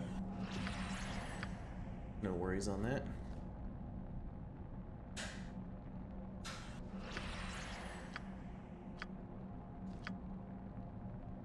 Yeah. Oh yes, very well. I think those are bolts +5, resurrection, and a dead body. Tradition states we pick up the dead body and hand it over to our barbarian who can carry it around for a little bit. For no reason. That's full, that's... Hang on to these bolts. I think we might be using them soon.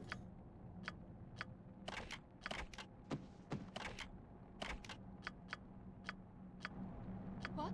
So be it.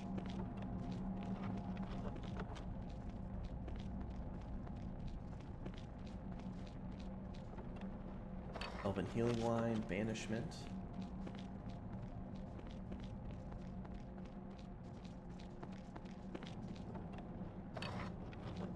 Some sort of potion.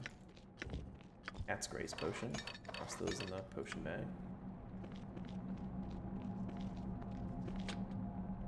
One's locked. Oh, A rogue over. We have a skull and another potion. Potion of magic dispelling. Pretty good. What you be? Nah, I don't think so. Just kidding. Now. Oh, he got skull trapped but evaded it. Because we're... Elodil. Is that all? What's his... His reflex save is like 23. Yeah, 23. Aye. Insanely high.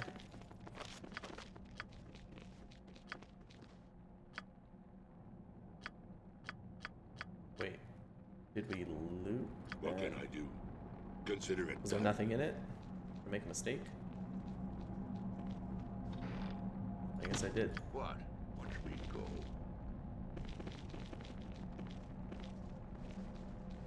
Head to the top floor. Oh my, Captain Prudo's coming. Let's get this place tidy. Busy Bisbee indeed. It's Bisbee. Maybe a gnome or something.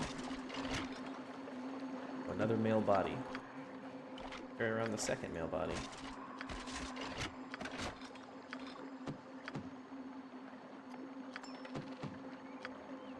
Let's see, a heavy crossbow of accuracy +4. Holy shit. Full plate mail +1 and bullets +5. So this is a +6 missile damage with an attack bonus of +10. I'll hand that right over to the bard here. It's just a straight upgrade. +10 attack bonus? Are you kidding me? That's huge. +27 on the attack. What? Right. Goodness me, must clean. Make presentable for the good captain. Can't have him entertain his lady friend in a filthy garden. Oh no, that won't do at all. Excuse me. What? Who? Where? Oh my, who are you? You shouldn't be here. Oh no, definitely not here. Captain Poodoo has things to do. We've heard of Captain Poodoo. Is he gonna be here soon? Yes, of course he will. Be here soon. Why do you think I'm so frantic about cleaning this area? He's a demanding fellow and a real pain in my backside. Oops, did I say that out loud? Anyway, always doing that. Yes, he'll be here soon. Not too soon, but exactly when, I don't know. I see. Is there anything I should know about him? Anything else? My, let's see. I suppose that depends on what you want to know. I can tell you he's a half-goblin. He's very stern and confident. Some say overconfident. Oops, did I say that out loud? He seems to have a way with the ladies, or at least he thinks he does. No, not that kind of information. Never mind. So, who are you and what is it you do here? Me? Well, I'm Bisbee. I'm the custodian here at the Severed Hand. When something needs to be straightened out, cleaned up, or scraped off, I'm the one they call Bisbee. Well met, Bisbee. Is there anything you can tell me about you or the Severed Hand? Anything else? Let's see. There's a lot of slime on the walls. Azarin Medei likes the slime, though, so I try not to wipe it off. And the blood, my. There's a lot of blood on the floors from time to time. No stain is harder to remove than blood stains, you know. But Bisbee can do it. Yes, he can. Anyway, what else? I can insult him. So dirt is your life, then it must make your day to find filth strewn across the floors. Let's see what that results in. What? How rude. Do not mock my custodial talents. I'm not to be trifled with. Well, forgive me. I was being rude. I will bother you no longer. How rude! I've never actually fought or killed Bisbee. I don't know if he dropped something cool, but I mean, he's a custodian. I don't know why he would drop any cool items.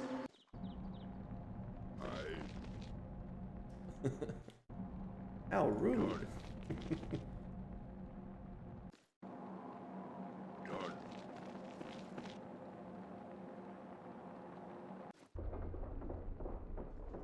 Alright, we're back down here. I'm gonna take what goods I found so far and head back to the vendor to actually, can we sleep on this floor? Oh, we totally can. Nice. We don't have to spend so much time slow walking. We can haste and run around as we turn in quests and such. I'm gonna What you need done and done. empty my inventory of all my stuff and buy as many of these bolts and arrows as I can. Let's see if sometimes if I talk a second time, I can sell stuff for more. Doesn't seem to work that time. No, sell all these.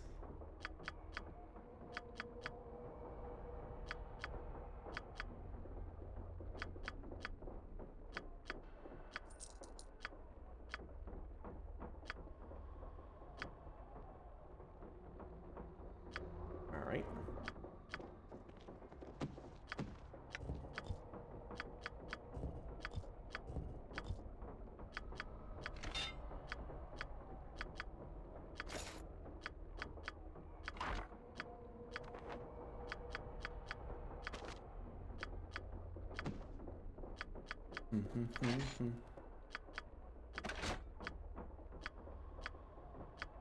Inventory's full on that.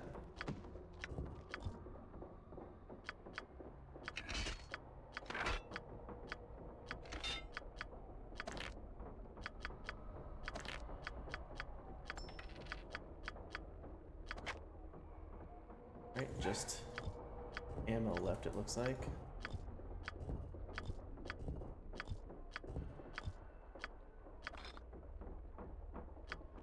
I'm gonna hold on to these arrows +5.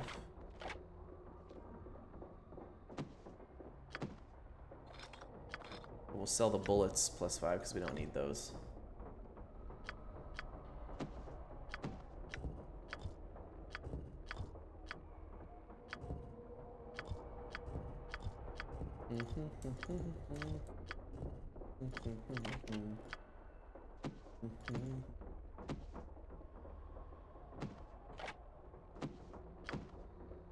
Okay. Get the gems out.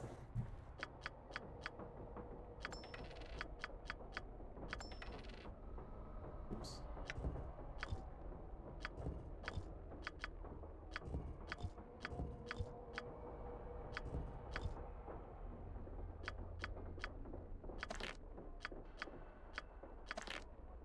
Almost enough.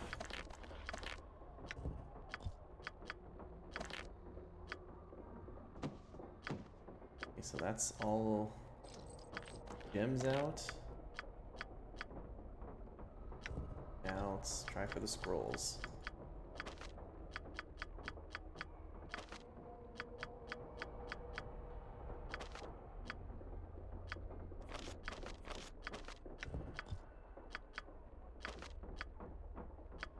Okay, that's all the scrolls out. I don't know if I have enough inventory space to get all of my potions out.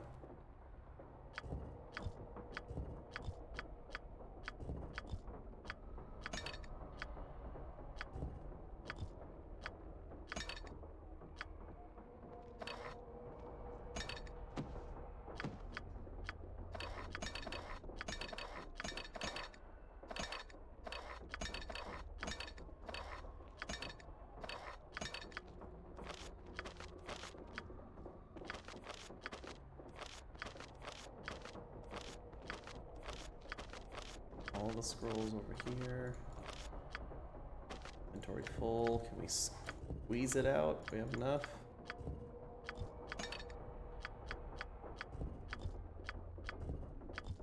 Oh, dang. Oh, 2 spots shy. I'll toss some of these bolts on the ground. Probably won't be needing those much longer. There we go. Got everything out of the containers, just enough. So I should have, I can sell all this in sort of one shot. Didn't have to go in and out of the inventory.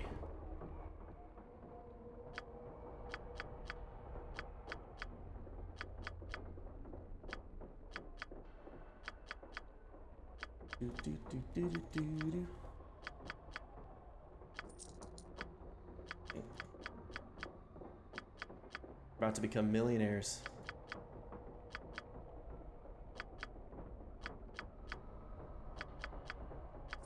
Yay! I wonder how much the richest person in the Forgotten Realms would have. I don't know if gold is like a 1-to-1 ratio with pennies, but I don't know. I feel like it's worth more because in chapter 1 we talked to wasn't our original wages for the battles like, what was it? I think they said, or you know, stipend is a gold a day plus a bonus for different work. So you can imagine 1 gold a day is 365 gold a year. Is that with that work in wages? Here we are sitting on 1 million gold.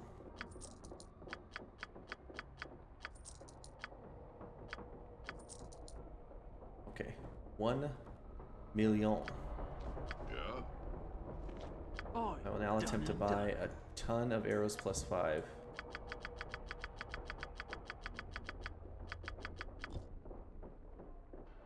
$612,000. Okay. That's a good amount of arrows.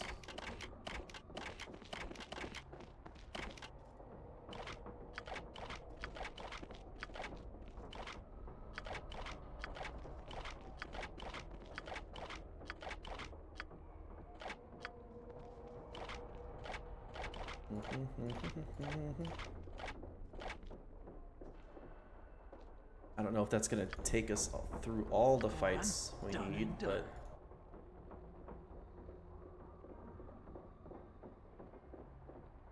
could probably even stretch it. Stretch my money by getting bullets +4 instead of bullets plus, or bolts +5. And we're gonna ditch all these on the ground.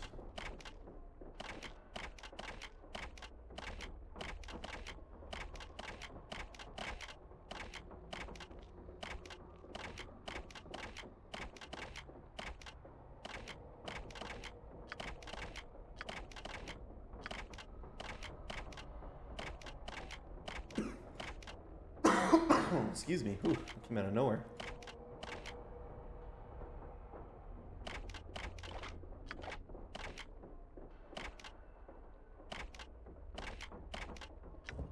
I'll shoot the bolts +5 first.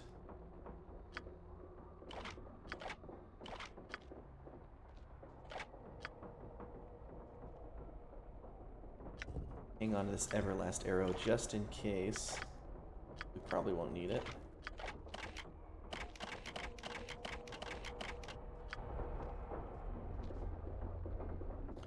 Considering my character shoot, 4 to 5 times a round. 5 more of these. Probably good on bolts now. Oh, can't afford all of that.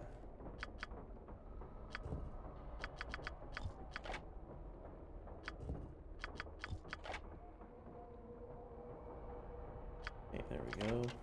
Alright. Down to 7,000 gold, but I think we're set on ammo for the rest of the game, probably. And we can always come back and buy more.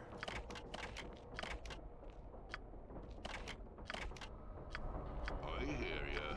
Alright, we're locked and loaded.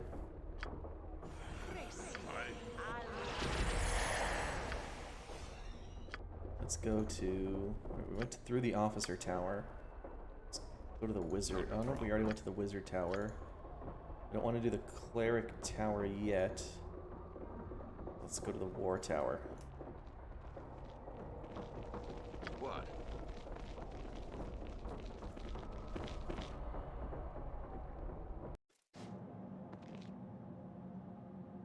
Hey, you're not supposed to be here. You'll pay for that mistake with your life, you fool.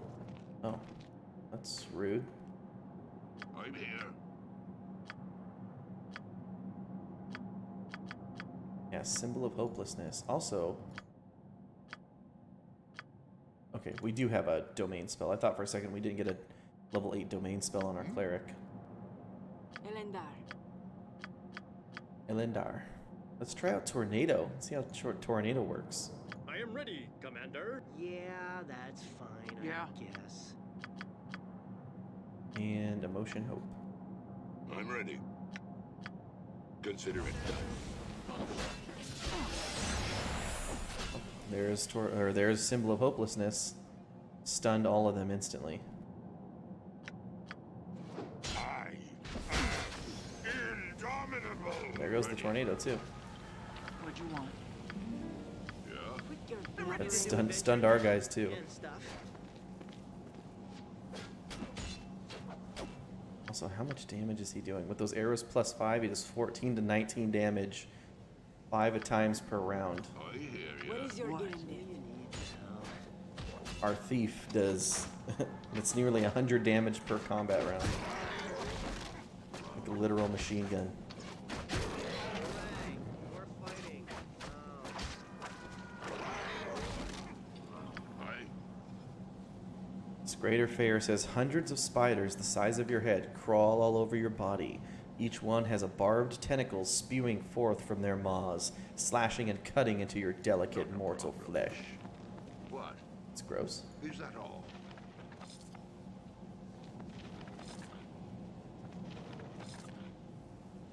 Okay. Grab all the gems.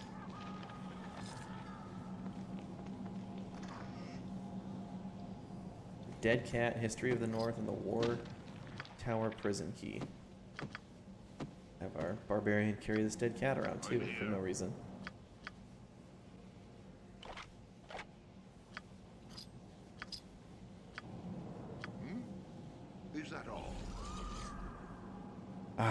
fresh, tender minds, filled with the potential for endless fear. Come, let me feed upon your terror. Ready. No.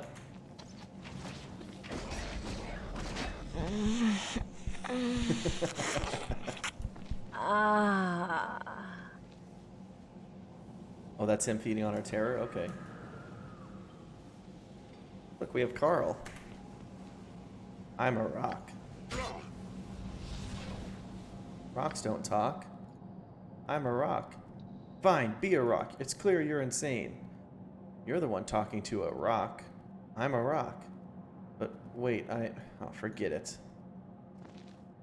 I'm a rock. Rocks don't talk. What you need taken care of.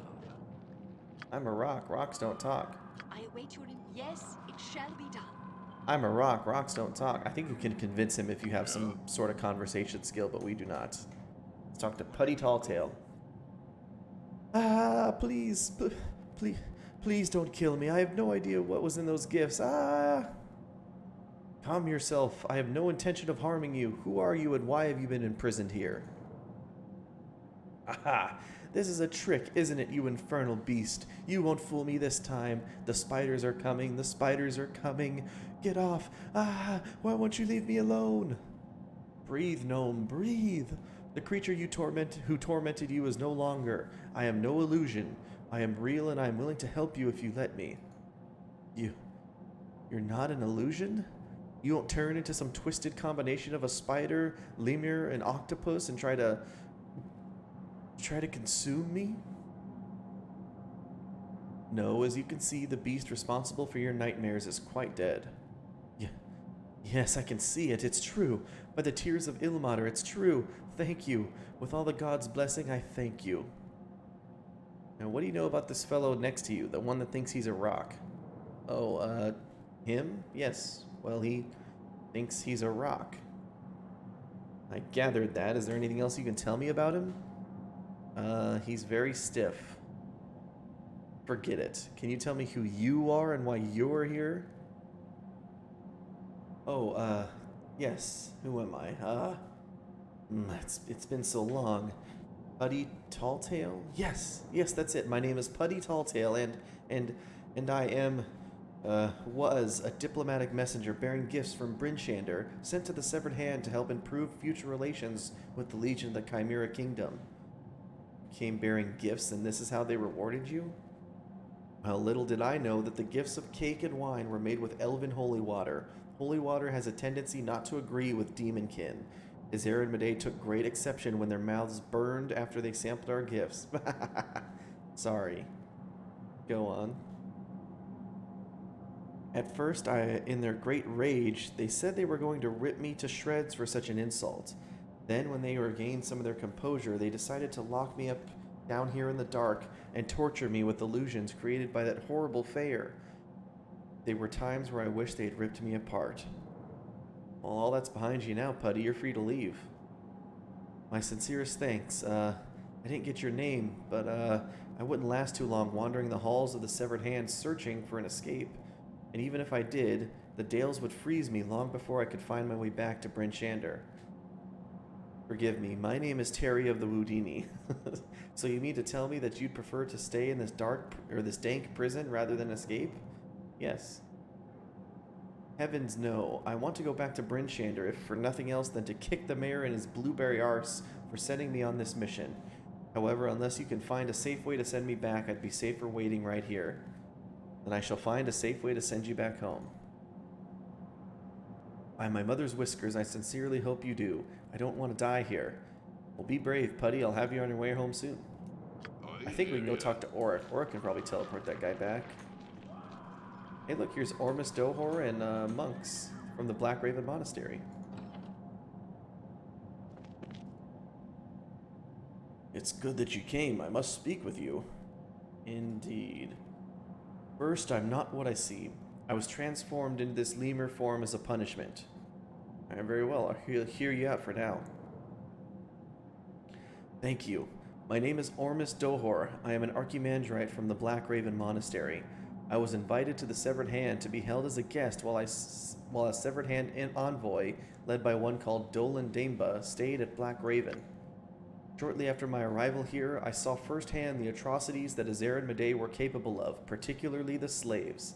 I voiced my protest, but that seemed only to anger Azer and Medei. Evidently, they were hoping that since I was half drow, I would be sympathetic to their cause. They were wrong. I informed them that the Black Raven Monastery would never align with or even stand idly by a kingdom that practices slavery. So as punishment for my insolence, they transformed me into this hideous form that stands before you. Well, now we know what happened to the Archimandrite from the Black Raven Monastery. Good thing we already solved the issues back there. Is there no way to change you back? Yes, there is an antidote. At least I have been led to believe there's an antidote. A Zvimian cleric, one who is called the Tyrannar Brutai Mar, holds the antidote. He is a cruel, vicious man. Alright, where might I find him? I know that he spends most of his time in the cleric tower. Unfortunately, I do not know his exact location there. You will have to search for him. And I'll return with the antidote. Thank you, but be wary while in the cleric's tower. The place is overflowing with unholy magics and powerful clerics that won't hesitate to slaughter you. Oh. I missed the dialogue tree, but there's a dialogue tree where he tells you about the cleric. What that cleric does is every day he walks by the cage, he pours out a little bit more of the antidote, laughs in this guy's face, and takes off. So that's one way he's been torturing him every day. Stillness of the mind, quickness of fists, union of opposites. Speak with Ormus if you seek knowledge. These guys are all meditating.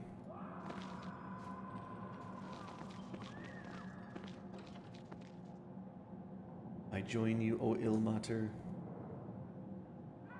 See yourself twice on screen. What, you're dwarf and this guy?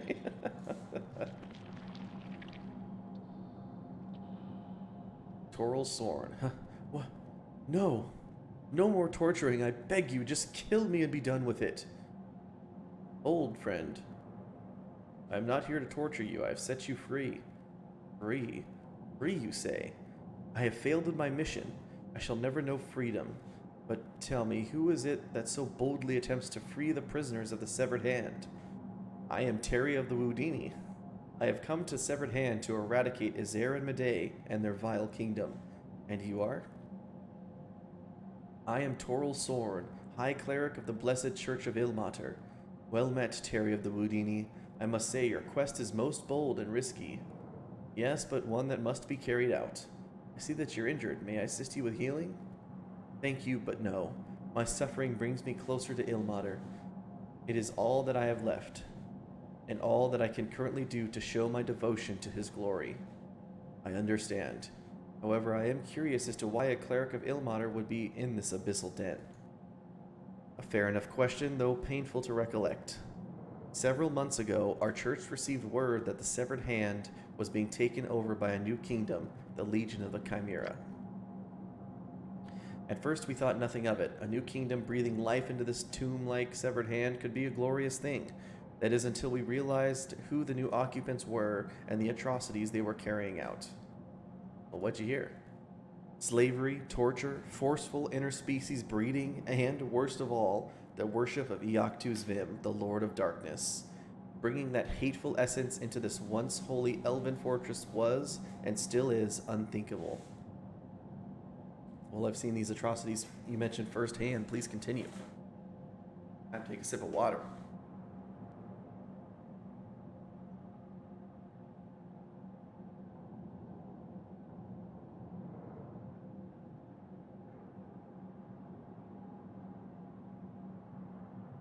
It wasn't until I learned that Medei, once a child of Ilmater, eager to learn his ways, had fallen from his grace and embraced the evil that is Iactu Zvim, that I volunteered to come here. I find it hard to believe that Medei was once a priest of Ilmater. Well, we already knew that she was. We were told firsthand by a archdruid of her village. I would not lie to you, Terry of the Wudini, especially with something so serious. Please go on. I volunteered to come here and persuade Medei to come back to the suffering and loving embrace of Ilmater.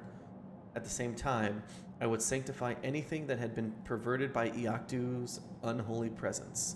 I insisted that I venture alone, just in case I failed in my mission. which I had so horribly. Too late to finish your mission? For me, yes. I am far too weak, even if I were to be healed, to carry out my mission. I even fear that Medei is too lost to ever find her way back to Ilmater. However, I do believe that you have the resolve and fortitude to carry out the second part of my mission. It would require you to carry out a specific ritual that could weaken the grip that Azer and Medei have on Severed Hand. Are you interested? Yes, tell me about the ritual. Ilmater be praised. Now listen carefully. You will need to perform the Blessed Ilmater Sanctification Ritual in front of the Ilmater statue in the Cleric's Tower. This ritual, when performed correctly, will turn the vile, acidic waters that currently flow throughout the Severed Hand back into elven holy water. The waters of the Severed Hand act in a similar way as the blood in your veins. Once purified, the Severed Hand should start to reject the changes that Azer and Medei have forced upon it, thus weakening some of their powers. How do I perform this ritual? You will need 4 things. The first is the Tome of Ilmater. I no longer have mine, but I have knowledge of a library that is still maintained in the Mage Tower. With Ilmater's blessing, it may have a copy. This tome will have the words that must be said to perform the ritual. Okay, what are the other items needed?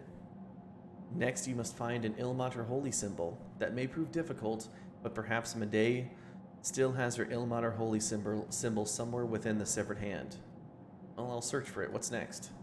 You will need to find my bonds of suffering. I believe they were torn from my body during one of my many torture sessions. And the last item?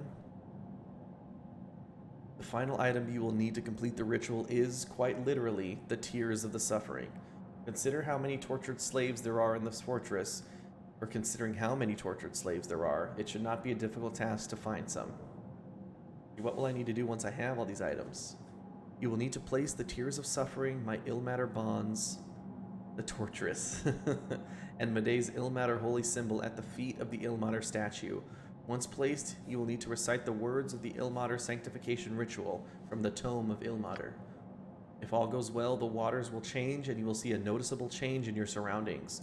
In fact, the changed waters will have 2 effects. One is that the protective energy surrounding the Globe of Essence, a device that maintains the Glabrezu-Guard's immortality, will fall and allow you to destroy the globe. Destroying the globe will allow you to permanently defeat the Glabrezu-Guards. And the other effect. There is a radiant pool within the Severed Hand that I understand Azer and Medei have been drawing power. I know their evil has negatively affected it. If you would, take some of the holy water from the sanctified waters and pour it into the radiant pool. The Radiant Pool. What will that accomplish? Well, in theory, once purified with holy water, Azer and Medei would no longer be able to draw upon its power. It could even right all the wrongs that Azer and Medei have caused within these walls. Is that everything I need to know? Yes. After you have completed the ritual, come back and tell me. I wish to reaffirm that my suffering was not in vain. May the blessings of Ilmater guide you in your quest. Thank you, Toril. However, you should probably leave this cell, rather than wait and try to escape before the fighting starts. It won't be safe. I appreciate your concern, but I shall remain here until you have completed your tasks. My suffering will act as solace during my prayers for your quick completion of your mission. Very well, I shall return when our task is complete.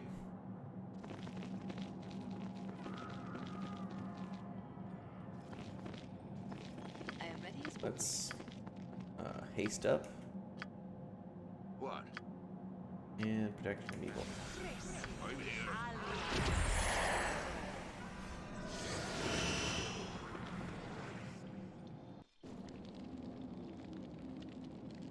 Here we have Pustule the Sick, Harcourt Rustblade, and a bunch of Lemur slaves.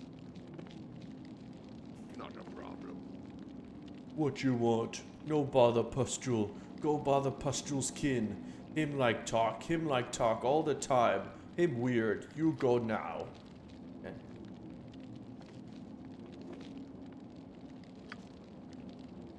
This is a fight, so I'm going to set up appropriately. Die if you make me do any more work. I'll handle it. Tell me what to do. I'll do it. Ask polite. Roddy Blit.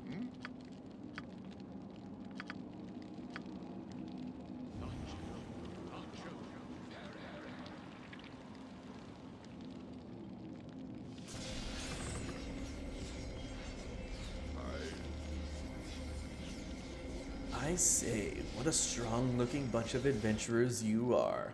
Glistening armor, big, shiny weapons. Ah, and the exquisite smell of fresh blood. How charming.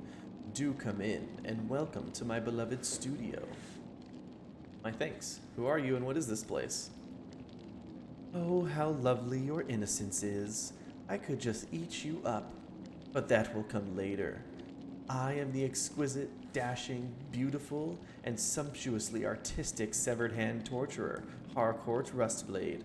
The honor is all yours, I'm sure. Quite. So, do you know anything about that cleric in the jail downstairs? Yes, I most certainly do. He's simply delicious.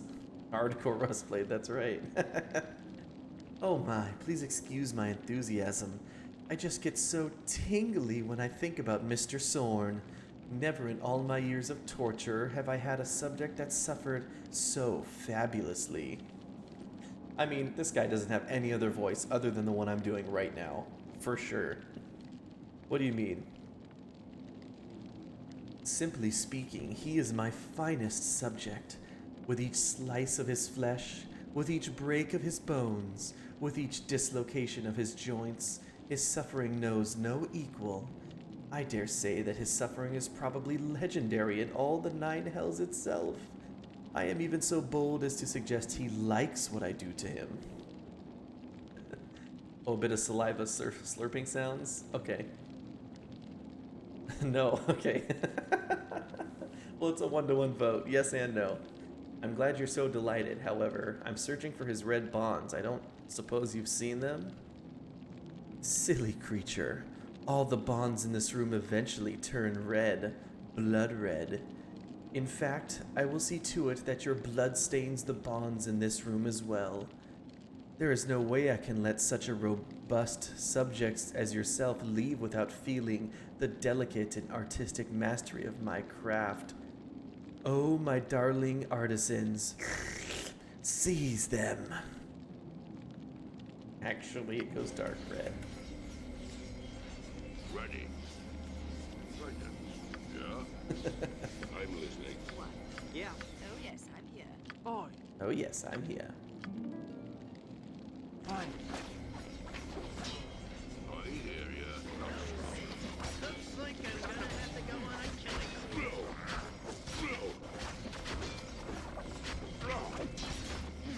Marshal the Sick does a little bit of damage. Is that the best you can do? Pustul's dead, Harcourt's almost dead, May the Yochlor caress you. and the lemurs are all dead. Easy peasy. Sort of a mini boss there. Another dead cat and a skull. We got a composite short bow of endurance +2. Got Pustul's flail. Viper's dagger +2. Nice, nice.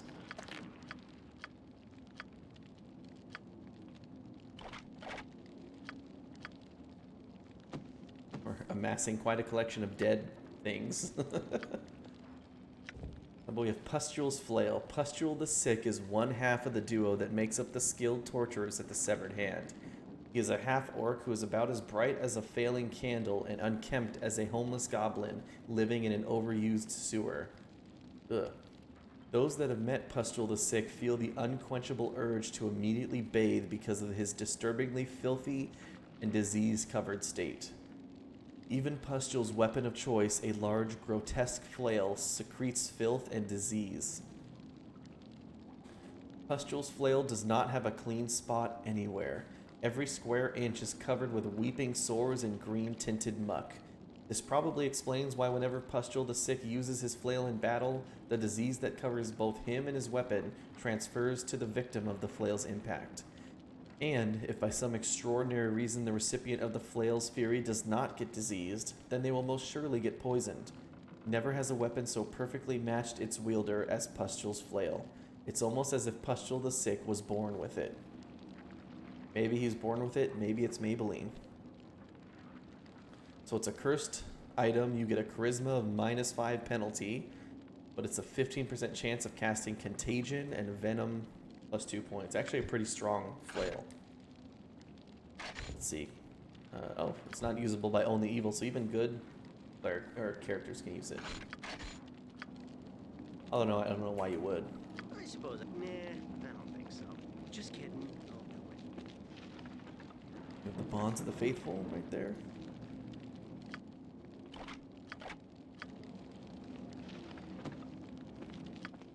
Those are the quest items. These red straps or bonds are generally worn by Ilmad or clerics around their wrists as a symbol of their devotion. Man, I can't read anymore. We already have the red bonds. We have the Ilmad or holy symbol. And we have the book. The Tome of Ilmad. We just need Tears of the Suffering. We'll have to go find some... See if any of the slaves can help us with that at some point. I'm almost ready to do the ritual. Another couple bodies. Are we strong enough to carry them both? Oh, he totally is. With his 28 strength and 875 pound weight limit, he's got... Not only is he fighting in heavy armor, wielding a massive greatsword, he's carrying around 4 dead bodies and 2 dead cats.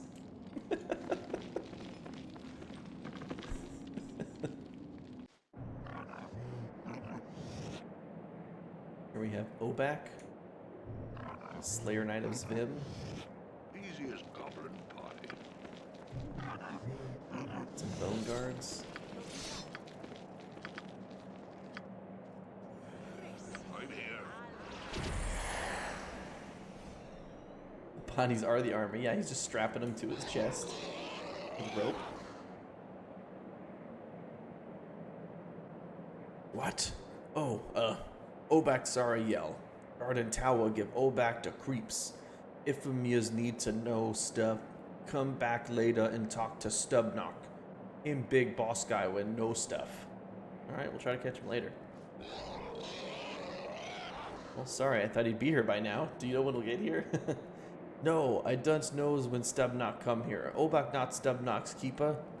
Alright, we'll try later then. Actually, I don't think there's anything in here, but we have some masterwork items. Looks to be just an armory of sorts. Masterwork great axe, studded necklace. Oops, magical ammo. Actually, I'm just gonna grab these.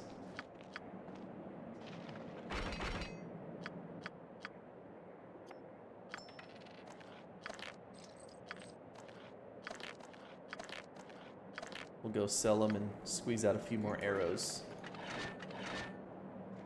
I don't think these are worth much, but why not? Ready.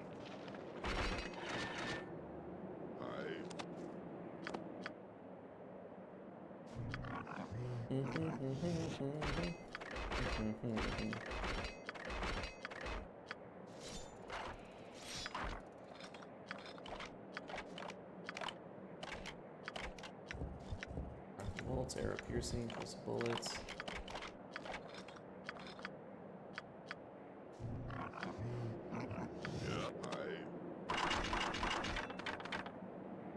Where? I hear ya.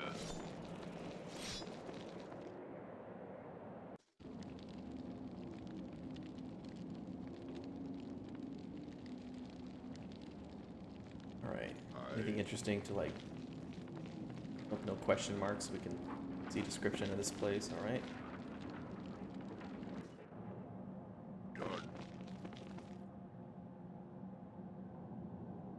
Back down here.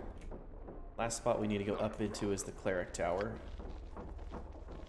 If memory serves correctly, I don't think we can make it all the way up the Cleric Tower till we do some more stuff down here, but let's come here. Well, here we are.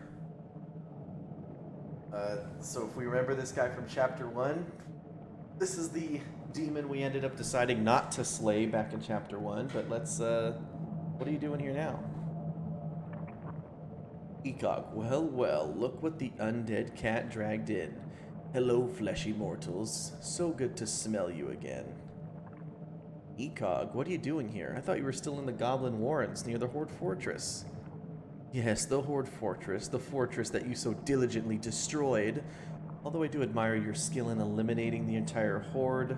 Well, almost the entire horde. Yes, I let you live, but that was only because I was honoring our agreement. You kept to your end of the deal, so I kept to mine, which included letting you live. Ooh, how lucky I was that you didn't slay me then, fleshy mortal. Bah, such arrogance. It was I that let you live, though it was my mistake to think that Guthma had the competence to kill you. A mistake I shall not make twice. Wait, isn't there a peaceful way to settle this? Perhaps I have something you'd like, say this dead cat, or this dead man, or dead woman. I did not realize that that would be an actual thing to say. Why are you carrying around a dead woman, a dead man, and a dead cat? They're a memento of all the slaughter I wrought during this campaign against the Legion of the Chimera. No, what's wrong with you? You're insane. How could an insane fleshy mortal reap such havoc on the Legion of the Chimera? I can't eat you. You'll give me some kind of mental disease. I'll just kill you and leave the body for the rats. You managed to fluster ECOG with your dead things collection. That was so random. I swear I have never seen that dialogue option, and I've never done that in my dozens of playthroughs of this game.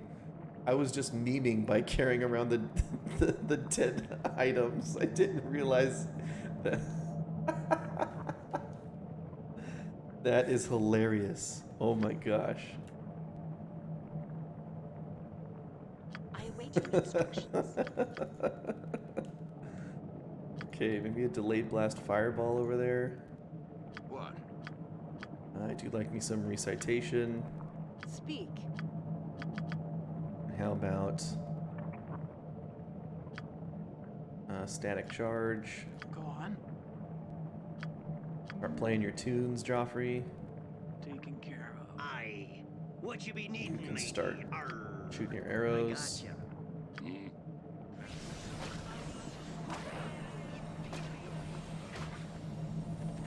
I'll do it. I'm here. Death to the yes. Yes, I am ready, Commander. This fight's not very hard. You can do this fight in chapter 1. In fact, that's what I usually do. Is I usually kill these guys in chapter 1. Cast Sunfire, huh? Watch me go. I think they might be a little bit stronger here, like leveled up a little bit to match, but I will do so. pretty easy kill. But man, I'm never gonna kill ECOG again just so I can have the dead body collection scare him. Ready. Easy as goblin. That was the best.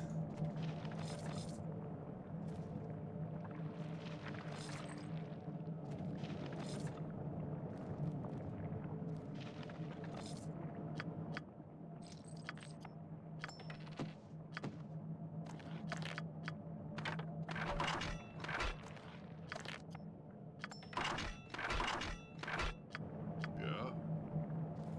Right here we have, it's kind of hard to see. You have these different statues. Of the Ilmater statue, you do not have all the components to perform the Ilmater sanctification ritual.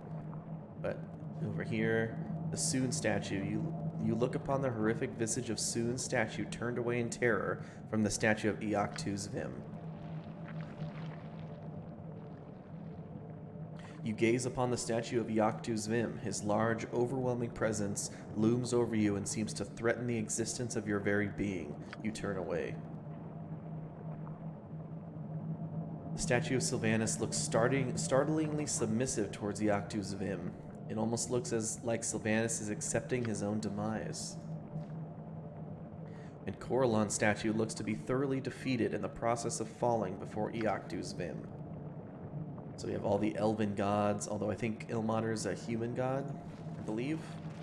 But Ilmater and then all the elven gods bowing in submission to Iactu's Vim.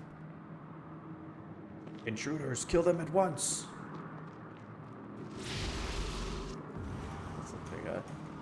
Looks like he died, but it's like a teleporter. A Hate Master, some Ruin Lords. Cast Horrid Wilting over there. I hear ya. Outward Blind. Yeah. And then Silence. I'm ready to do it. Okay. What is it? I will succeed.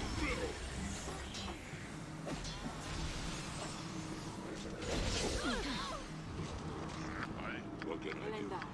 What? I think I silenced some of them, but not all of them.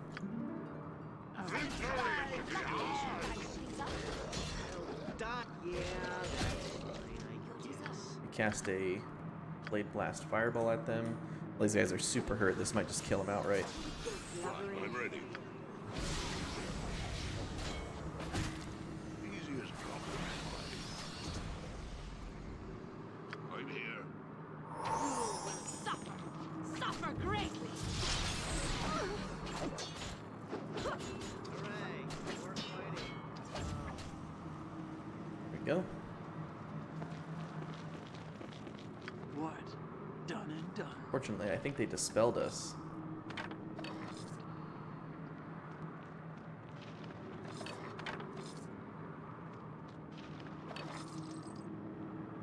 Here we have another Iactu's Vim Holy Symbol.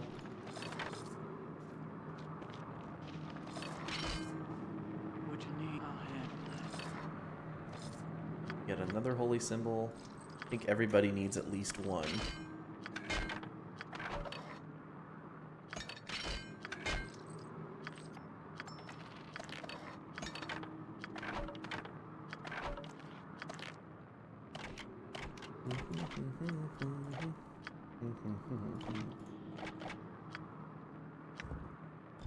Bunch of Staves of Corrosion, Hammer of Bludgeoning +2.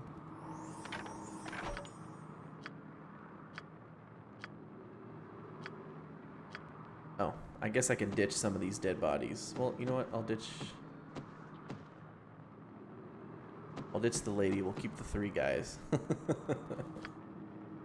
Just so he can have enough carry weight to carry all this stuff.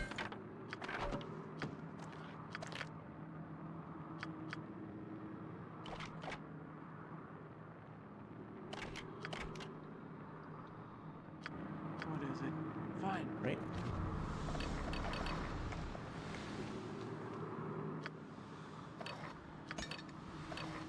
Potions, don't need those. Have the Potion of Invulnerability, I'll get on that.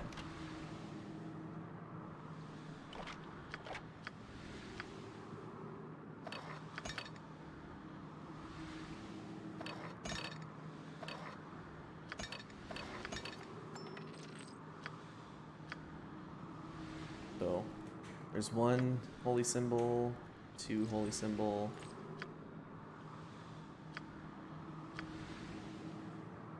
Third Holy Symbol. We have 3 Holy Symbols of Iactu's Vim. Oh,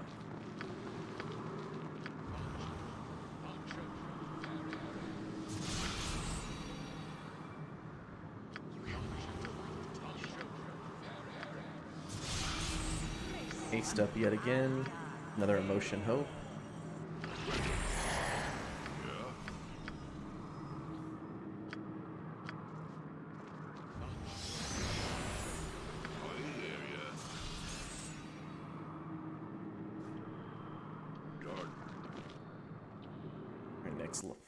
Next floor.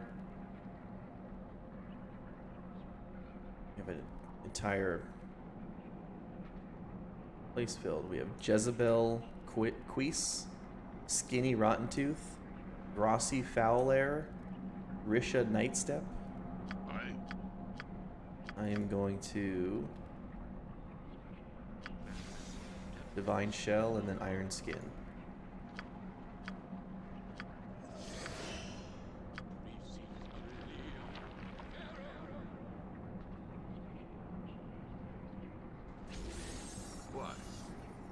Talk to some of these. I hate you, you hate me, have a bad day and now let me foul the air for you. Wow. Hold on, I already skipped out on the last 3 services to satisfy new clients. I can't this time. Catch me after the old man finishes his ramblings and I'll give you a discount for being patient. Oh. Skinny Rotten Tooth says, "Go away, you pig's hide. I'm trying to listen to the priest." About Risha Nightstep. "Can't you see I'm trying to listen to the priest? That'll cost you." Oh, he stole 15 gold from us. That's rude.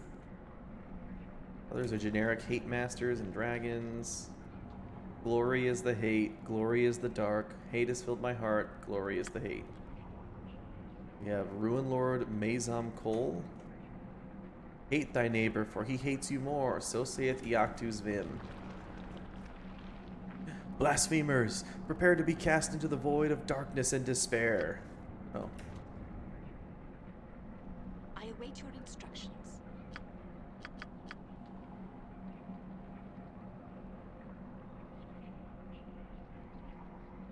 What is a hood?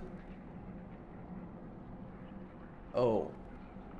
Oh, I think that's slang. A hood is like a thug from the neighborhood. Like a thug or a gang member, a hood. So a criminal. Let's cast Acid Storm. And Firestorm. Yeah. Oh, interesting. Oh, I hope I'm telling you that right. That's confusion. I'm here. And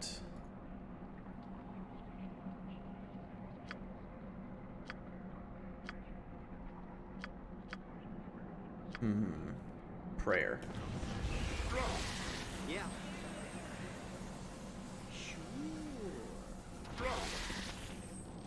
No, I've never thought about that, actually. Victory will be ours. Looks like I'm gonna have to go on a killing spree. Dang, everything. Everybody ran outside the radius.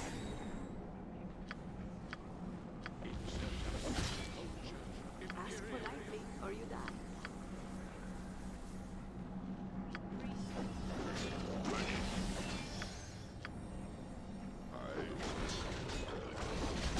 Not much you can do.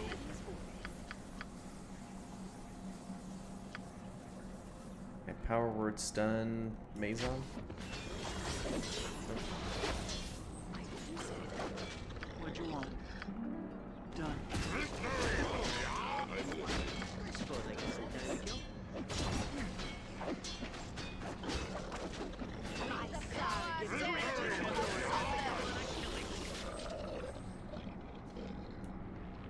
A joke on Spanish pronunciation. Okay. I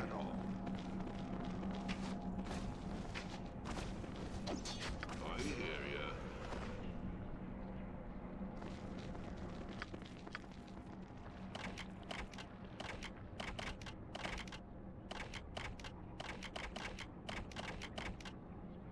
Jesus loves you is a wonderful thing to hear in church, but a horrible thing to hear in a Mexican prison.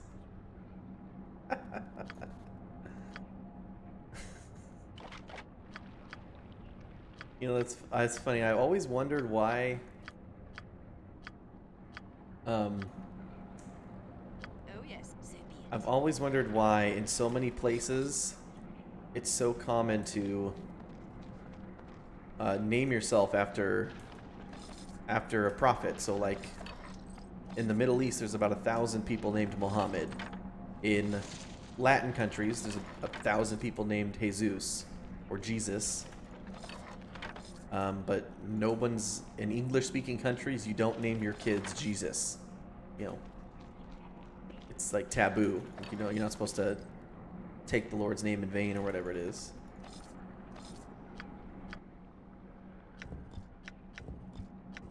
Right, but I wonder why. You know, I don't know about 100 Jesuses, but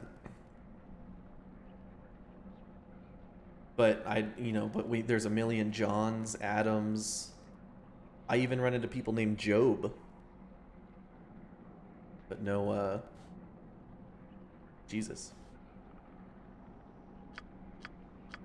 I don't think anybody would be called Buddha. Fair.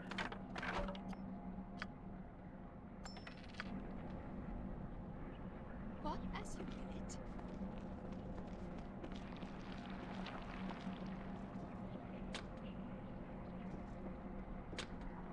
What? I'll handle. Aye. Har, har, har. Okay, so she got her Eoctuvim Zvim holy symbol.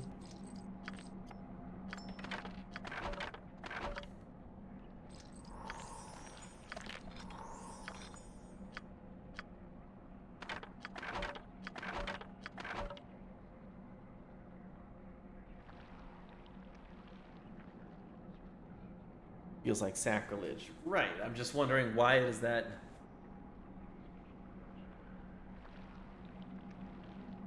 It's harder than... That makes sense. I just, you know... So everybody in South America decided it wasn't sacrilege to name their kids Jesus. And everybody in the Middle East decided it wasn't sacrilege to name their kids Mohammed. But just for some reason in English-speaking countries, we decided it was. Yeah, I don't know. I always thought that was pretty interesting.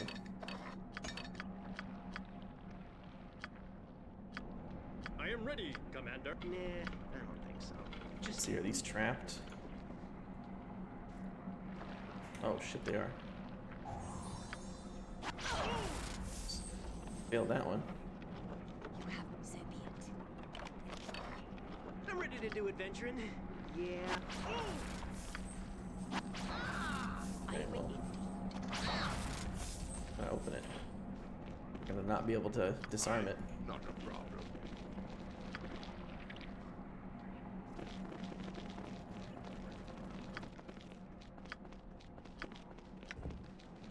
Ooh, a returning poison-tipped dart. That's pretty powerful.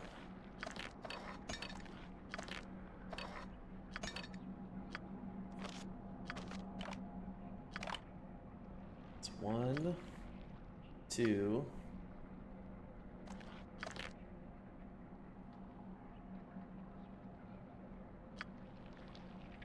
3, 4.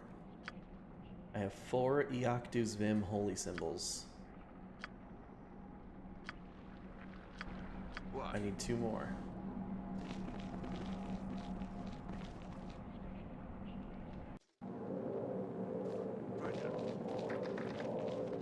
Locked up here. I got you.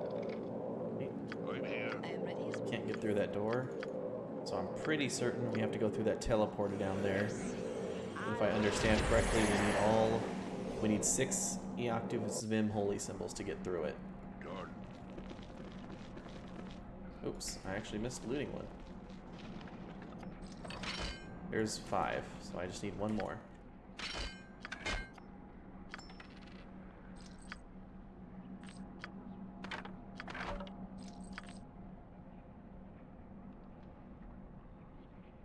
Name their kid. You're right. Not a lot of Judases running around, huh? Look, here's Stormcaller. Another lightning hammer. This head of this heavy hammer is made from adamantine steel. The haft is carved from solid oak and wrapped in thick cured leather. Excuse me. A mithril spike is attached to the haft where it protrudes from the head. When drawn, the weapon glows with a soft blue luminance. Stormcaller can call upon the elemental power of lightning. 2 times per day, the user can cast a shocking grasp spell, and once per day, call lightning down from the sky. Stormcaller is another weapon crafted by the dwarven smith Brager of Dorn's Deep.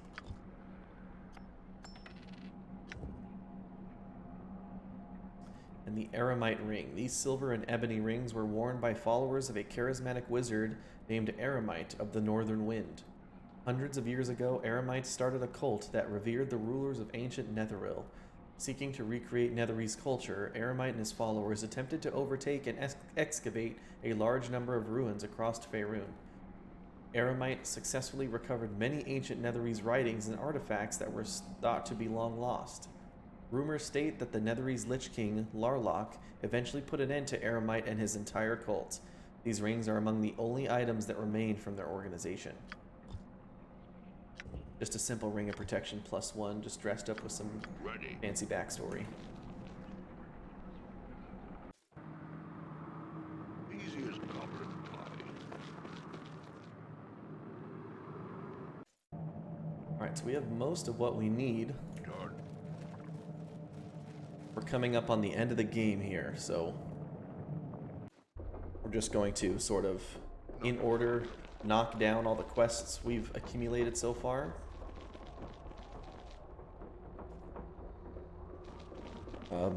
It just involves a lot of running around and talking to some folks, so let's sell off all we have. Right.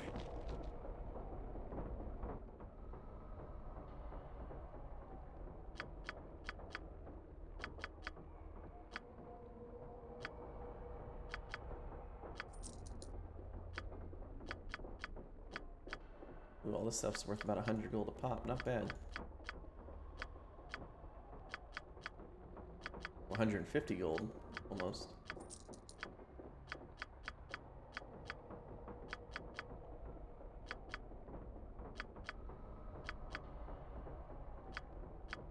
Sell the skull.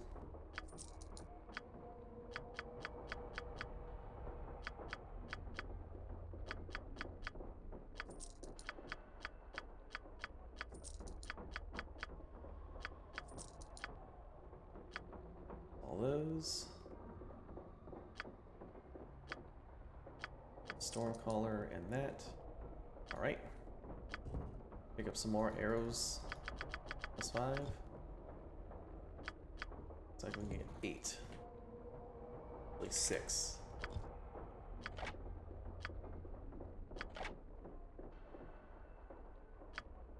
Bolts +4. Nice.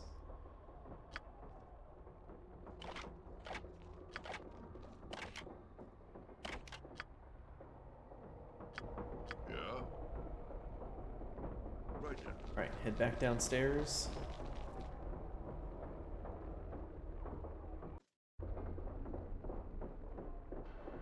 Done.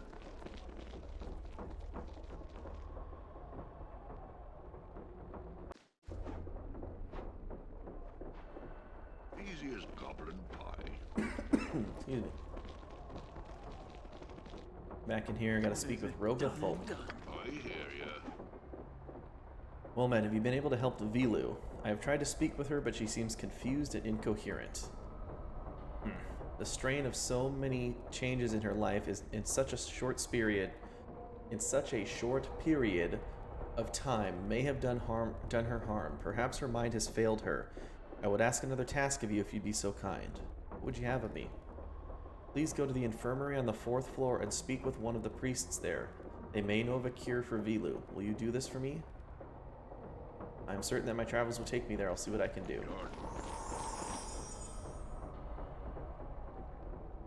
We go here.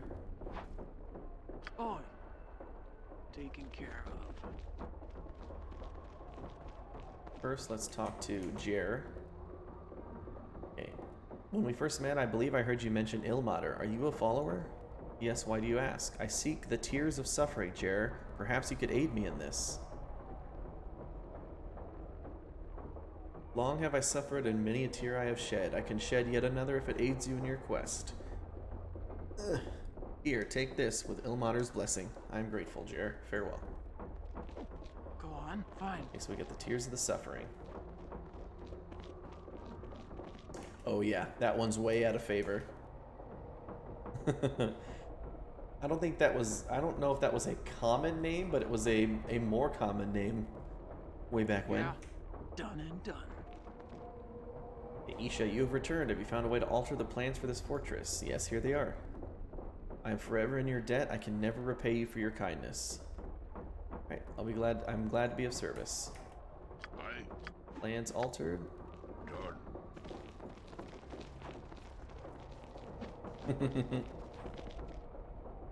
Yeah. He sort of ruined that one for everybody. If you really liked that name, you're SOL.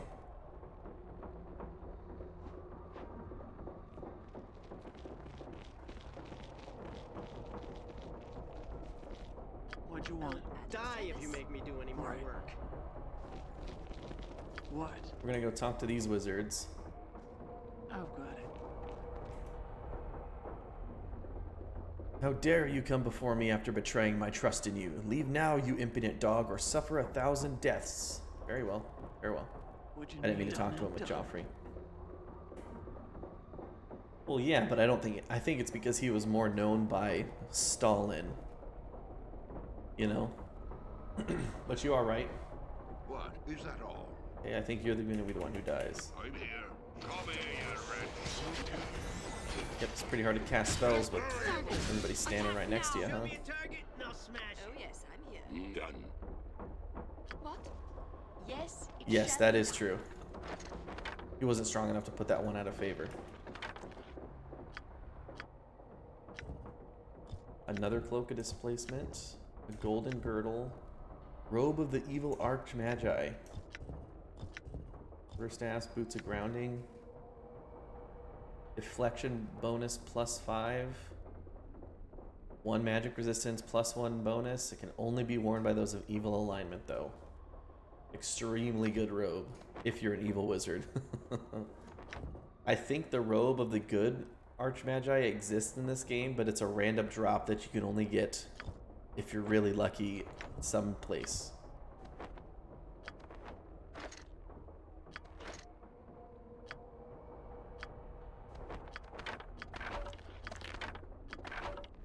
Boots of grounding. I think Joffrey will benefit from the boots of grounding.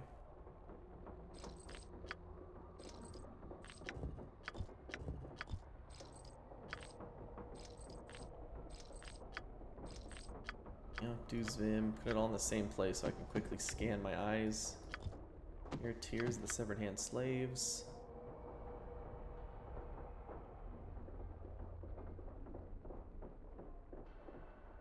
Oh, I thought Joshua was a different person altogether. That's interesting, although it makes sense, kind of a replacement for it.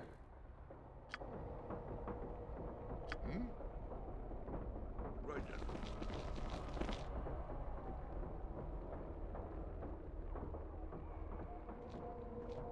Ready. Run back this way.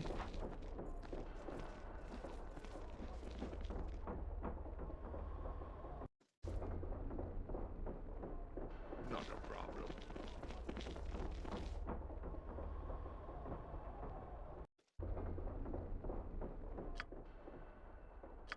If we can talk to the priests.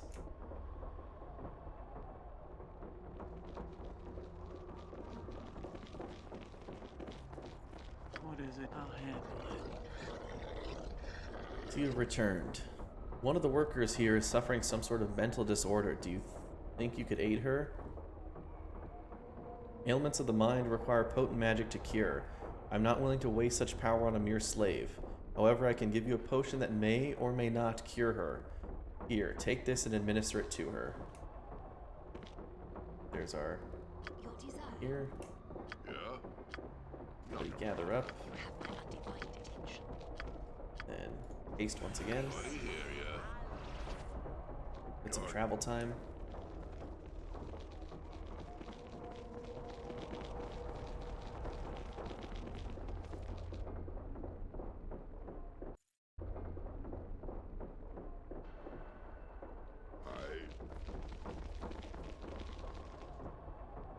John changes to Juan.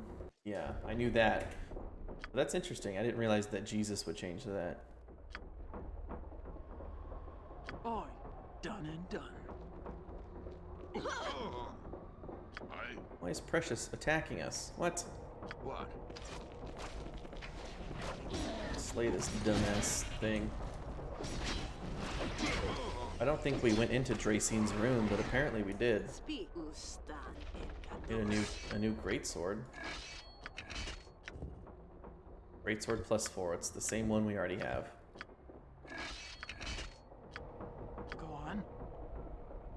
Done. In any case, we'll head into her room. Talk to Vilu. Vilu, I've brought you something that will halt the voices. You must drink it. Do you understand? Stop voices? No more. Yes, drink this, Vilu. What the? Where am I? What am I doing here? You've been ill, Vilu. Do you not remember?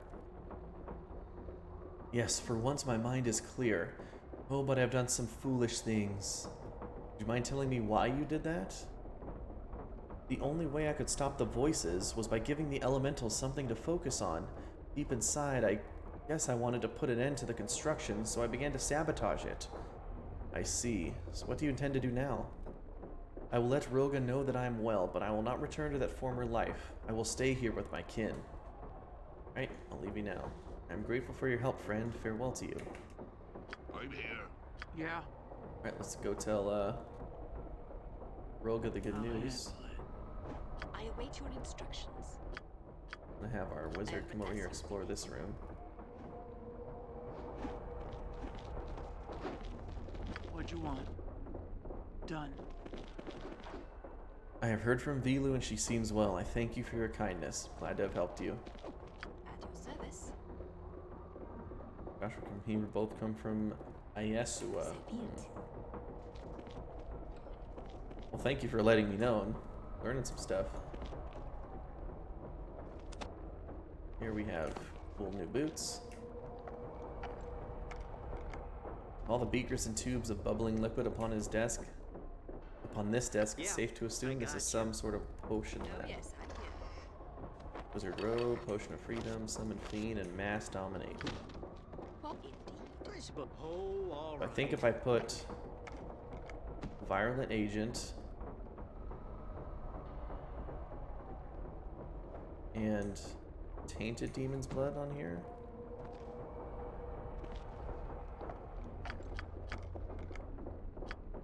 And a Bonding Agent.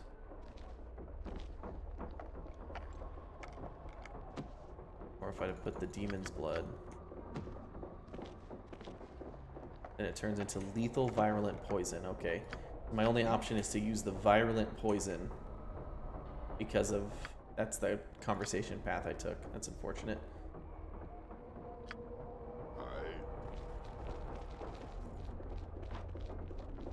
Kind of wanted to kill them all myself. Maybe I will still do that. Yeah, another robe of infusing, man. The robes of those are they gonna give us? And then we have the Chimandre slippers. Crafted of fine red and black silk, soft cotton, and gold filigree, these exquisite slippers could be worth a large sum of money even without their enchantments. The slippers were enchanted by the burglar and wizard Chimandre of Black Veils. Chimandre was legendary throughout the ancient empires of the south. Her powers of trickery, seduction, and acrobatics were praised and cursed with equal frequency. She wore these slippers in her home in case unexpected visitors dropped in. Chimandre mysteriously vanished in 742 DR, leaving most of her possessions behind in her large Untherian estate. So it's +5 dexterity shoes.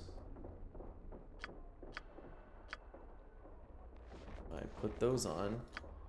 Puts them up to 29 dexterity.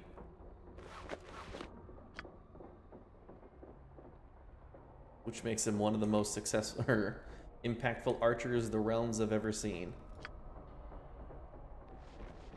Absolutely massive. Okay.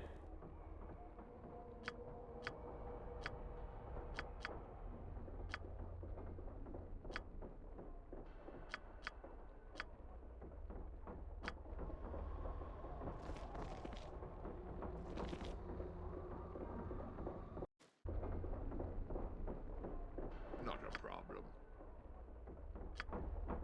Not a problem.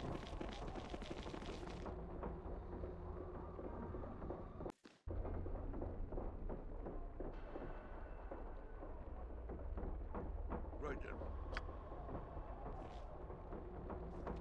Okay, let's go over here.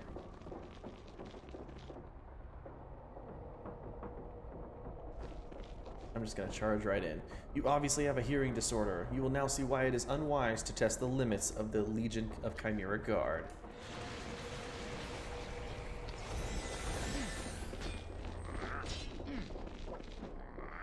Ready. More vitality. I'm gonna have you heal, fighter. Your desire, I will do so. What? Fine. Step right up. I've got plenty of death for everybody. Let's see. Old person. You have my undivided attention. Chaos. Chaos.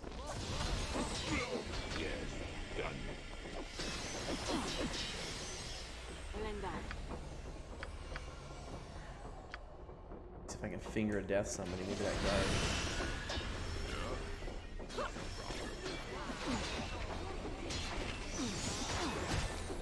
I can't. What you need? What you be needing, matey?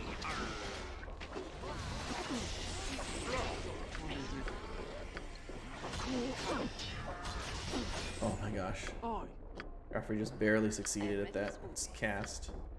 go on. What is your I am ready, Commander. Ah, shit. Well, that's why they tell you to poison this instead of just blindly charging in here.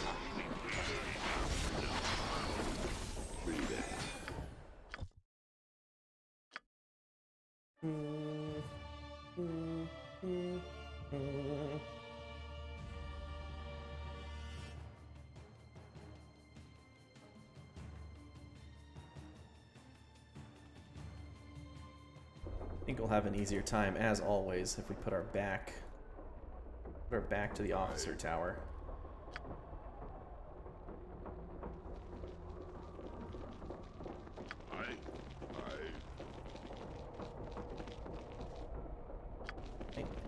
Complains about our hearing disorder. Very rude thing to say. Yeah.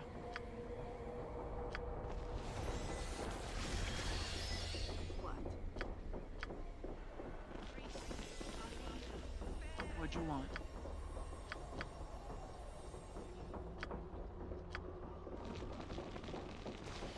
You have my undivided attention.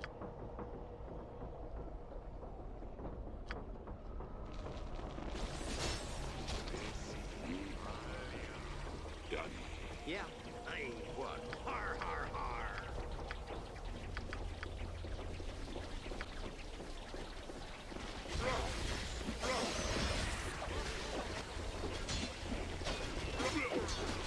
I await your instructions. Speak.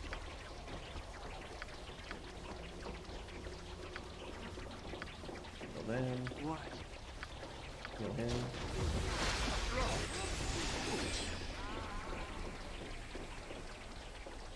What'd you need? Suppose I got some time to kill. I'll handle it.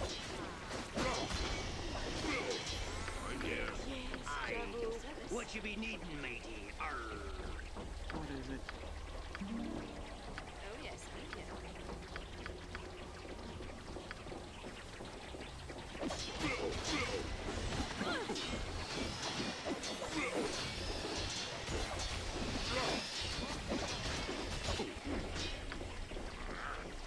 Fat fireball. Just a skull trap over there. And a sunbeam.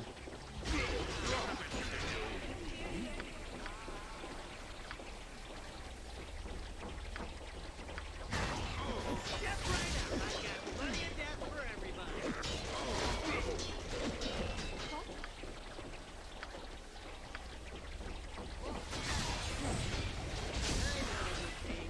Show me a target and I'll smash it. I am ready, Commander. My sarg is greater than Yeah. yours.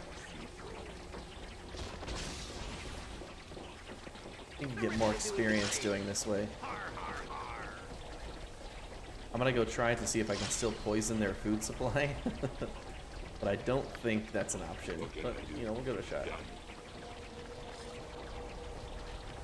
And my barbarian pick up all the gear and stuff.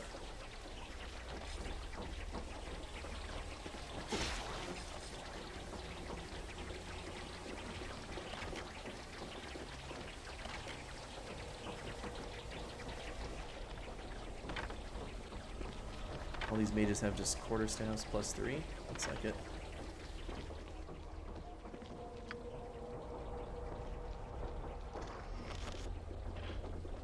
Whale of the Banshee. Gain no armor.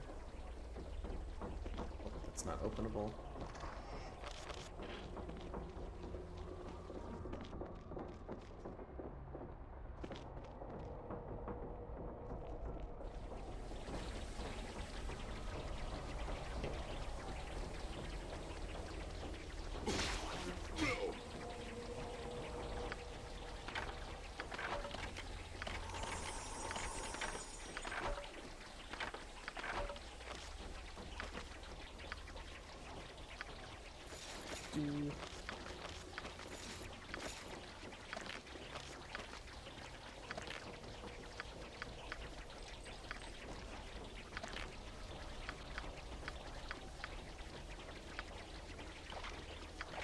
Refill our quivers.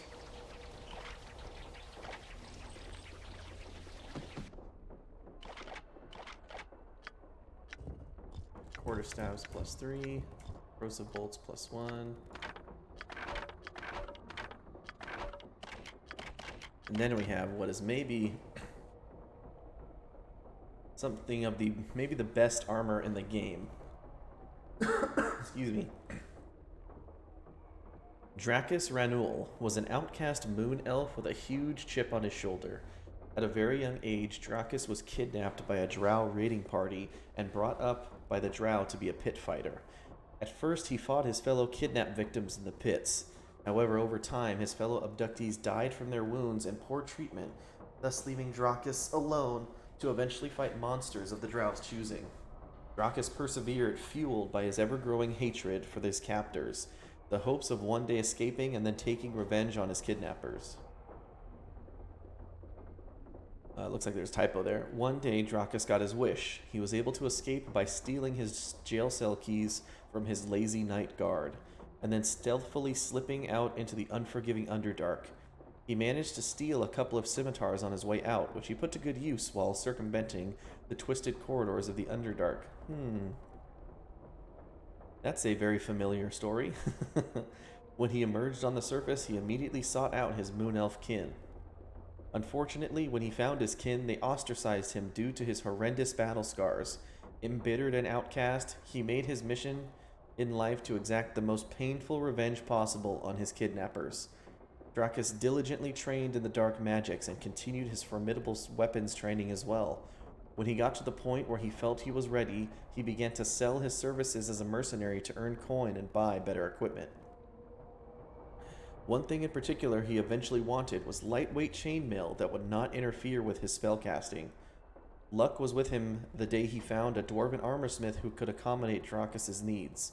It was not long after until the armor was finished and Dracus was ready for his mission of revenge. Dracus disappeared from the people who knew him and utilized his mercenary services. He ventured into the depths of the Underdark, where he was never heard from again. However, his special armor did somehow make it out of the Underdark. No one knows how, but speculation has it that the return of Dracus's chainmail to the surface world was a subtle message from the drow. The message, of course, was left to the imagination of the interpreter. So this is chainmail that gives you armor bonus of +7, doesn't require any armor proficiency, and you can cast spells and use your thieving abilities without any penalties. And there's no max dexterity bonus. So as you can see, we put it on our rogue here who has 29 dexterity and +9 armor bonus. His armor class skyrockets. We can also give it to our, let's see how it fares on our druid. Does really well with it as well. It's not better for probably either of our fighters. Yeah, either of our cleric or our barbarian. I think since our druid is a frontline fighter, I will give it to her to use. She could definitely use the AC because she's got, more limited health and defenses.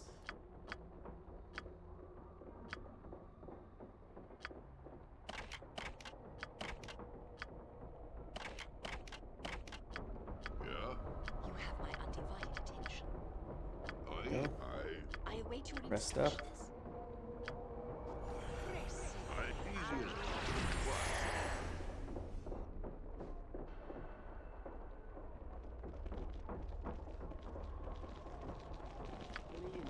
Yeah. See if putting that's fine, I guess. these barrels and the bags next to them contain foodstuffs. It looks as though they are being used to make the next meal for the guards on the first floor of the keep. Or on this floor of the keep, I'm sorry. Put the poison in there.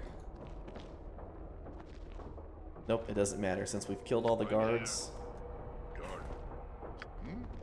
Doesn't matter. Want to let you know that the guard barracks has been dealt with.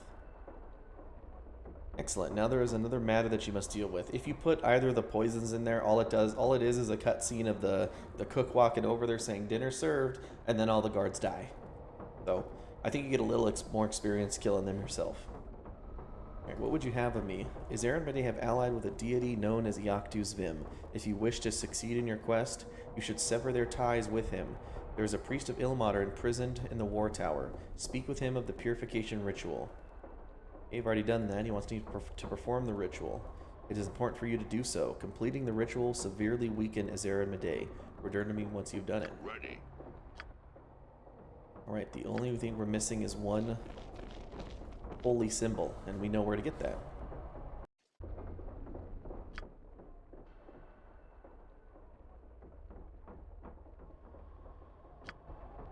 Watch me go.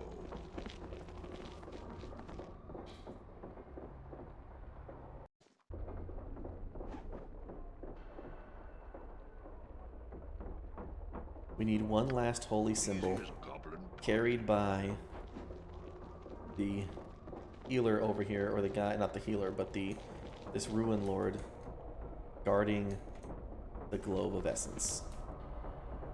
So we need to take it from him by force. There's no way to talk to him about it.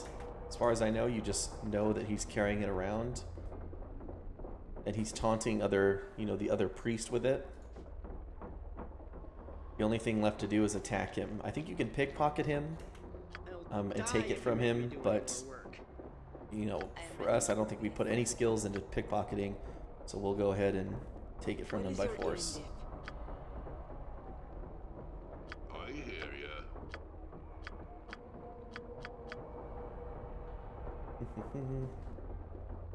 Oi.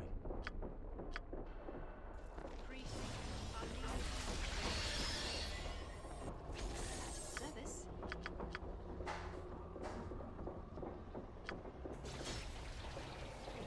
Ask politely, or you die. Easy as goblin. Is that the best you can do?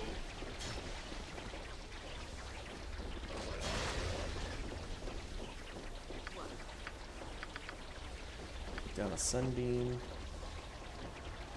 Oh yes. Malazan. Confusion. Yeah. Okay. Is that all?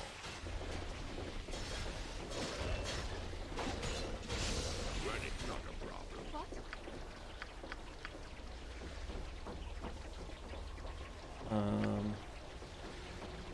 Little delayed blast fireball. Then put a tornado in it, yes.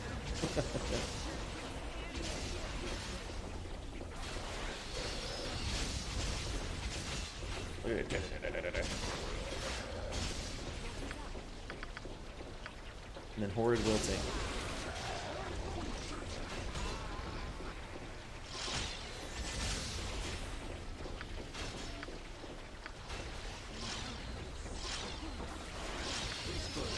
Hooray. More fighting. Everything's dead except these Slayer Knights of Zvim. Oh, it got killed by the tornado. Oh shit, everybody run. Yeah. Tornado's coming.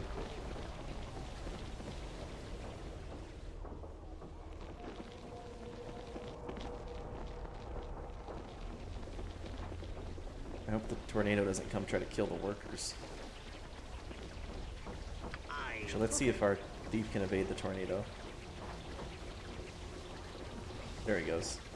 I remember reading in the spell book that it said it, I think it said it'll affect 8 targets before it disappears, so just have our rogue go evade it and then we're good to go. I'm ready. A barbarian can brave this because he's immune to the piercing damage that spike growth does, and he's unaffected by slowing stuff because he's so gosh dang strong. Here we have our last Zvin holy symbol. Actually, we even have an extra one. that we can then take back to the cleric tower. Aye. But it looks like we have couple new items here. She comes back around. These are also one of the reasons why having a greatsword based fighter is one of the strongest things you can do in this game.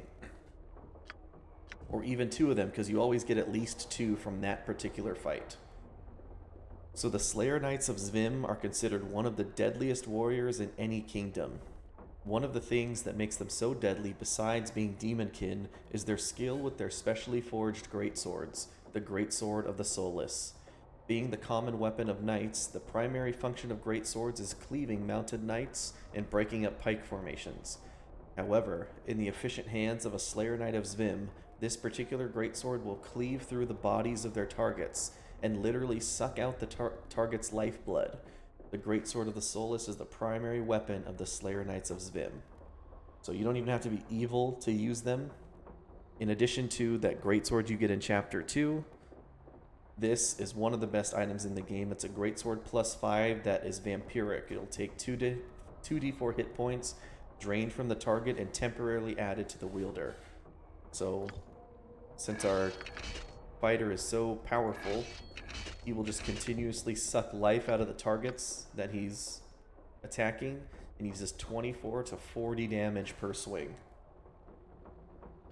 So just consistently doing absolutely massive damage and healing himself the whole time. It's ludicrous. Let's head back up to the cleric tower. Actually, shoot, you know what? I forgot about the slaves still need food on the first floor. Let's go do that quest real quick.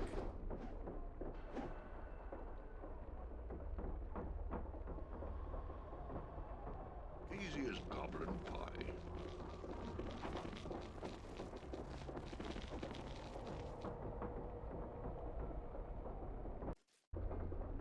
Yeah. Fine.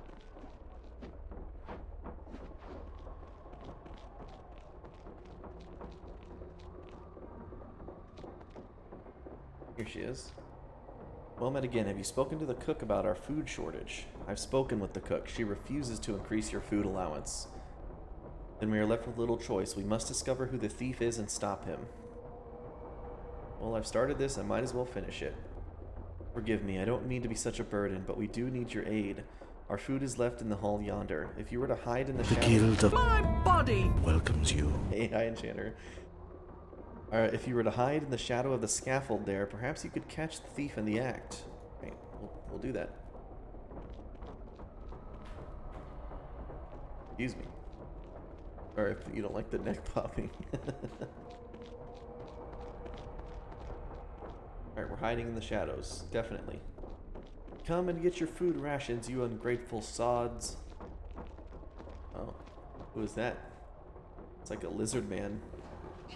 Wearing the cloak of displacement like we have.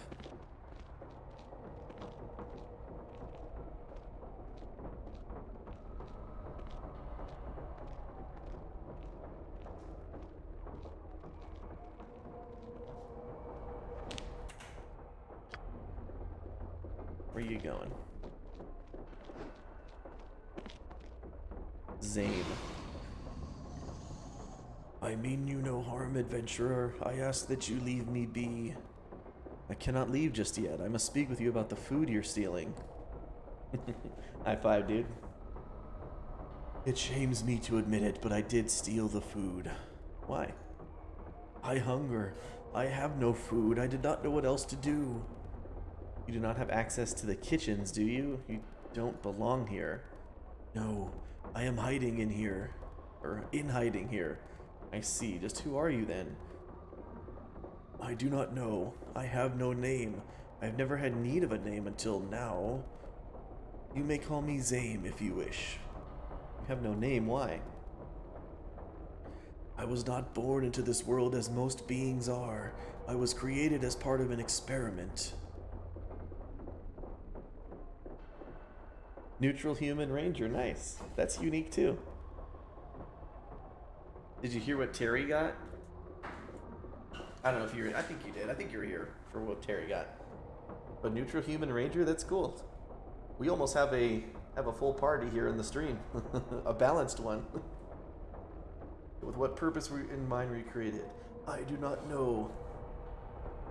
I asked my creator the reason for my being, but he would not say. He seemed embarrassed and asked that we not discuss the matter. Oh, Terry got a neutral good halfling cleric monk. I got lawful good human paladin monk. Who is your creator? Zaim Astier. I should not have revealed his name, but you appear trustworthy. What's the harm in naming him?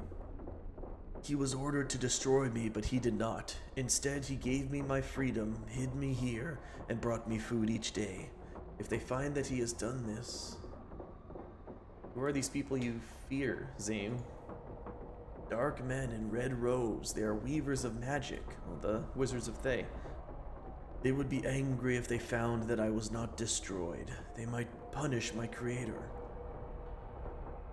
So tell me, Zaim, if your creator brings you food, then why must you steal it?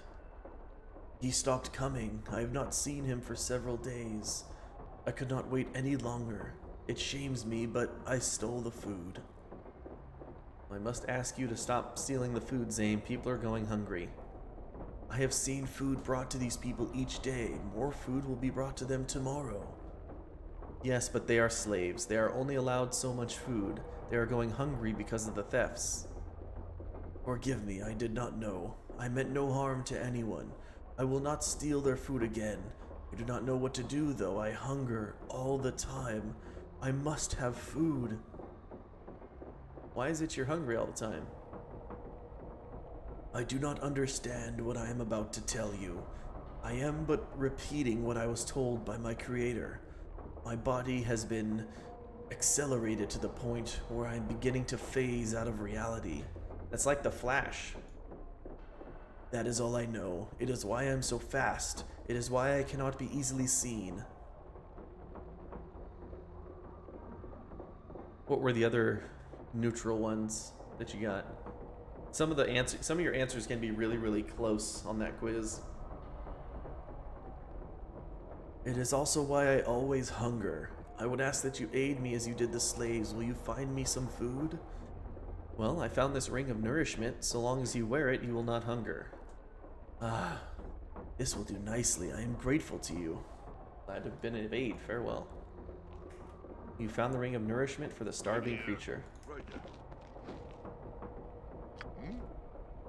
Well met, have you discovered who the food thief is? Yes, the matter has been dealt with. Your food supply will not be compromised any longer.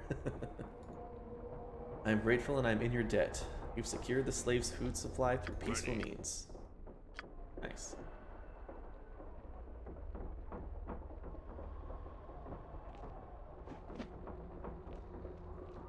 Law 8, neutral 8, chaos 8.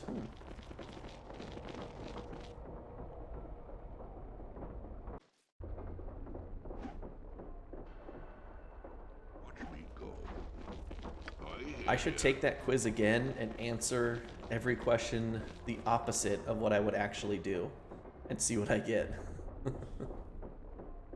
If I got lawful good paladin monk, I should technically get something like a chaotic evil sorcerer rogue or something.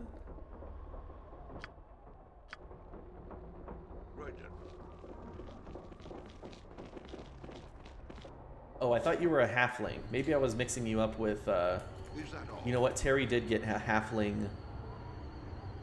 The neutral good cleric monk was Joffrey. Sorry, Terry was an elf, what were you, elf monk? Elf cleric? Something like that. Whoops.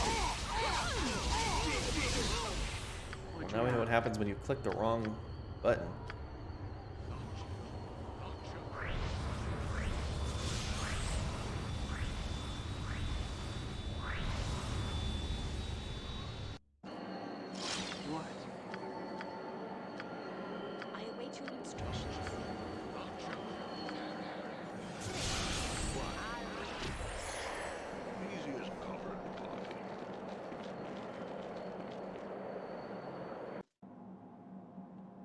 We have to come back up here and talk to Auric real quick. Right then.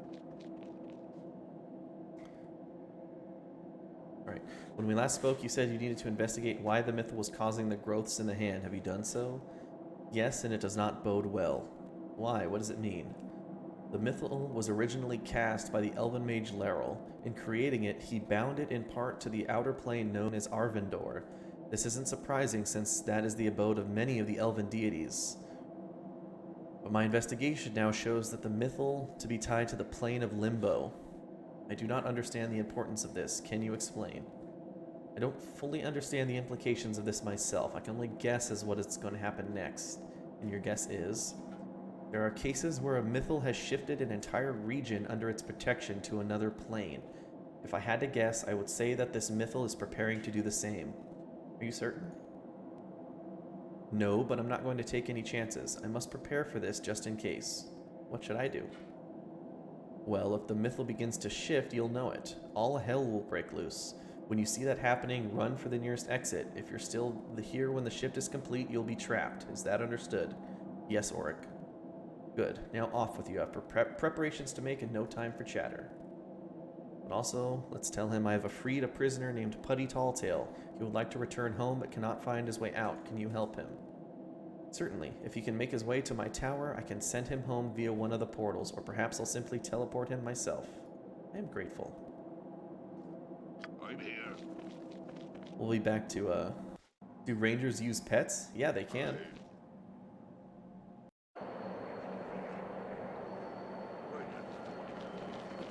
Depends on the ranger. Sometimes rangers use magical pets. Sometimes they just have companions with them.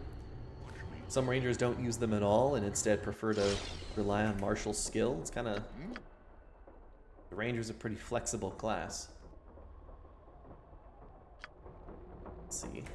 Back here. Alright, back to the cleric tower. Ready.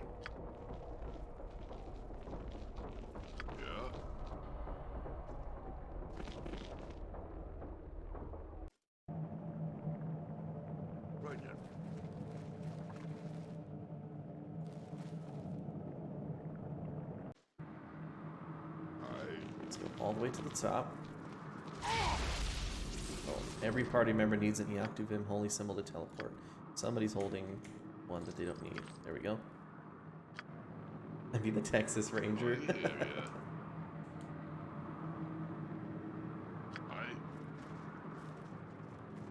There we go. I really like the lightning animation in this game.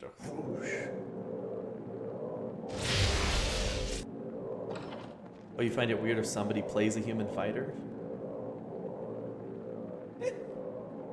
You know what? I used to agree with you on that, Terry, but in Magic games like this, human fighters can be just...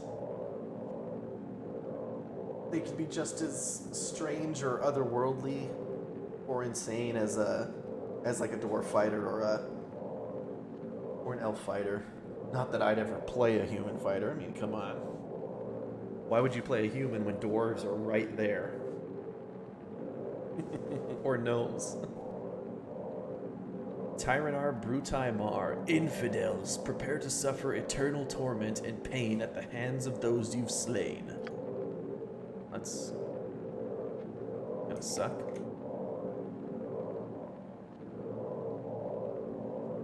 Oh look, so this guy summons up the shades of the bosses we fought.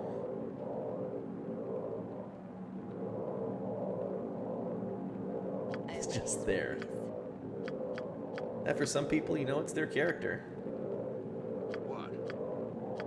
Okay, can I cast Symbol of Hopelessness? Yes, Jabuk.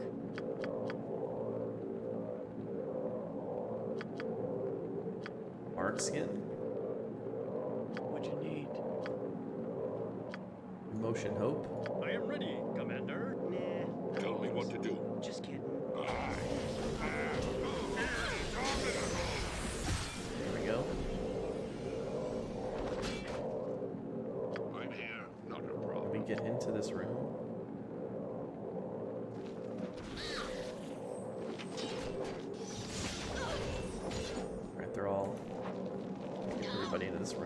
again.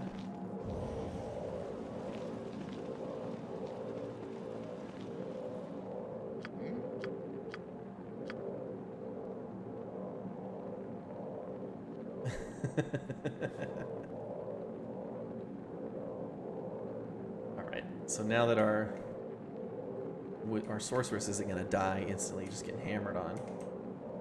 Run into this room. At your service. And then I'm going to put a skull trap out in the hallway. Cast protection from evil on us. And static charge. I'm ready to. Okay. Hey. Har, har, har. Ready.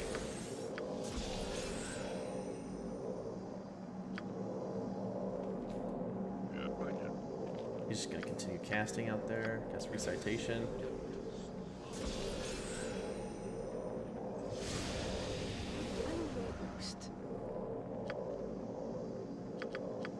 I summon an animal out there to trigger the skull trap.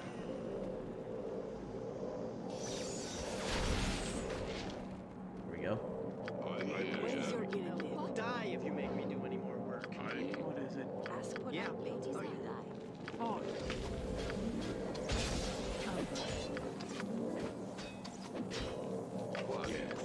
I suppose I got some time to kill. Oh, monsters to kill. East Lord Harsham's dead.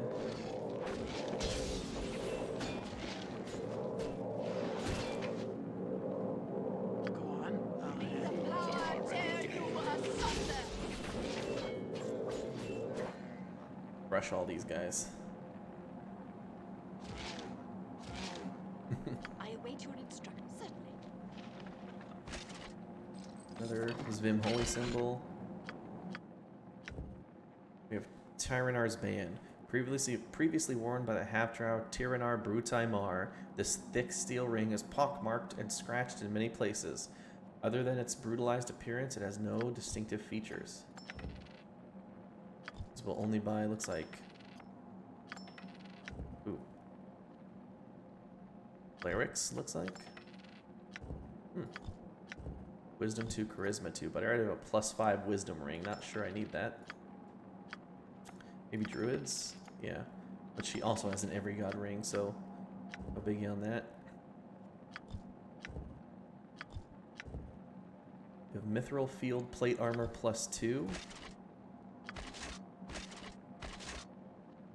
Slightly better than our Pit Fiend plate.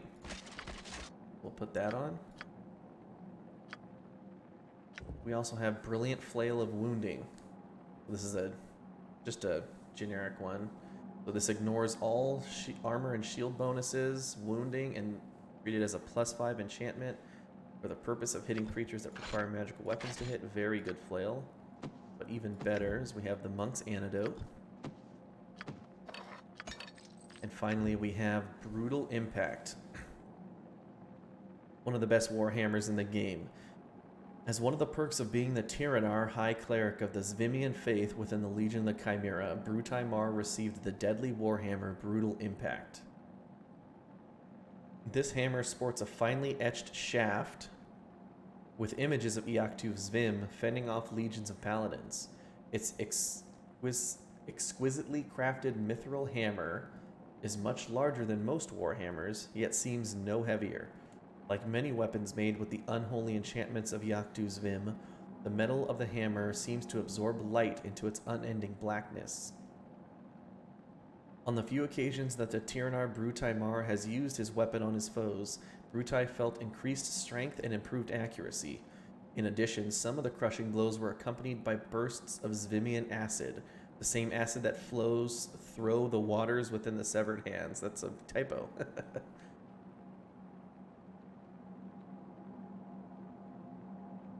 Yep, you can say Xavier or Xavier, but you always have that Z in there, xylophone. So it's a Warhammer +3, but an increased chance of scoring a critical hit, and then Corrosive Burst, a bunch of extra chances for increased acid damage and +2 strength bonus. Very powerful hammer. I'm here. be needing Matey, pay. arr. Har har har. I think our bear is wounded.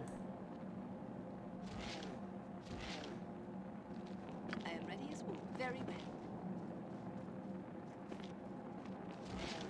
You're like excellent. Numeral X instead of KS. Unless you're Roderick from Might and Magic 6.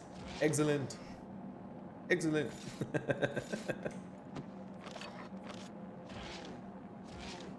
Oh, cannot move. Got some chainmail +2 on her. Anything in this scroll case? No. Let's ditch it.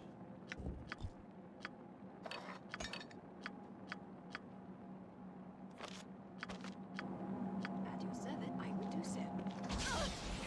Ow. I think that was I got you. forward wilting or something. Oh yes, as you want. Yeah. What?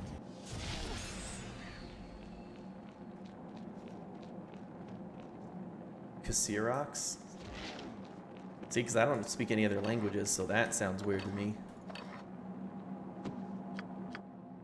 Put a K and an S together, and I'm like, what? Get out of here with your Spanish.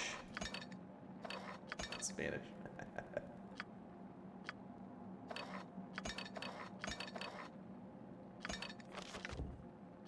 Fire seeds. Indeed. Not Kasirox. Like I would say rocks, but use the same sound you would at the end of rocks in the beginning. So it's this. I want to say Kasirox. Is it just Karox?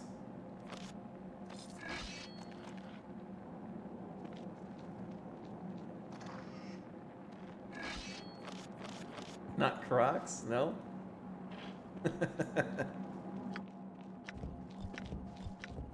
Longsword +5, there you go. Longsword +1 bloodletting. This is also, I think, a generic description. And then more bracers of defense +4. My goodness. Been drowning in those all playthrough.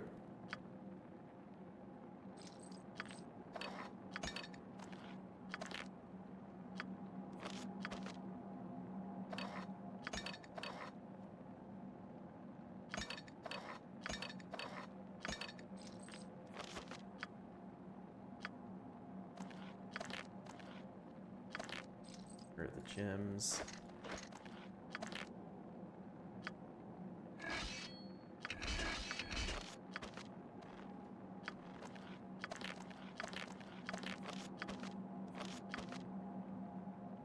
Say it like X, but it starts X. The X part. Xerox?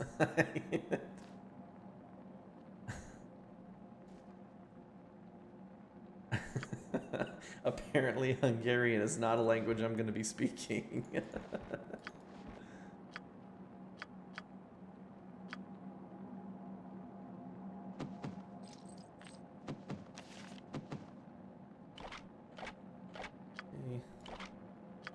Passing these arrows over.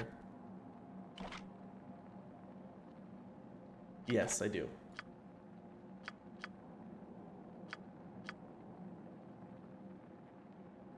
Drop the vowel from X, so just X. Just X. Is it Xrox?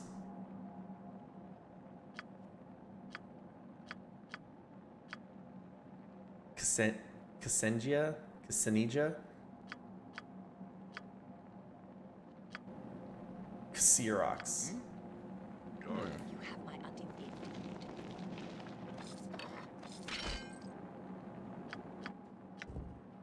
Is that a common, not phrase, but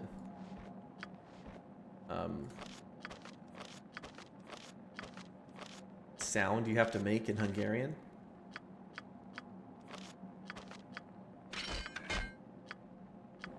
Ready.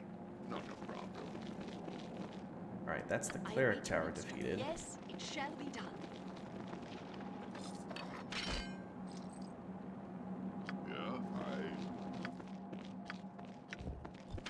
Yeah, Another hammer of bludgeoning, my goodness. I hear ya. I am ready as always. I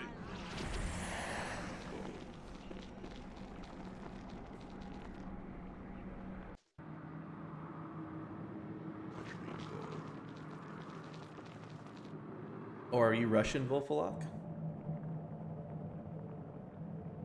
watch me go. Well, while we're here, why not we have a little sanctification party? Oh, Lithuanian. They still speak Slavic, like Cheeky Beaky. Standing before you is a twisted, terrified statue of Ilmater. There looks to be enough space on the pedestal to put the items for the Ilmater ritual. You placed all the necessary components for the Ilmater sanctification ritual. The items you placed on the pedestal begin to glow a soft blue. Begin to read aloud the words for the Ilmater sanctification ritual from the Tome of Ilmater. I suffer unto you, Ilmater, for the talons of the impure and unjust have captured the souls of the weak and hurt. Stop. Hear me or face your own mortality. Who speaks? I am the Lord of Darkness, the bringer of destruction. I am Iactus Vim, and I have a proposal for you, Terry of the Wudini. Maybe I should go lower. How do you know my name? I know many things about you, Terry of the Wudini. Future and past.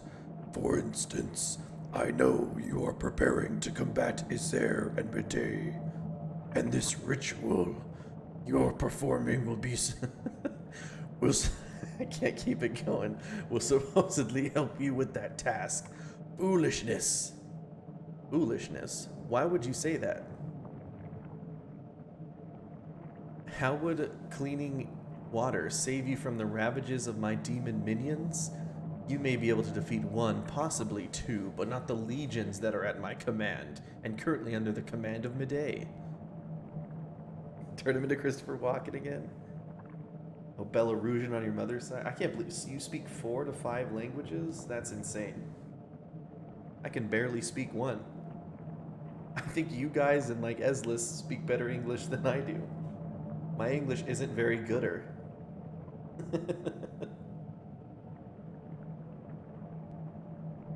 Okay, that could be problematic. What do you propose? I propose an alliance because I cannot do Christopher Walken. The alliance between you and I grow weary of Iser and Medei's constant failures, yet I am intrigued by your ability to thwart their plans. Iser and Medei have outgrown their usefulness. It is time I took control of Severed Hand, making it a fortified shrine to Bane. I will need strong, fearless, ruthless allies to make that happen. Allies like you, Terry of the Wudini. I see, but what do I get out of this arrangement? Swear your allegiance to me and no demon within Severed Hand will attack you when you combat Iser and Medei. In fact, Iser and Medei will not be able to summon in a demon to fight at their side. Started on Spanish and German, but that's also poopy, but it's still more than I speak. All I have to do is swear my allegiance to you. Yes, but you will need to prove your loyalty to me. All I need is for you to slay 10 innocents, and only then shall I accept your allegiance to me as true. I believe the slaves of the Severed Hand will suffice. So here is a point in the game where you can sort of choose to be evil. So one of the only points where you can really choose to be evil, other than just mindlessly slaying everybody else you come across and reacting rudely to people. But this doesn't really affect the outcome. This just sort of helps you on the final battle. If you don't want to fight the demons that Iser and Medei have at their side, this choosing to be evil here will slightly help you at the final battle. But I don't think it changes, from what I understand, it doesn't change the end of the game, really. So sort of an illusion of choice, but we're some good and neutral folks, plus Terry's a cleric to Tempest. He's not going to ally with an evil god like Bane or like Zvim. Let's say, I will see you destroyed before I kill innocents. Fool, you will pay for your insolence. Behold, I am death. Will someone do exclamation point die for me? D-I-E.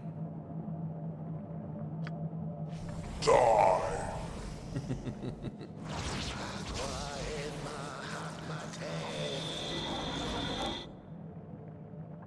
Embrace my darkness so that you may relish in my minions nipping at your tender flesh. Alright, this is also a very hard battle. Yoctu's Vim here is a pretty potent enemy. And stuff. Not as hard as the 6 followers, but if you had to fight 6 Yoctu's Vims, it'd be comparable. It'd be in the same neighborhood.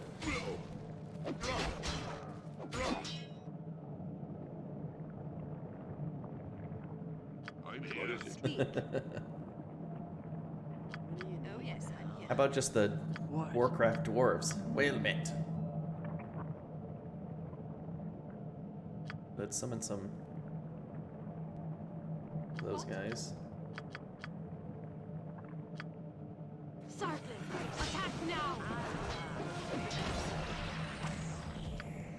gonna cast 2 lower resistance spells. What'd you need? Yes, Jabuk. Yes, Jabuk. Oh yeah, the innkeeper sounds, they're pretty easy to get. We put a Shield of Lathander on our barbarian.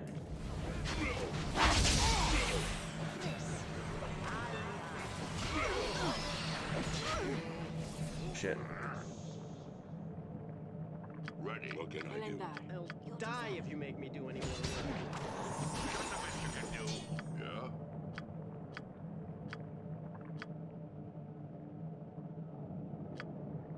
What is it? Quit your blubbering.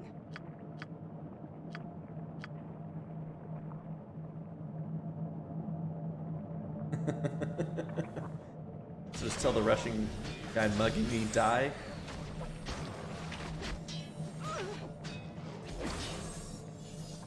I hear ya. What is your election be done?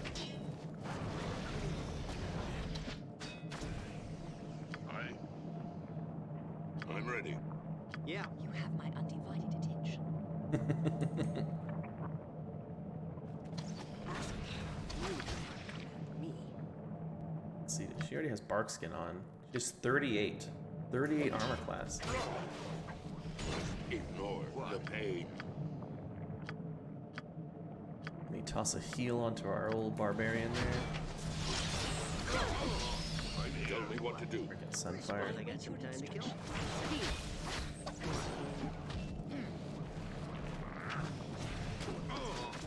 He's about to die.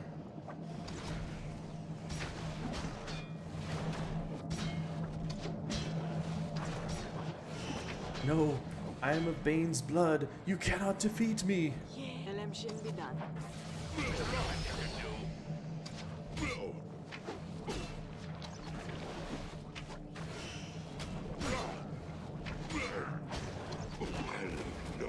There you go. You cannot defeat me. He just flops over like a big sack of cheese.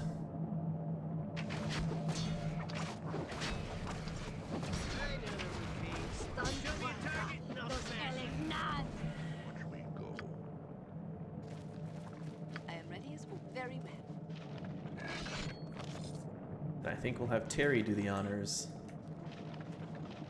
Finish up the ritual. Ready. Watch me go. Continue with the ritual. I suffer unto you, ill mater, for the talons of the impure and unjust have captured the souls of the weak and hurt. I offer unto you the tears of the suffering, for these tears do flow from the eyes of pain and hopelessness. I offer unto you the bonds of the faithful, for despite the unholy horrors that the suffering must endure, my faith is bound to you. Lastly, I offer unto you your holiest symbol, for it is a symbol of hope to let you know that their suffering is never in vain. Let those know.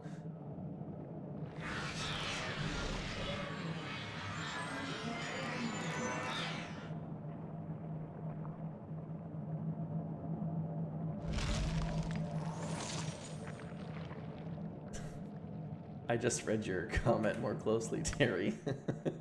Give, monster. You don't belong in this world. Oh, that's funny. This is a vial of water blessed by Corellon Lorethian, ruler of the Elven Pantheon.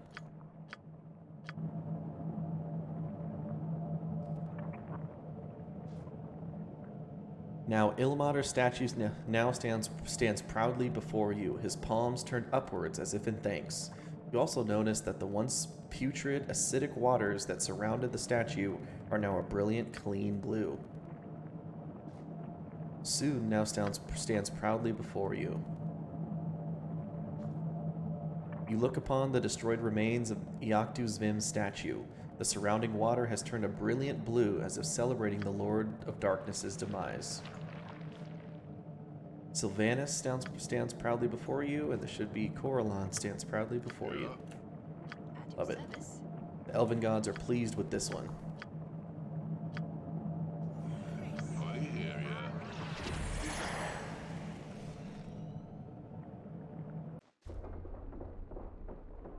Now we go back to the war tower Right then. and tell all the prisoners the good news.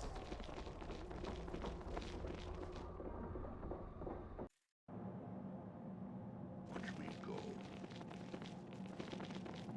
Let's start with Putty Talltail. That's it. I gotta sleep. You're back. Did you find a way to send me home? Yes, I did. There's a mage in the mage tower who is willing to teleport you back to Bryn Shander. Really? That's wonderful. I know where the mage tower is, and I know I can sneak over there and meet this mage of yours. What level is he on? He will be on the 4th level, and his name is Auric. Are you sure you don't want me to escort you there? Oh no, you've helped enough already. One thing a gnome knows how to do is sneak and hide.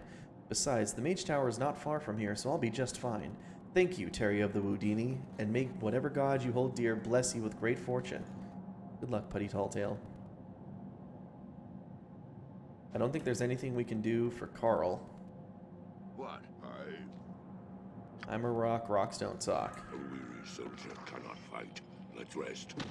Let's talk to Ormus. You have returned. Do you have the antidote? Yes, here it is. He turns back into a fighting monk. I cannot go much longer By the gods, that's it. Thank you. It feels glorious to be in my own body once more. And know this, my friend, that if you intend to attack Medea and Azair, my men and I will be there to aid you in this battle. This I swear. And I owe you thanks, Ormus, until a later time.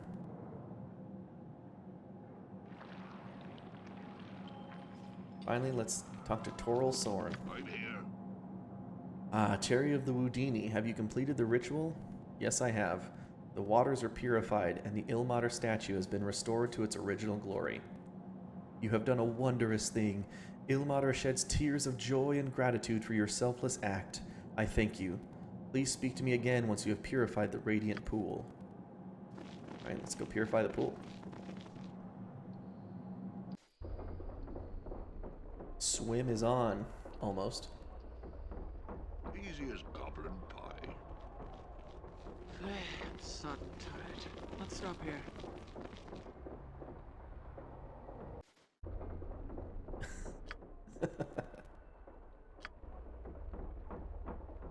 Actually, who's got the cleansing waters?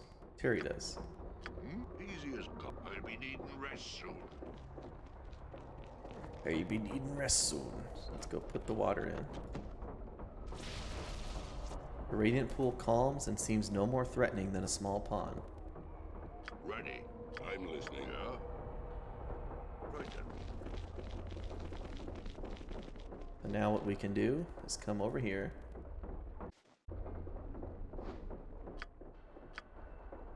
Done. Pool's cleansed. We talk to the globe of essence. And when we destroy it. I'll leave no one alive.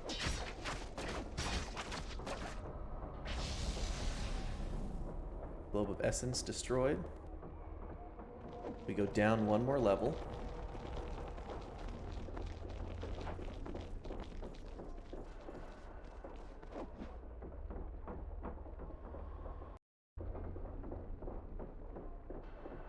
Right then.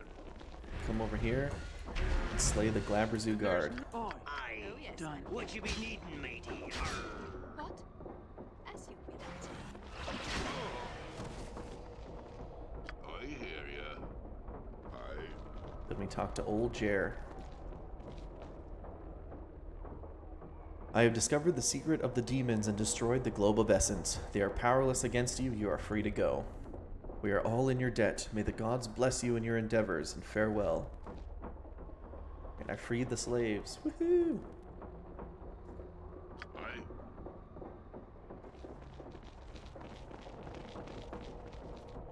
All the slaves are gone. Here we go.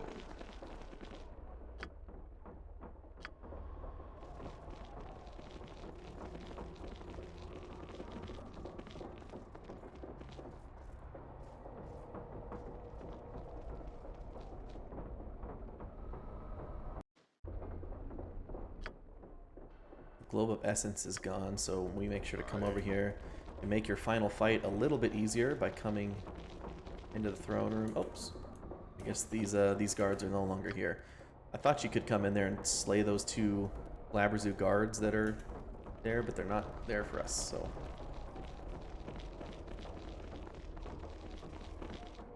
Up the stairs.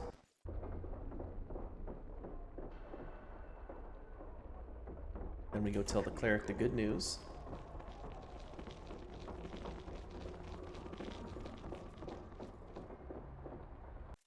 We're about 10 minutes here from the final fight, maybe even less. What? It's obviously Azera and Medea are not going to be happy about all this stuff we're doing. They're going to take notice. I'm here. Alright, I have purified the radiant pool.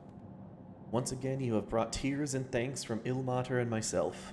There is nothing more that I shall ask of you, except to leave me here in my glorious suffering so that I may witness the severed hand's transformation to righteousness. Very well, Toril, I shall respect your wish. Good luck to you. You know what? I'm really tired. Jordan. A weary soldier cannot fight. Let's rest. Let's rest. Tell this guy. Never mind, I like to speak what items you have, so let's sell off our last set of stuff.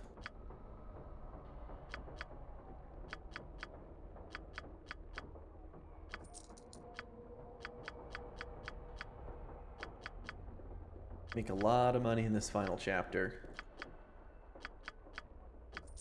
Well enough to afford all this awesome, or all these awesome magical arrows. I shouldn't have cheaped out on the +4 bolts. I should have just gone straight for the +5s.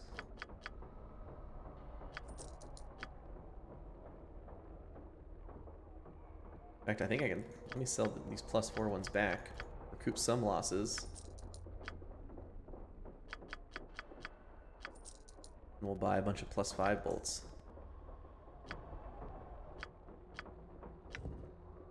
Forgot Flail of the Elements. It's also a generic flail, but 1d6 fire, cold, and electric damage, and sure striking. This is just like that one flail you can create in Baldur's Gate 2, once you find all the heads laying around.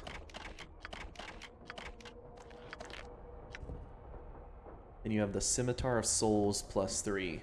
In honor of Iactu's Vim, Medea had one of her most skilled weaponsmiths create Iactu's Vim's scimitar, the Scimitar of Souls. When it was complete, she had it put into the hands of Iactu's Vim's statue, in the hopes that if one day Iactu's Vim materialized as one of his avatars, he would use the weapon she had made for him in battle. How convenient. The mainstay weapon of Iactu's Vim, the Scimitar of Souls, has the power to literally suck the life out of its victims. Its large, black, polished blade is serrated on the back side of its curve, wraps around the lethal tip, and etches its jagged way 1/4 the blade's length down on the sharpened side. The brutal looks and size of the finely forged Scimitar of Souls complements Iactu's Vim's foreboding presence and intimidating scowl. In the hands of Iactu's Vim's avatar, even this copy of the original sword would yield the Dark God an immense advantage in battle, let alone if a mortal were to wield it. So this is a scimitar +3. It energy drains, and it dispels magic on target. Oh yeah, it really does. Take all these Zvim holy symbols and have our, I guess our druid. Oh, actually, I'll have our barbarian hold it.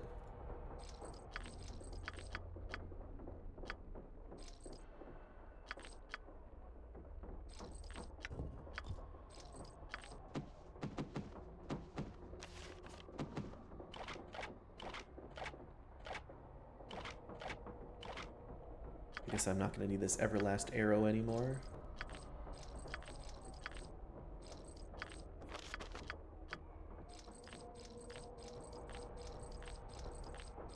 Holding on to his collection of holy symbols and dead bodies.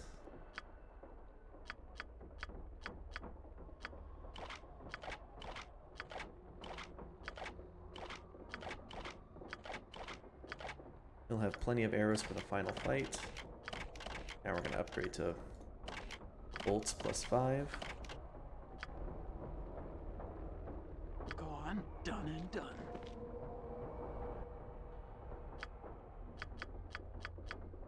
Man, that scimitar is worth 109,000.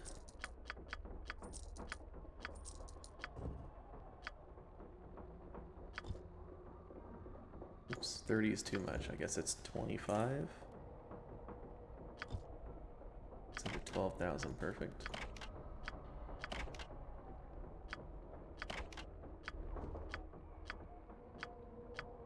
I cannot go much longer without rest.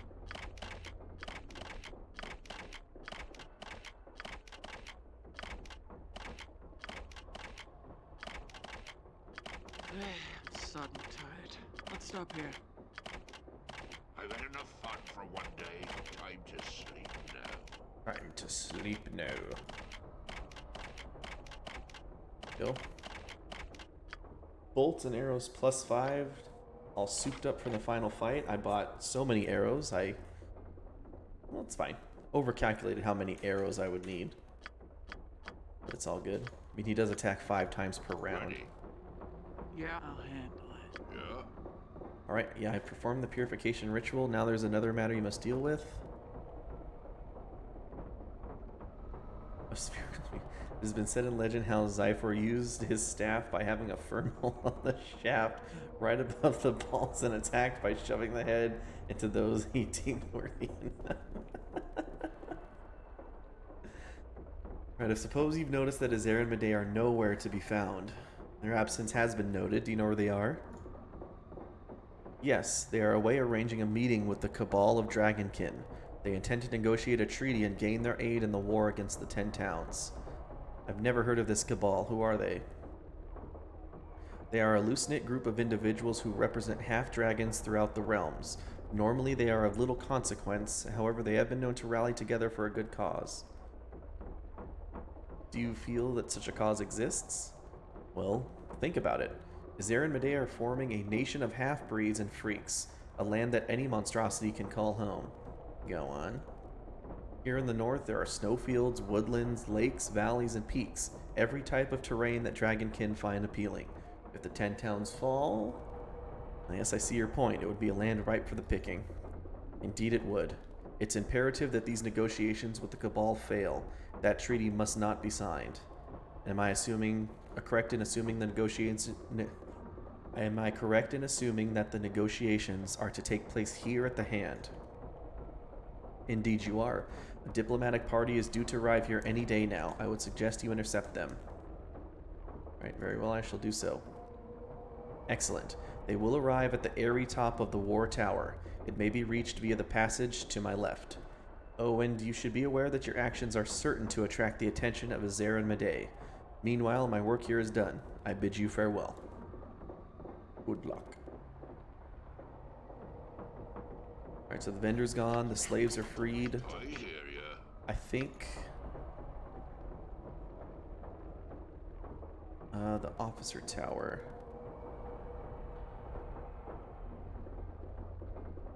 You know what I have to do?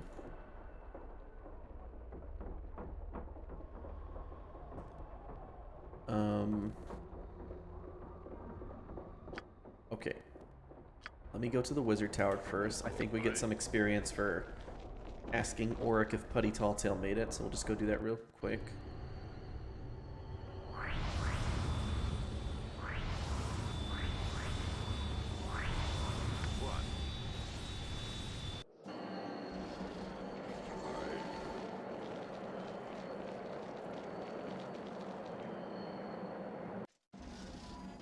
Not a problem. Oops. I'm here. Watch me go. Alright, wondering if Putty Talltail made it to you safely. Yes, he came to me and I sent him back to Bryn Shander. I'm glad to hear that. Alright, so no experience for that, just something you can do. Completionist's sake. We made sure Putty Talltail was okay. Never let a gnome be harmed.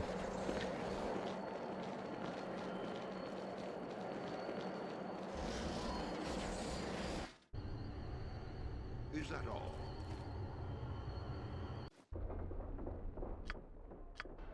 So we go to the top of the war tower.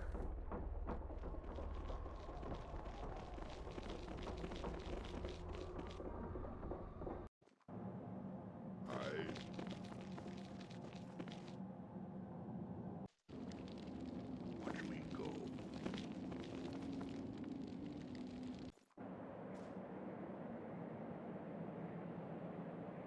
And here, their Stubknock is back. Ready.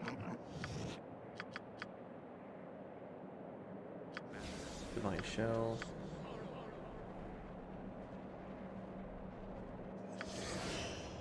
Holy Power. What'd you want? Motion Hopus. Drop on Holy Light. I await your We instructions. lost our haste, which we'll do here. Yes. You're blubbering. Why? I hear it, Targos. Let's talk to Stubknock. What you want? How does one get access to the upstairs? You don't. Not even if I have this delegate pass? No. That place restricted. Only escort guard for arriving half-dragon Delagi. Peoples may go up to top of War Tower. I see. Who do I speak with to get access to this area? Captain Pudu and Captain Malign are the only ones with key for landing pad, but you no get permission. You can try, but you no get. Stubknock know this. Where might I find these captains? Stubknock think Captain Pudu on top floor of Officer Tower. Him entertain a half-dragon. Captain Malign come back from patrol soon. Don't know exact time. What about that gate that leads outside? Could we get access to that? Yes, but you fall long time. Big gate leads upwards to Broken Sky Bridge. Used to lead to Mage Tower, but Crazy Wizard blew it up. That's all. Farewell. I've grown tired. Right then. You know, I don't think there's any benefit in waiting. You do have to fight these guys on your way back from the officer tower, but let's just TCB now. Why don't we? What is it? What is your errand? What? Done. I am ready, Commander.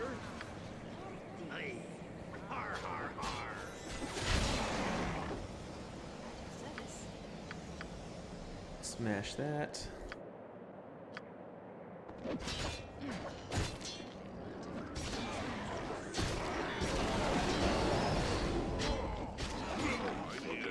I'm ready to do adventure. My side is greater than Play yours. the Demon Knight.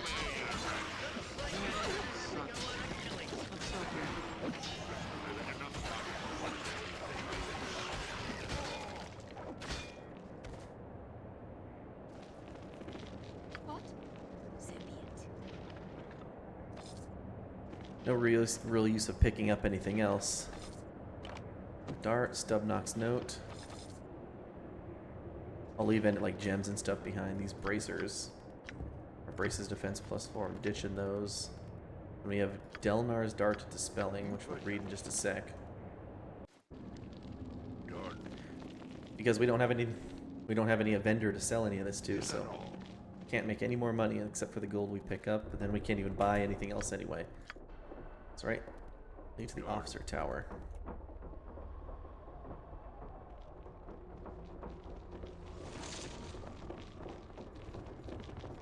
Real quick, for Delnar's Dart of Dispelling, Delnar was a timid mage who was never one for adventure. He spent most of his life in quiet study, living with his mother, trying to learn... Oh, we've already read this one. This was, I think we had Delnar's The Sword that healed people. For his first attempt, Delnar decided to create a dart that would be a mage's best friend. The weapon would unerringly strike a target, dispel any magical protection, and then return to its user. Unfortunately, just as he was placing the final enchantments on the item, Delnar's mother, we read that before, came into the room, saw the dart, and said, "Careful, you put your eye out with that." Much to his dismay, excuse me, sorry, burped for a sec, his mother's words became a part of the enchantment. The dart did seem to work as intended, but occasionally would strike the user blind upon its return. So 50% chance to dispel magic on target, 10% chance of blindness on the wielder. Ready. Watch me go.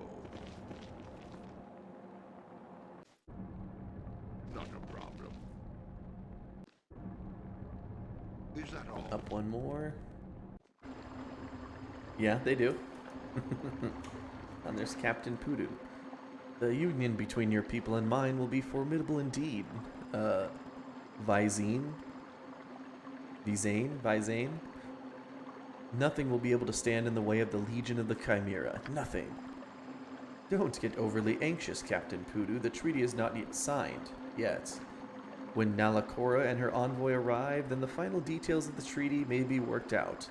Until then, we are nothing more than two empires with similar interests. Yes, similar interests indeed. Power, conquest, wealth, all worthy interests that we share.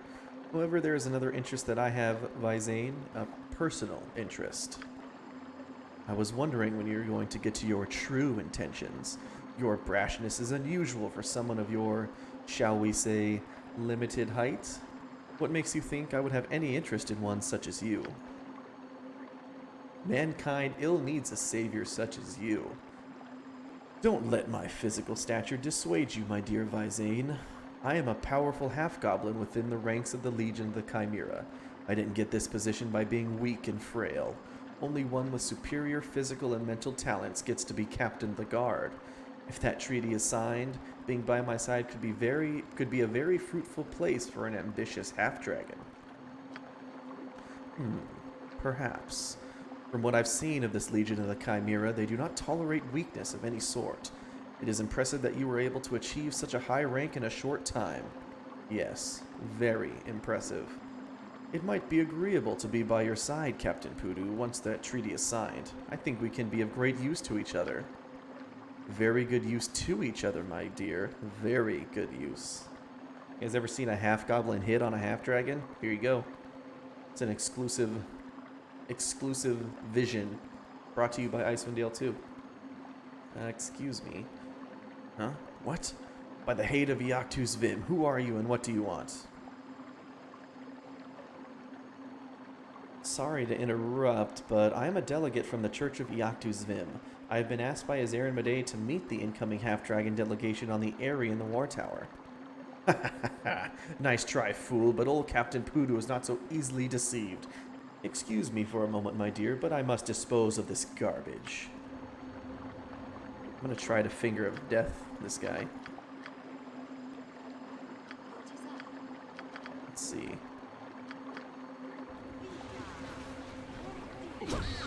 Ow.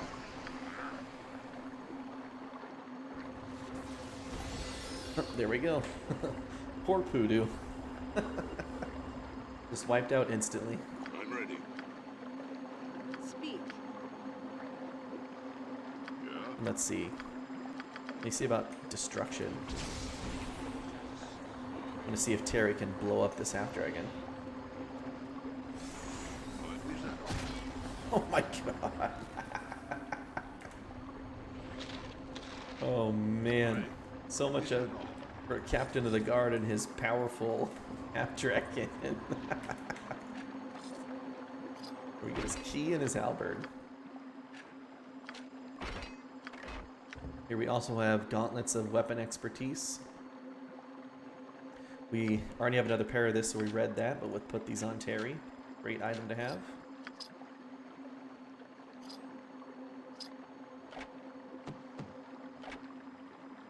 Refill my arrows.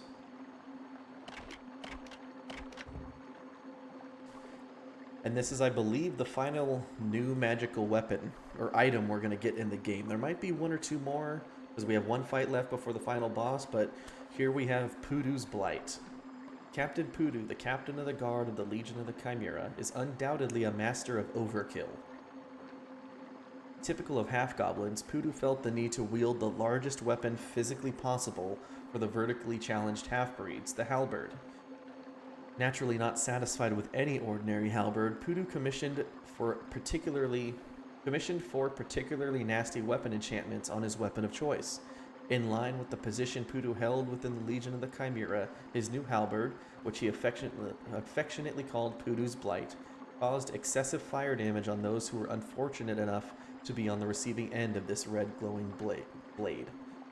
In addition, the halberd has been known to stun the opponent, rendering the target unable to fend off Pudu's attack. An opponent that cannot fight back is indeed Pudu's favorite type of opponent. Just don't tell that to Pudu. So a really good halberd, 25% chance to be stunned for half a round, and 50% chance of a bunch of extra fire damage. So another strong halberd if you've got it, or if you've got the skill for it. Now let's rush back to the top of that tower. Is that all? I'm here. Real quick though, I'm gonna have us heal up. What'd you need? Yes, Jabu. You still have a copy of heal? No. Ready, done. What is it? Healing circle, and then cure critical wounds.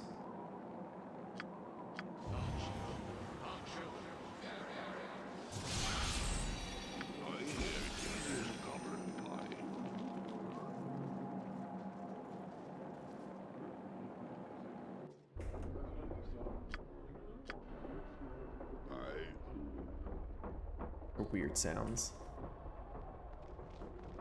It's like somebody's talking in the far distance.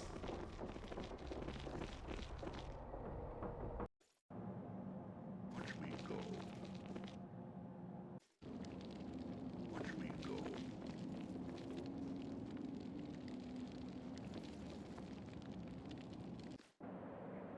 Back up to the top of the war tower. Oh, we lost our last haste. We can try this fight without the haste, but let's show you guys what's over here. Cannot fight. Let's rest. Over here is indeed just an empty sky bridge. I think you can go across this in Icewind Dale 1, just keeping with a consistent structure or layout of the Severed Hand. I think you go here in Chapter 3, maybe 4 in Icewind Dale 1. Let's go up here. I've had enough fun for one day. Time to sleep now. Time to sleep now. Oh shoot. Our spells got interrupted. Oh, and we're surrounded. Nalakora, what is the meaning of this? I was told there would be only one group of escort guards, not two. Hold fast, Tursol Malign. I am Tursol Malign, and I have been ordered to escort you to their lordships Izair and Medei. These other individuals are intruders. Is the Legion of the Chimera always this careless with their security? Perhaps we should rethink the meaning until Izair and Medei have acquired more competent security. I assure milady that we have the foremost security in the land. Allow me to demonstrate by eradicating these intruders. Uh-oh. We need to get out of the middle of this. Easy as goblin pie. I await your instructions. Cast Chaos.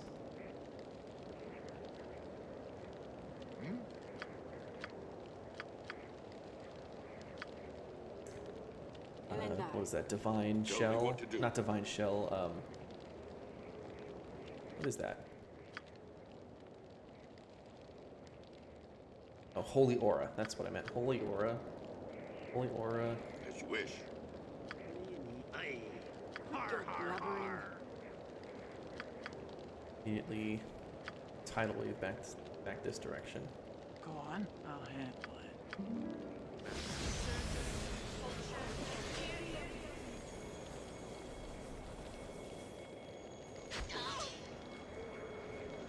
I am ready as always.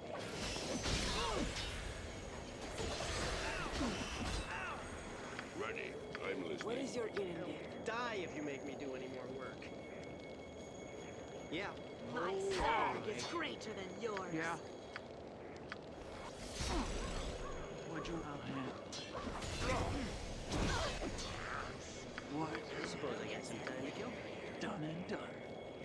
Yeah? Ask politely, or you die. Is that the best you can do? I hear ya. Yes. Drink that potion. Drink that potion. What is it? Speak. Everybody attacked her soul malign. What'd you need? Cast a chromatic orb on this half orc. Where that leads you.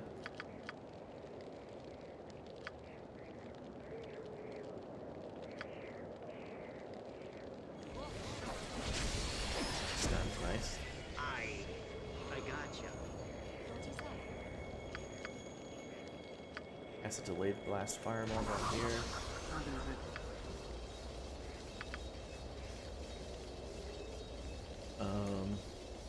Infusion over there. Yes,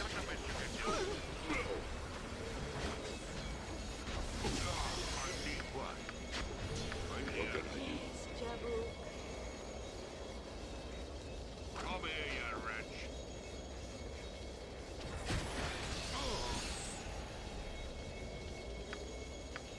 Summon a shadow on the fireball so it sets off. I am ready, Commander. Is that the best you can do? Make another potion, Terry. Oh my gosh, we almost lived the fight and our sorceress accidentally killed herself. That is so unfortunate. We were barely on the edge of the fireball. Oh my gosh. I don't have any way to heal her or get her back.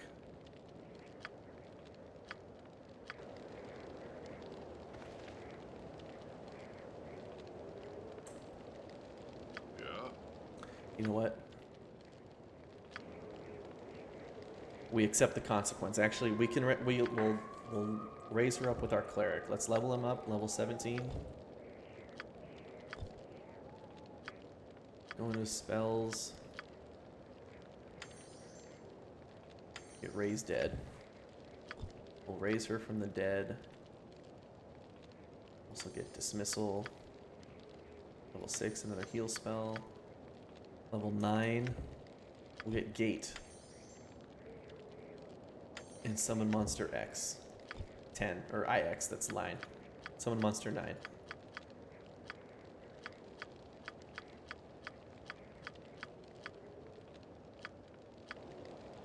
I hear. I. Okay. It'll get raised dead.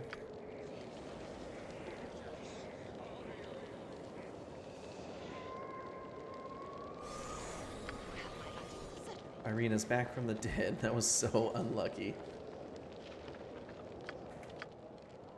Ever equip everything from off the ground.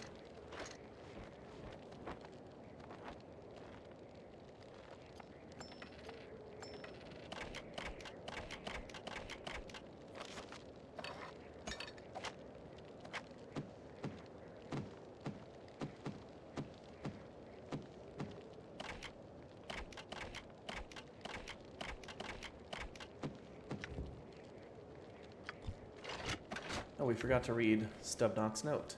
It is a handwritten note in a flowing freehand script. It reads as follows. Stubnock, I know your tiny brain has trouble with the written word, so I'll keep this brief. I am entertaining a lady friend on the top floor of the officer tower. I am not to be disturbed unless it is an emergency. If I deem it not an emergency, I'll see to it that you are flensed and your useless remains given to the lemurs. What is flensed? I've never heard that. Except when I've read this note in the game, I just never looked it up, I guess. P.S. And I will never let you have the key to the gate that leads to the War Tower Airy. You are too stupid and I hate you. Okay. All of our arrows back on, ready to rock. I await your instructions. Oh, fine. Quickly check that there's anything else we need on these piles. I am ready, Captain. I'm ready. Go on. Halberd. Yeah. Tell me what to do. Consider it done. Shoot what you want. Fine. Oh, we've got a couple items here. I guess I was mistaken. Grabbing gold like it matters at this point. I don't know why. Another great sword.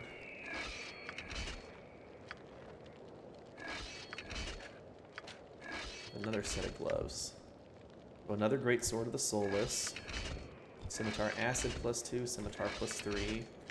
Another set of gauntlets of weapon expertise. I don't think those apply to ranged damage. Let me try. It's attack bonus +2. Yeah, or damage bonus +2. It says he has damage bonus +2. I think we'll leave those on. Got Halberd of the North. This is kind of like Pudu's Blight, but it's generic halberd explanation or description, as well as does frost damage, sure striking as well. So the final magical item we'll read about is the school cap. Worn by wizards and scholars across Faerun, the distinctive small round school caps come in a variety of colors. The colors often correspond to scholastic colors or the color associated with a particular school of magic. This particular cap was worn by the wizard Vedri of Silvery Moon. On a sightseeing tour of Icewind Dale, his skiff capsized on Mare Dualden. Fishermen recovered his body. They sold the cap as compensation for sending his body back to his family. This particular cap is a faded shade of purple, representing the School of Illusion. Guess we'll put that on her for no reason other than just to have it on. I'm here. A +1 intelligence bonus, why not? Okay, so I think once we go down the stairs, the final battle triggers. There's a bit of a cutscene though, so I'm gonna try to fully buff everybody. However, I think some of our enchantments are gonna wear off in like the cutscene because it takes a long time to go over there.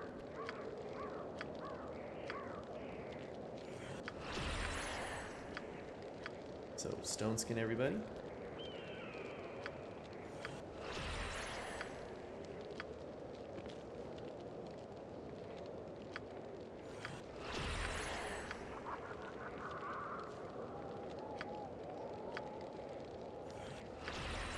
Take me just a moment to get everybody. Also going to protect you from arrows, everybody. I think there are archers in the final battle, though I think they're all using magical arrows.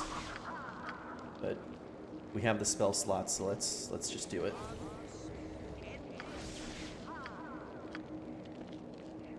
What? Oh yes, I'm here.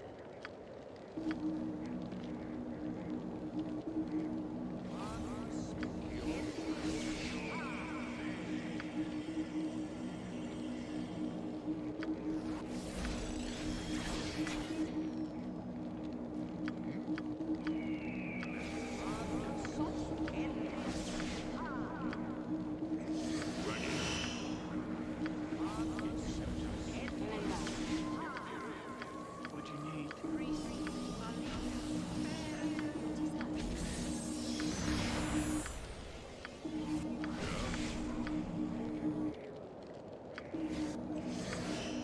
Armor of Faith. Bless. Bless is definitely going to wear off. What is it?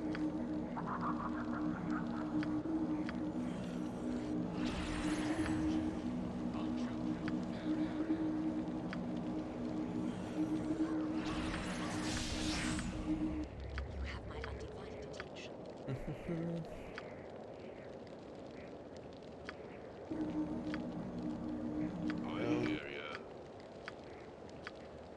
him Divine Shell.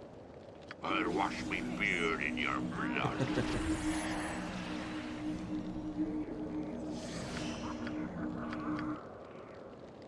And then Holy Aura. I await your instructions.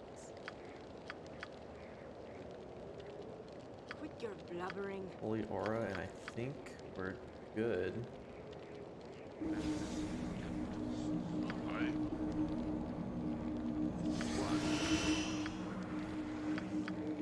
Oh, strength of 1.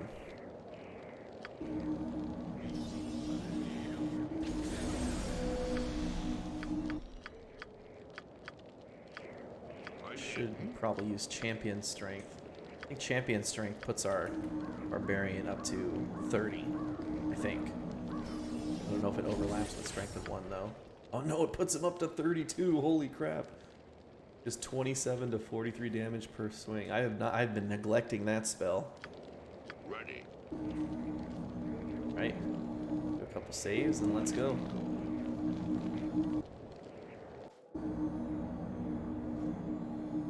Bouvet de Nali. Congratulations, Atom Smasher. You have managed to stir things up quite a bit here at the Severed Hand.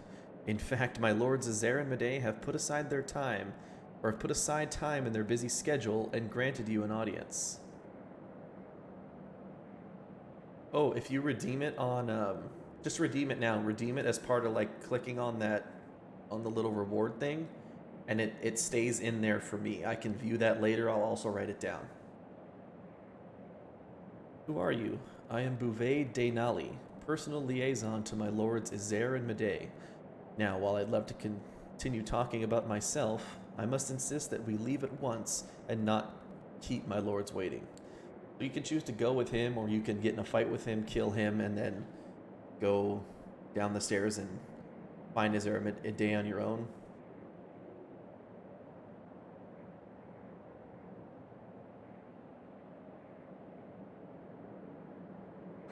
Oh, if you've already captured it, you can send it to, you can put it on Discord, or send it to me on Discord. Alright, lead the way. As you wish, behold.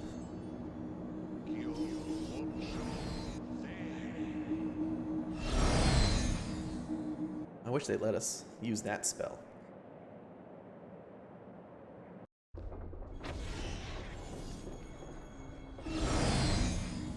Here's Azair and Medei. When first we met, I expressed satisfaction at the looks on your faces. Now that the tables have been turned, I am positively incarnadine. Brother, you always look like that. It's why we're here, remember? True. As for these adventurers, I still haven't figured it out. Why have you come all this way? Gold? Some self-appointed noble quest? So here you have an option to tell him. You have 5, it's 5 generic options. 7, you know, your 7th option is to just tell, let's end this, start the fight right now. And your 6th option is always something specific to your class. So you can say, what reason could I give that would matter? To Tempest, the cause is irrelevant, only the valor of the combatants. You also can tell him gold, you can tell him many reasons, and try to find out their reasons. Accuse them of not being noble, pursuit of fortune and glory, or put an end to them as for being abominations. So, for example, our dwarf here is a battle guard of Tempest, so he talks about Tempest. I've seen, you know, if your bard is talking to him, he'll say, well, you know, I needed something to write a great song with, or something along those lines. Those are the 2 I remember specifically, but I'm fairly certain it's all specific to your class, this 6th option. So let's choose that one. Oh, but it does matter to me. To Medei as well. How about this? If you care so much about it, what are you going to do now that your army is broken? At this point, I think we're supposed to say something to the effect of, you're too late to stop us.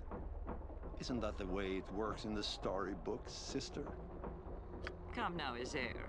You know I don't like to read. Of course, how forgetful of me. Now, where was I? Something about storybooks. Well, whatever it was, I've forgotten it now. Enough of this stupidity. Would it be all right if I killed them now, sister? It sounds perfect to me, brother. Farewell, mercenaries. I really like Azair and Medea's villains. I wish we got more FaceTime with them. You only get that one time outside of Chapter 3, and then now in this conversation. Really. I wish they did like, you know, like flashbacks or flash size like they did in Baldur's Gate. That would be really cool. But here, you are stuck in combat. You're also surrounded by Zilvar Torg, Morn Torg, as well as some other creatures that will be teleporting in soon. My favorite strategy is typically, like I've done all game, is with our haste, run off to the side, get your archers and everybody out of the way. Here we have Bouvet and Fane Zilton. Looks like unfortunately Terry got caught in the symbol of hopelessness. I'm listening. Level up our barbarian real quick. I'll just get some extra hit points out of it. Go up to 276. What is your errand? We're all gonna attack Fane Zilton. Then attack Bouvet. Try to take out mages early when you can. Also, you'll notice we have the Black Raven monks who are here helping us out.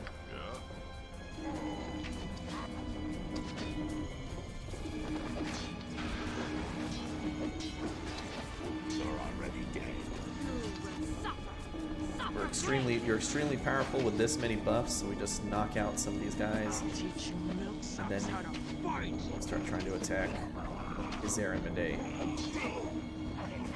If I remember correctly, I think the strategy is Azair is the weaker of the two.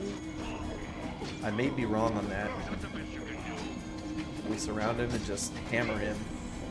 Oh, he explodes one of the monks in front of us.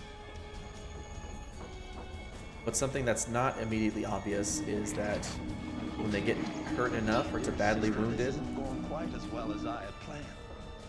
Perhaps we should fall back. You always were the first to flinch, brother. Very well. their health pools are actually tied together. Being twins like that, they've magically fused themselves together, which I think they'll tell us in just a sec.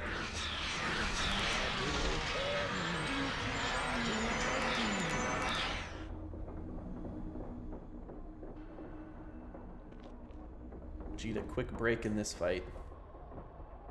You can also pick up more gauntlets of and some generic items, more gauntlets of weapon skill. Another cloak of protection, it looks like. You don't really need this stuff. I was just seeing if there's anything else interesting that I maybe forgot. But nope. Gauntlets of weapon expertise. We could probably put on Eslif. But we'll keep the periaptive wound closure. We've had it for so long, it's almost sentimental at this point. So now I'm going to heal him. This also gives you a bit of a chance to rebuff, but I don't think we need it.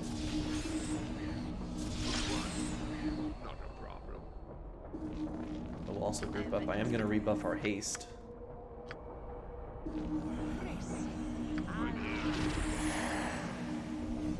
But also hastes the monks that are with us. Not a problem. Anybody else left over here? Nope. We killed all the side creatures. That puts us into the room with the Zeramide again. Very clever. You tainted the pool. Well done. An excellent maneuver. Wouldn't you say, sister? Ah! Silence your incessant chatter, Azair. Kill them! My humble apologies, sister. After you. If I'm not mistaken, cleansing the pool is something you can skip. But that means they will come in here and heal to full. It just makes the final battle that much harder. But I feel like I read online that you could skip that, but I always cleanse the pool, so I could be mistaken on that.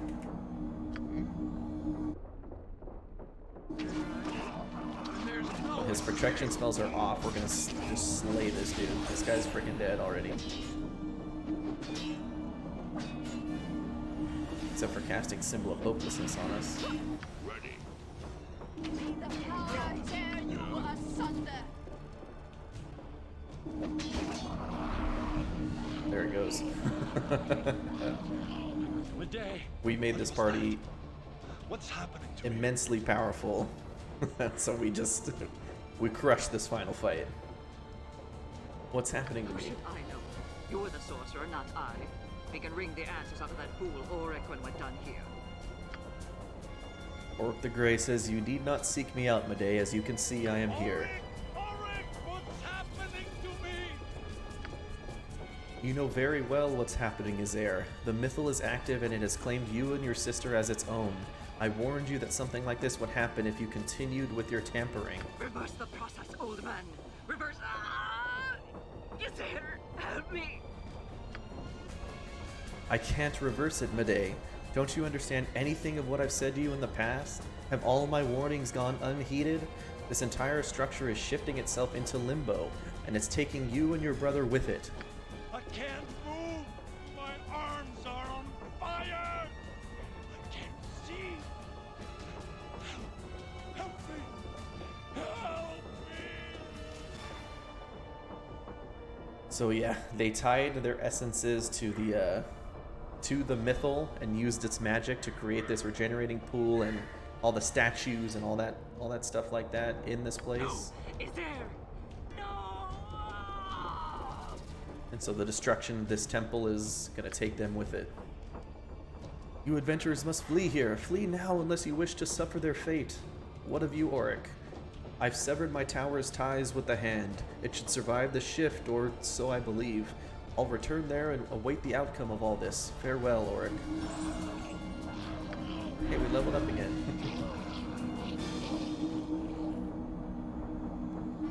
So they've shifted into the material plane. Let's level up just for fun. Ooh, a new level 2 spell. I wonder what we'll get. Let's get Blur. And then let's get Mass Haste. Another fighter level for no reason. There we go. I hear ya. Then we have to rush towards the closest exit. Let's kill these Slayer Knights first. For all their Come here, you meanness. Not a problem.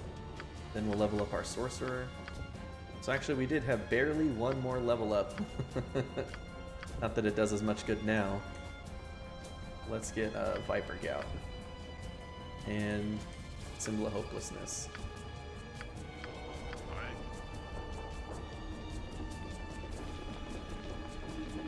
The whole place is being destroyed. Here we go. Auric didn't come into Kaldahar much after the Legion had broken. So much of his work had been lost that his life seemed wasted in his old age. Once I asked him what had happened when the hand vanished on that fateful day. As he looked down from the safety of the Mage's Tower, he watched chunks of stone fall away and disappear. Eventually, trails of ethereal fire raced up the fingers, leaving lavender smoke and nothing more. When the haze cleared, his tower alone survived, hanging in the sky as a reminder of what once stood at the center of the valley. Though I barely remember the adventurers now, we all remember how important they were to our lives. They stayed with us for a while longer, but moved with the changing of the seasons. Soon after the heroes had gone, Isilor planted a garden at the base of the great oak, for he told us the adventurer's memory should remain associated with the realm of the living. And as I now realize, it is for the sake of the living that I now leave my home, just as my mentor did when he came here, and just as those adventurers did when they saved all of Icewind Dale. There are many roads left to travel, many deeds left to do, before the end of my days.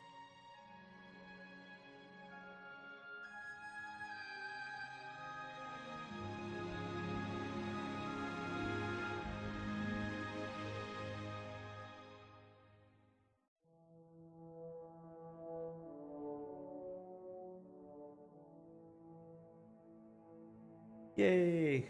Icewind Dale 2. Love it. I have to say that was damn near 100% completion of the game. I don't think I missed any quests. The only thing I obviously couldn't do was some stuff that's like different dialogue options here and there. I did never return Nonin's ring back at the Black Raven Monastery, but I don't think I can because I think the thief that I agreed to help rob the tomb under the monastery is the one who has the ring, and I'd already turned him in, so he was gone from the game. But other than that, I think I read every piece of dialogue, or every important piece of dialogue. I read every item description, all the unique custom little stories. If this wasn't like 100%, then it's like 99%, you know? I caressed all of the shafts, or all the shafts. I gazed upon all the heads, everything.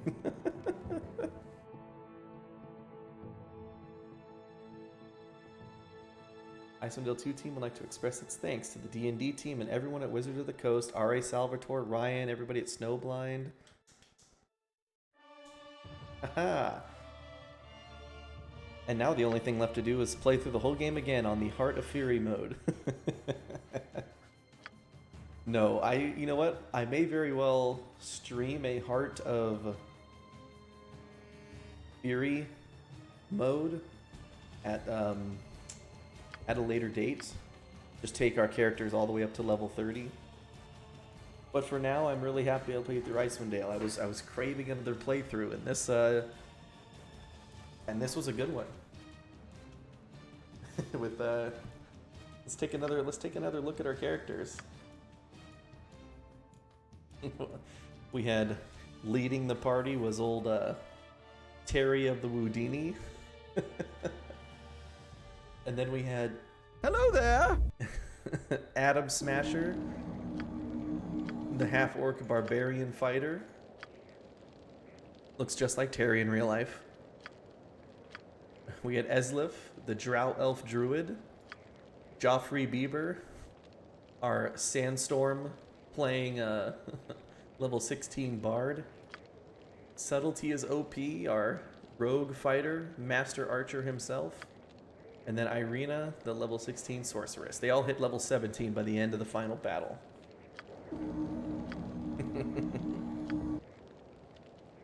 But that's the end of the game, and that's going to be it right there for this stream, guys. Thank you so much. Almost legal. Oh yeah, every night in camp, that's what they were doing, Terry. Oh man.